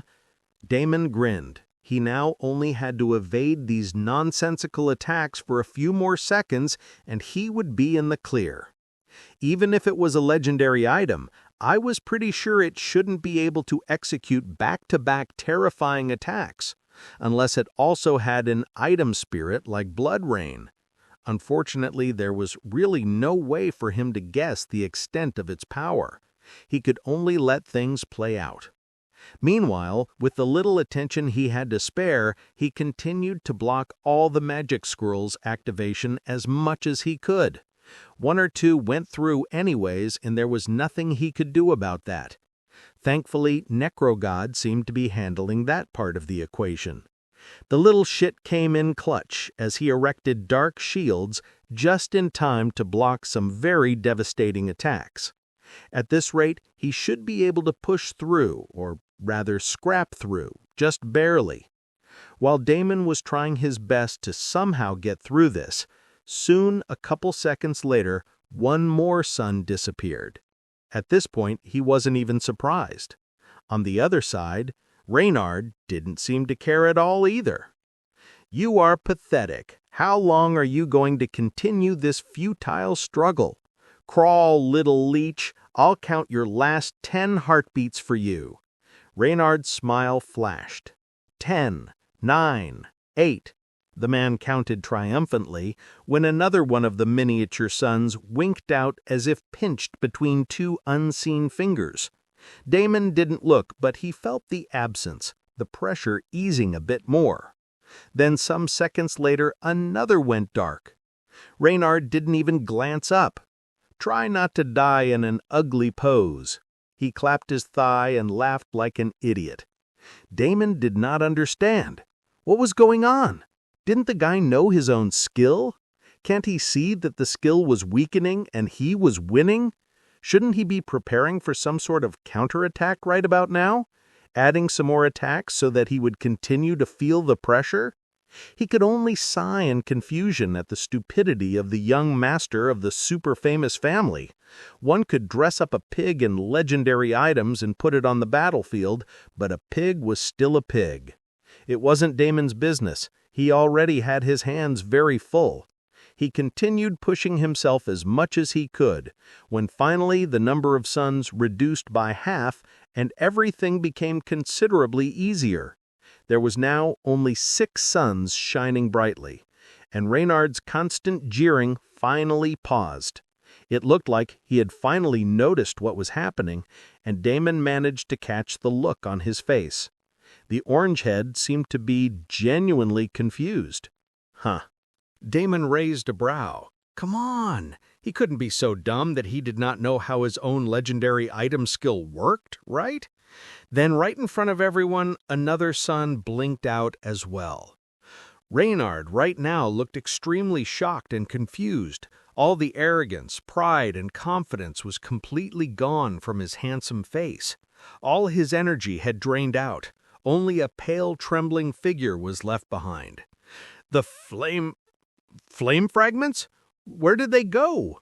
He started panicking and looking around, trying to count the number of shining suns again, but no matter how many times he counted, half of them were simply missing. Blood God? He clenched his fists, his entire body trembling. What did you do? Where are my flame fragments? Do not make this issue any worse than it already is. Don't forget, you still live in our world. Return my flame fragments right this instant. Otherwise, even if you hide at the end of the world, we will still find you and your family and feed you all to the wolves. The man's rage boiled off of him as he shouted one threat after another, yet all Damon could see was desperation. Clearly, something was wrong, and Damon's answer was a lazy smile. Flame fragments? Why did something happen to your precious legendary item? Did you drop something somewhere on the battleground? Shall I help you look for it? Reynard completely lost it. Blood God, answer me now! I will rape and kill your mother and your wife right in front of your eyes. Do not play with me!" Damon's face changed. A predatory look appeared in his eyes as he teleported right in front of Reynard. "Are you threatening my family right in front of me?" Reynard did not care. The remaining 6 sons were blasting off attacks left and right as he too started conjuring a massive ball of flame. His orange hair became brighter as if it were really on fire. Damon could feel that the man's power just went up a notch. He prepared to completely block the attack and counterattack right there on the spot. A flaming red ball appeared in his hand as well and started becoming bigger and bigger. Damon did not stop with this and added a sneak attack right behind the massive Hellfire Blood Blast attack. The next instant, everything exploded. The 2 attacks collided with each other and shockwaves spread across the battlefield. Damon already teleported away from there and appeared somewhere behind Reynard to fully seal the deal and send the bastard packing. But before that, something unexpected happened. The 2 power-packed attacks did not exactly detonate. Nothing really happened at all. Weirdly, the 2 attacks simply fizzled out and disappeared. What the hell? Both Reynard and Damon looked shocked. Both of them looked at the site of explosion, wondering what went down and searching for some explanation when a loud burping sound came out. Huh? The next moment, Damon's jaw dropped on the floor, and Reynard looked petrified as the both of them watched a small spark buzz out of the spot. It was like a firefly, happily buzzing and flying around without any care in the world. Reynard was still dumbfounded, but Damon could instantly connect everything that happened. This little thing had been busy at work. If he was not wrong, then Goldie probably gobbled up many things, just like it had gobbled up the Hellfire essence back in that place. But to absorb the flame fragments directly from a legendary item? It couldn't be, right? Damon couldn't believe something like that on a hunch, and quickly pulled out his system interface. Then all the proof he needed flashed brightly one after another right on his face. Ding! Goldie has absorbed a high-tier flame fragment. Ding! Goldie. Fire essence required for evolution, 50,000, 1 million. Ding! Goldie has absorbed a high-tier flame fragment. Ding! Goldie. Fire essence required for evolution, 100,000, 1 million. Ding! Goldie has absorbed a high-tier flame fragment. Ding! Goldie. Fire essence required for evolution, 150,000, 1 million. This little fire sprite had indeed done the deed. It had absorbed the flame fragments, which from the manic look on Reynard's face was a key component of the legendary item. Damon could only gape at the awesomeness that was Goldie. Even after absorbing something which belonged to a legendary item, the little sprite was still not full and continued to absorb every single flame fragment on the item. This sprite was truly a greedy little thing, and he loved it. Go, go, go! Get the next one! Get them all! Damon mentally cheered the little guy. Goldie zipped a delighted figure 8, then dove straight into the diadem's corona like a pebble into a pond. 6 suns became 5. No explosion, no drama, just a soft gulp and a guilty hiccup from the spark. Damon could see it all clearly now that he knew what to look for. He was truly impressed by the little rascal. Reynard, on the other hand, became even more miserable. His legendary item, an item that gave him the edge among many other members of his family, an item that made him stand out in this world and the real world, was now dying right in front of his eyes. He was way too agitated to think clearly or even notice Goldie. He frantically continued erecting barriers after barriers and started taking out huge chunkers of mana stones from his spatial ring and feeding it to the bracelet in hopes that it would bring back the flames. The man was completely falling apart. At this point, he even forgot about shouting threats at Damon and only focused on his bracelet, trying to somehow revive it by hook or crook. Seeing him in this state, a wicked smile appeared on Damon's face. Goldie had shown off its prowess. Now wasn't it his turn to do some showing off as well? Acting as if Damon were still frustrated with the solar lances and beams attacking him from left and right, he continued running around on the battleground, breathing hard and looking haggard. But inwardly, he activated a vicious skill which he was quite confident would work very well at the moment. Mental corruption. Is everything gone? Did your legendary item break a little? Or maybe a lot? I have spies everywhere, you Devereaux dog. The men standing behind you have already given me all the details I need. They told me how to destroy the damn thing. You are screwed, you orange boy. Fucked. Do you understand? You stood no chance right from beginning. I was the one who lured you here. Think about it. Reynard froze.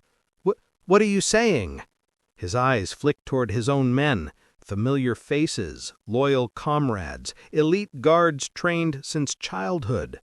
But now he noticed the subtle way one of them didn't meet his eyes, the barely perceptible delay in another's step, the hesitation in their movements.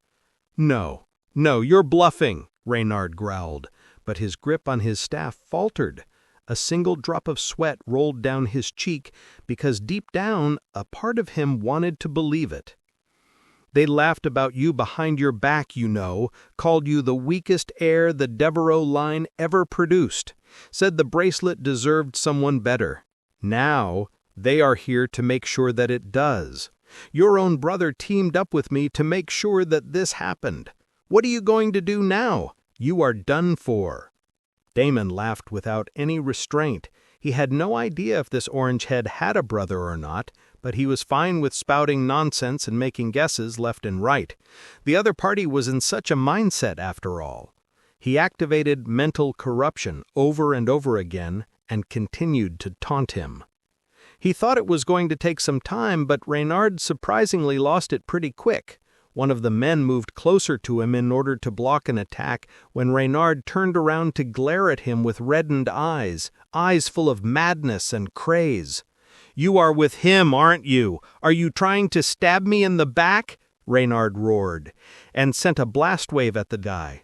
The guy was a level 85 player and was perfectly capable of blocking an attack like this, but he did not dare block Reynard's attack. He silently took it, a huge chunk of his health disappearing. My lord. He wanted to say something, but Reynard did not give him a chance at all. With the legendary item empowering him, he sent back-to-back powerful attacks at the guy and quickly finished him off. The others were shocked to witness such a scene. Another player rushed over to Reynard to check if everything was fine, but even this time Reynard misunderstood his intentions and started firing at him. Soon the whole place devolved into madness. Reynard started attacking everyone around him left and right without any rhyme or reason. "Stop it! Who is poisoning me? Who is backstabbing me? You will pay for this dearly. You can't do anything to my legendary item. I won't give it up. You can't take what is mine. I am the next heir. You can tell that fucker to go and die already. Howard will never become the heir. He will never receive the true blessing from our God. I am the chosen one. I am the heir." The cracks in Reynard's mind weren't just from Damon's relentless taunting. It looked like they were rooted in all the good stuff: jealousy, paranoia, insecurity, all the fertile soil a skill like mental corruption needed to bloom into something spectacular. And bloom it did. The battlefield had become completely chaotic. Flames erupted wildly as Reynard unleashed everything he had, turning on his own men in blind fury. He screamed, hurling searing spears at anyone within reach. "Liars, all of you! I'll burn this traitor's pit to the ground!" Two more of his guards tried to restrain him, calling his name, but Reynard responded with a solar pulse that vaporized them mid-sentence. The men turned to ash where they stood, their gear clattering to the floor. The once elite entourage reduced to little more than fuel for their prince's delusion. The spiral of self-destruction was extremely amusing to watch, but Damon was not satisfied with just that. He wanted some answers. "How about we make a deal, Reynard? I will tell you everything about the traitors and even help you put your legendary item back together. All you have to do for me in return is give up some minor information about that annoying golden-masked bastard. Does he also have a legendary item on him? What is he planning next?" Reynard's hands twitched mid-cast. His pupils were blown wide, his breath erratic, and sweat slicked his temples. "Come on, Reynard, just a bit of information. I will give you the traitors. I will give you Howard's entire plan. Tell me about the golden-masked bastard. You know who I mean." Reynard staggered, clutching his head. You don't know what you're messing with. Michael is not like me. He is very strong. You will never be able to beat him in a million years. He did not fight you properly before. It's all part of his plan. His God has already granted him his true—" Before Reynard could finish his sentence, suddenly his body slumped mid-sentence. A black-robed man appeared out of nowhere and caught Reynard's body, shooting a glare towards Damon. Damon instantly knew that this guy was not like Reynard. He was a much more powerful opponent. More importantly, the guy wasn't planning to stand and fight him. He looked like he was about to leave. Damon quickly checked the bracelet, and there was still 3 shining dots left. Goldie needed to complete his meal. So no, he couldn't allow the guy to leave just yet. Damon's expression hardened. 3 dots. 3 remaining flame fragments pulsing faintly within the almost fully drained diadem of the eternal sun, each one a small fortune of power he had no intention of letting walk away. Goldie buzzed around doing its best. To give the fire sprite its time, Damon did not have to do much. He just needed to exchange a couple of attacks at most with the black-robed man. However, he had no intentions of doing this casually. The only reason the red-robed guy hadn't killed Damon immediately was because he had his own agenda. Something told Damon that this one definitely did not have any agenda like that. He would probably fight to kill the very first time. And if he was as powerful as the red-robed man, then could he withstand even a single attack from the man? Damon decided that his best chance lay in trash-talking. "What, come to pick up your princess?" he drawled, flashing a crooked grin as his aura flared crimson. "You Devereux lapdogs sure know how to clean up a mess. What's next? You gonna tuck him into bed and sing him a lullaby?" The black-robed man's head turned slightly. "Oh, I'm sorry. Did I say something wrong?" Damon mocked, gesturing toward the unconscious Reynard. "I didn't realize your master's babysitter was on duty today. How many of you does it take to carry one burnt chicken off the battlefield?" Damon barely closed his mouth when something shifted. Everything happened way too quickly, much quicker than he could react. The man raised his free hand. Darkness condensed into a black blade, black fire running down its length. All Damon could see was that black blade, and the next moment the blade was already in front of him, aimed to strike him right at his chest. There was nothing he could do. It was too fast. Before Damon could even think, the attack was already upon him. It was some sort of illusion trick. This was going to hurt like a bitch. Damon braced himself for the damage as the attack passed through his armor, his items, his blood barrier, and reached for him. It was just about to carve out a massive gash on his body and spill blood when suddenly a loud clanging sound rang out. Damon looked down to see that the attack was actually blocked before it could touch him. And it was blocked by none other than the little black egg, which was stuck to his chest. The little leech had come in clutch and helped him block a huge attack. Damon instantly shifted gears and prepared himself before another attack came. He might have been caught off guard the first time around, but it was not going to happen again. Unfortunately, it looked like the black-robed man had no plans of sticking around and fighting with him. He had already disappeared along with Reynard. "Sorry, bud, I tried," Damon told Goldie, who seemed restless. The sprite only managed to absorb one other flame fragment before the 2 were gone. In total, it had gobbled 10 out of the 12 flame fragments. An impressive feat. After all, these flame fragments were a part of a legendary item. But the little sprite did not look satisfied. "It's fine. We will get it next time." Damon dusted it off and moved on. After all, there was a battle going on all around him. He couldn't afford to be hung up on one little thing. He first checked the state of the egg, and there did not seem to be any damage or even a slight scratch. The little leech was pretty tough. Maybe he needed to start using this a lot more to block attacks. Then he immediately jumped back into action and got another guy who was trying to activate a magic scroll. Goldie as well went back to shooting out attacks randomly and repeatedly.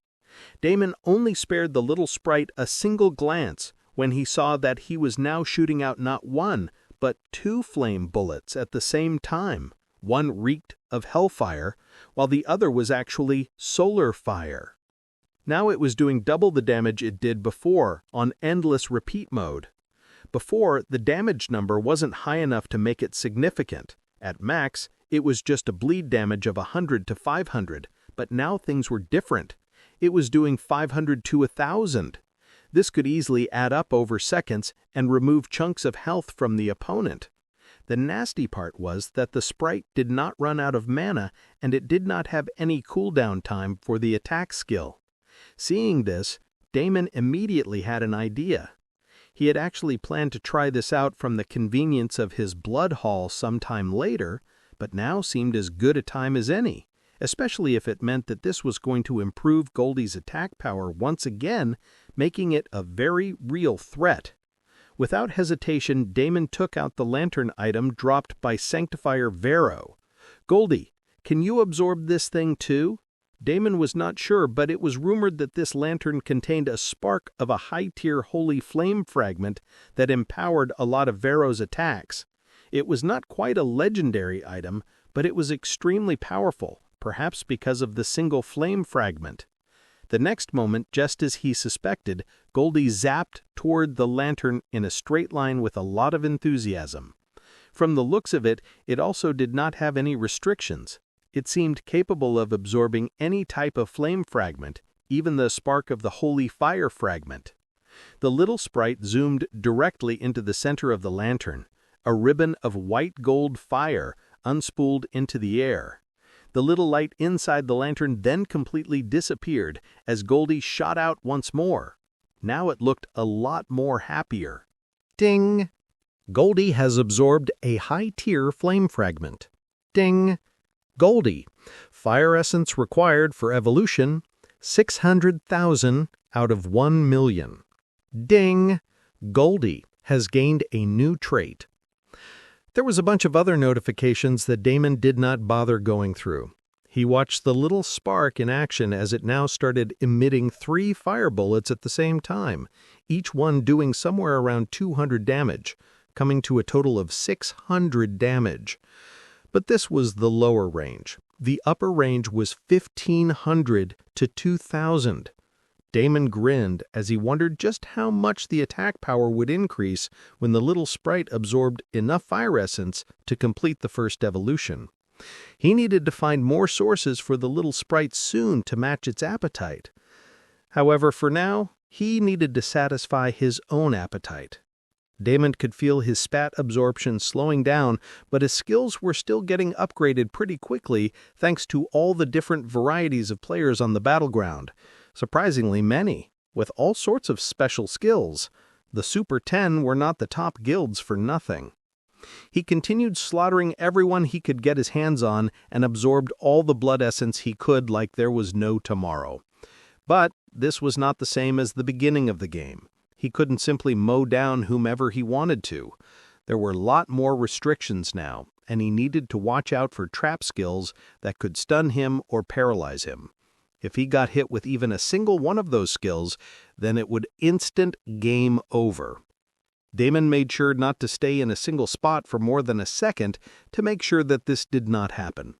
All the constant shadow stepping and blinking was costing him a lot of mana. Exhaustion was slowly creeping up, and the player army seemed endless, especially with the new addition of players. On the other side, Necro God was equally relentless, but he too looked ragged and pushed to his limits. Damon did not worry about him. He knew that the kid was way too stubborn to fold just yet. The most surprising part was that Milana was also pulling her weight. Damon did not think much of her, or rather, he didn't really have any time to assess her abilities or potential. But now, after seeing her in action, he could clearly see it. The girl had a lot of talent. Water mages were typically not that strong in combat, but her control over the element was exceptional. She made droplets into razor-thin blades that struck weak points with surgical precision. Her mana usage was elegant and efficient, and she seemed to always be one step ahead, anticipating where the enemies would move. She was a born fighter. Damon gave her a glance across the chaos, and then continued slaughtering. Though the army had big momentum, he was able to stall them somewhat. If this continued, then he would be able to truly manage this side. However, it looked like the other party had no intentions of letting something like that happen. The reinforcements from the European coalition were still continuing to pour in when another stream of players also started to join from a different direction. Damon's eyes widened. Heading the army was none other than the man with the golden mask, the guild leader of the northern frontier. Surrounding him was a team of elite players and C-rank NPCs. "So you want to bury me right here in this battlefield, huh?" Damon sneered. The guy was doing everything he can to crush him with numbers. No matter how much he fought back, he was bringing out more and more players and NPCs to hit him back. Damon knew this was coming for him, and this was precisely why he was trying to make a deal with Hinata. But it looks like luck was not in his favor today. Or perhaps Goldie had gobbled up all of his luck. That little sprite and Blood Rain had gained the most today. But hey, there was still time. With this much blood essence flowing left and right in the battlefield, wouldn't a chance come for him as well? Damon laughed wildly. He unleashed his poison domain left and right to set off a few more rounds of death. The new people were yet to get organized, and the speed with which the poison acted left very little time for them to resist the attack. However, this too only lasted for some time. Michael, the golden masked bastard, had clearly come prepared for it. Troops after troops of healers were unleashed into the battlefield. Though these healers were not able to completely block the effect of the poison, they were able to prevent the instant deaths and slow down the poison. By then, Damon had already moved on to another location. The lack of subsequent pressure made it easy for the healers to take their time and resolve the issue. Sure, the whole ordeal was draining their resources like water, but the other side seemed to possess endless resources. "You cannot win this no matter what you do. Give up and surrender," Michael's voice thundered across the battlefield. Half of the men around him disappeared, all locked on to Damon, no doubt. The next moment, teleportation became impossible in the battlefield, and a white barrier popped up all around. Damon's eyes narrowed as the golden dome shimmered into existence, sealing him inside with an army of elite players. This was followed by a flood of light that exterminated any and all shadows within the battlefield. Suddenly, Damon was completely exposed, alone and vulnerable. Michael indifferently watched the whole thing. He made sure Damon was cornered like a wild animal with no other routes of action. But there was still the matter of actually attacking him and taking him down. And Damon showed no signs of stress or pressure. "A little bold, are we, now that you have backup?" Michael did not respond. He silently stood as an army of men started charging towards Damon. However, before the army could reach him, 3 figures silently appeared around Damon. Damon still grinned, despite the precarious situation he was in. The other guy wanted to push him until he broke, and he was just fine with it. At most, some of his future plans would be ruined, and his skills would be revealed. It had to happen someday. Why not today? If they were that determined to bury him, then he would go out with a bang and destroy everyone else first. He was about to let go fully and go wild with no restrictions. The poor fool flooded the entire battlefield with a divine and holy aura, not knowing that his current strongest skills were in fact in those elements. In fact, he hadn't received a single debuff yet, even with all their efforts. On the contrary, if he attacked now, his every single attack would receive a huge boost, insanely amplifying his destruction potential. So what if his secrets were revealed? That only meant that he had to become stronger that much faster. Damon did not give two shits about it. Plans were bound to fail, and he of all people knew that very well. There was no point in being stubborn and clinging to something. It was time to rock and roll and go with the flow. A blinding light started gathering in his hand as his cold gaze swept over the first line of players and NPCs coming for him. But suddenly 3 figures appeared all around him before any of the players or NPCs could get close to him. First was a blood-red figure, whose features weren't all that clear. Blood Rain. The weapon spirit seethed in anger, and Damon could already sense it just from her anger. As soon as she appeared, blood-red spots started appearing on the barrier. Some sort of skill was already eating up the barrier, and it was doing it pretty fast. Next was Erin's slender figure, slender because she was in her human form at the moment. She directly punched a hole in the freaking barrier as she landed near him. Her draconic eyes gazed at everyone coldly and disdainfully, her miasmic aura blasting forward into the pure and light-filled battlefield. Damon chuckled. He hadn't called these two here, and yet they were here despite his orders to focus on the other battlefield. Did you both think that I wasn't capable of handling myself? He was about to add something else when a third figure appeared behind him. Damon's eyes immediately widened in shock. With his perception and his bloodline skill, how could he not know who it was? In fact, he did not need good perception or his primordial senses. Even without that, he would tell instantly who it was just from the chill running down his spine. Fuck me. Why the hell is she back? His heart sank as a familiar voice sounded. I am here, my love. I am sorry I made you wait so long. Damon turned slowly, hoping he was under another illusion attack or some shit, when he was utterly shocked at the sight waiting for him. Standing in front of him was no longer the pure white-robed battle priestess. Instead, her eyes were pitch black. She was dressed in black from top to bottom like a goth wannabe, and there was a pair of black feathered wings on her back. Damon's lips parted, but no words came out. He just stood there, stunned, stupid for a moment, blinking at the twisted vision of Aurora standing before him. What the hell happened to you?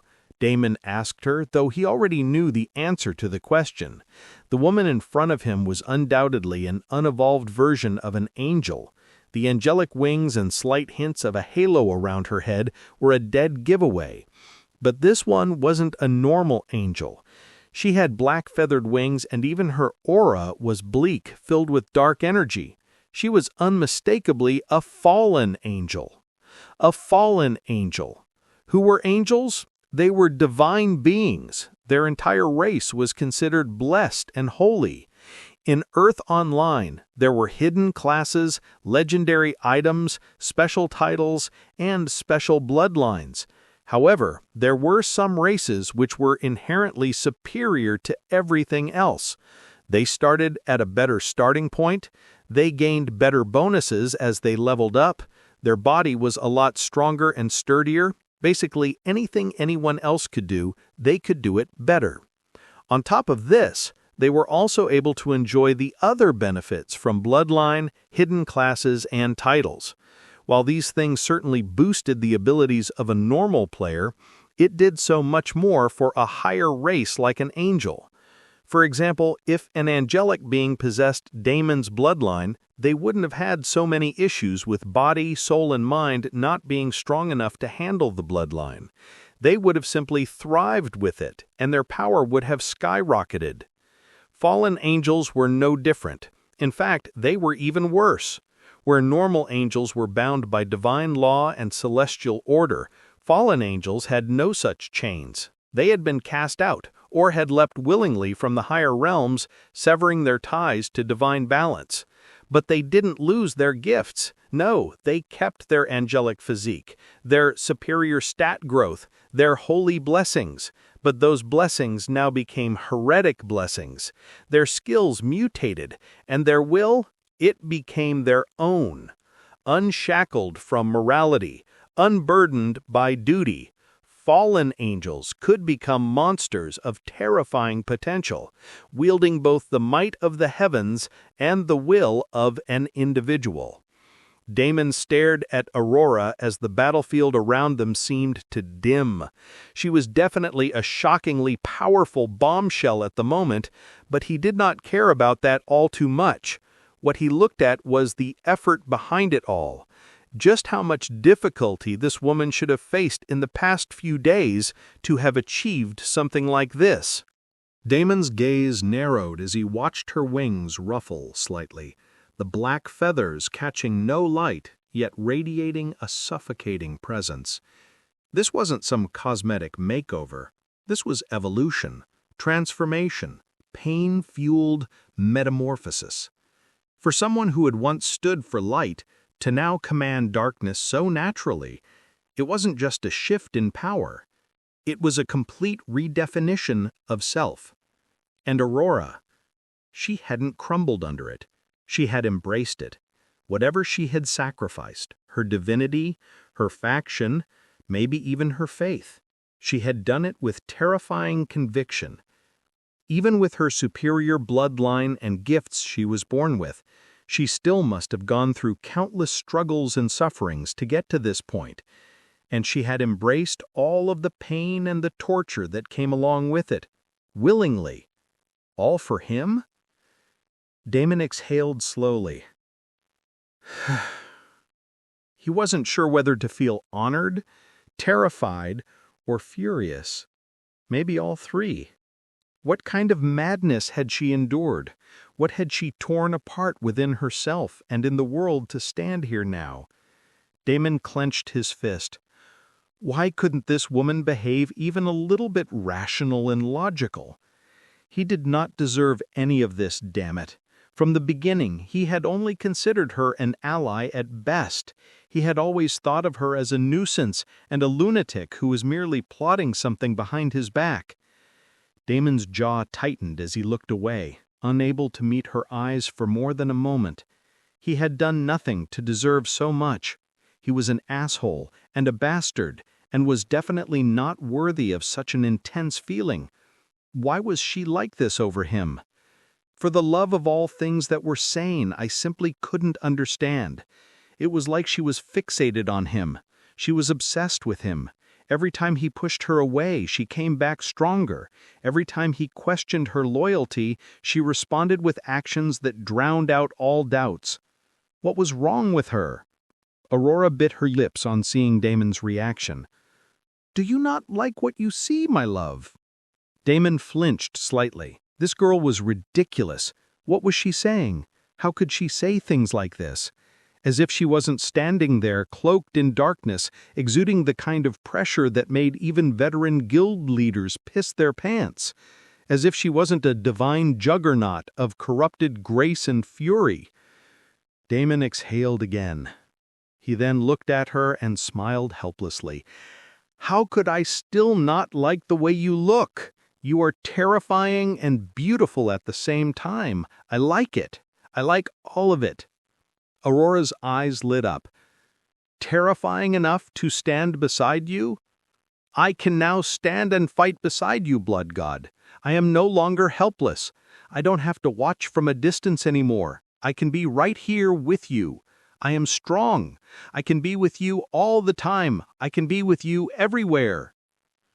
She took a step forward, her wings folding slightly behind her, the black feathers brushing against the golden battlefield aura. Where they touched, the light curled inwards and died. Damon bitterly smiled. Well, shit. He hadn't expected her to become this strong. But then again, this was just the beginning of what a fallen angel could do.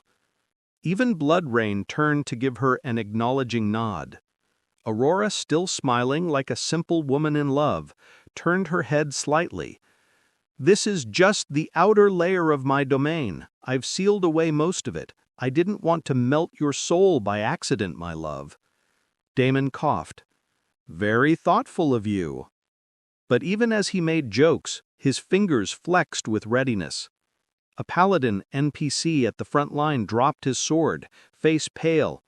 What is that thing? That's not an angel, that's a demon, a devil in disguise." "A fallen angel," Damon corrected. He quickly ended the guy's life with a few blood daggers sent to his throat back to back. Activating precise shot, a skill he had gained from someone from this very battleground, his aim was perfect and he brought down his health rapidly. He extended his hand toward the battlefield, blood and darkness swirling together around his palm. Aurora came up beside him, her eyes locked on the trembling line of enemies. "Shall we?" Damon grinned, his fangs glinting. "Let the slaughter begin." And with that, the battlefield descended into madness. Blood howled and shadows danced as the twin storms of Damon and Aurora unleashed themselves upon the army. Damon vanished from view, moving like a specter within Aurora's domain. The blackened terrain boosted his stealth and shadow abilities tenfold, the corrupted divine energy amplifying his vampiric abilities. Crimson slashes carved through armor, and blood splattered like rain as Damon went all out.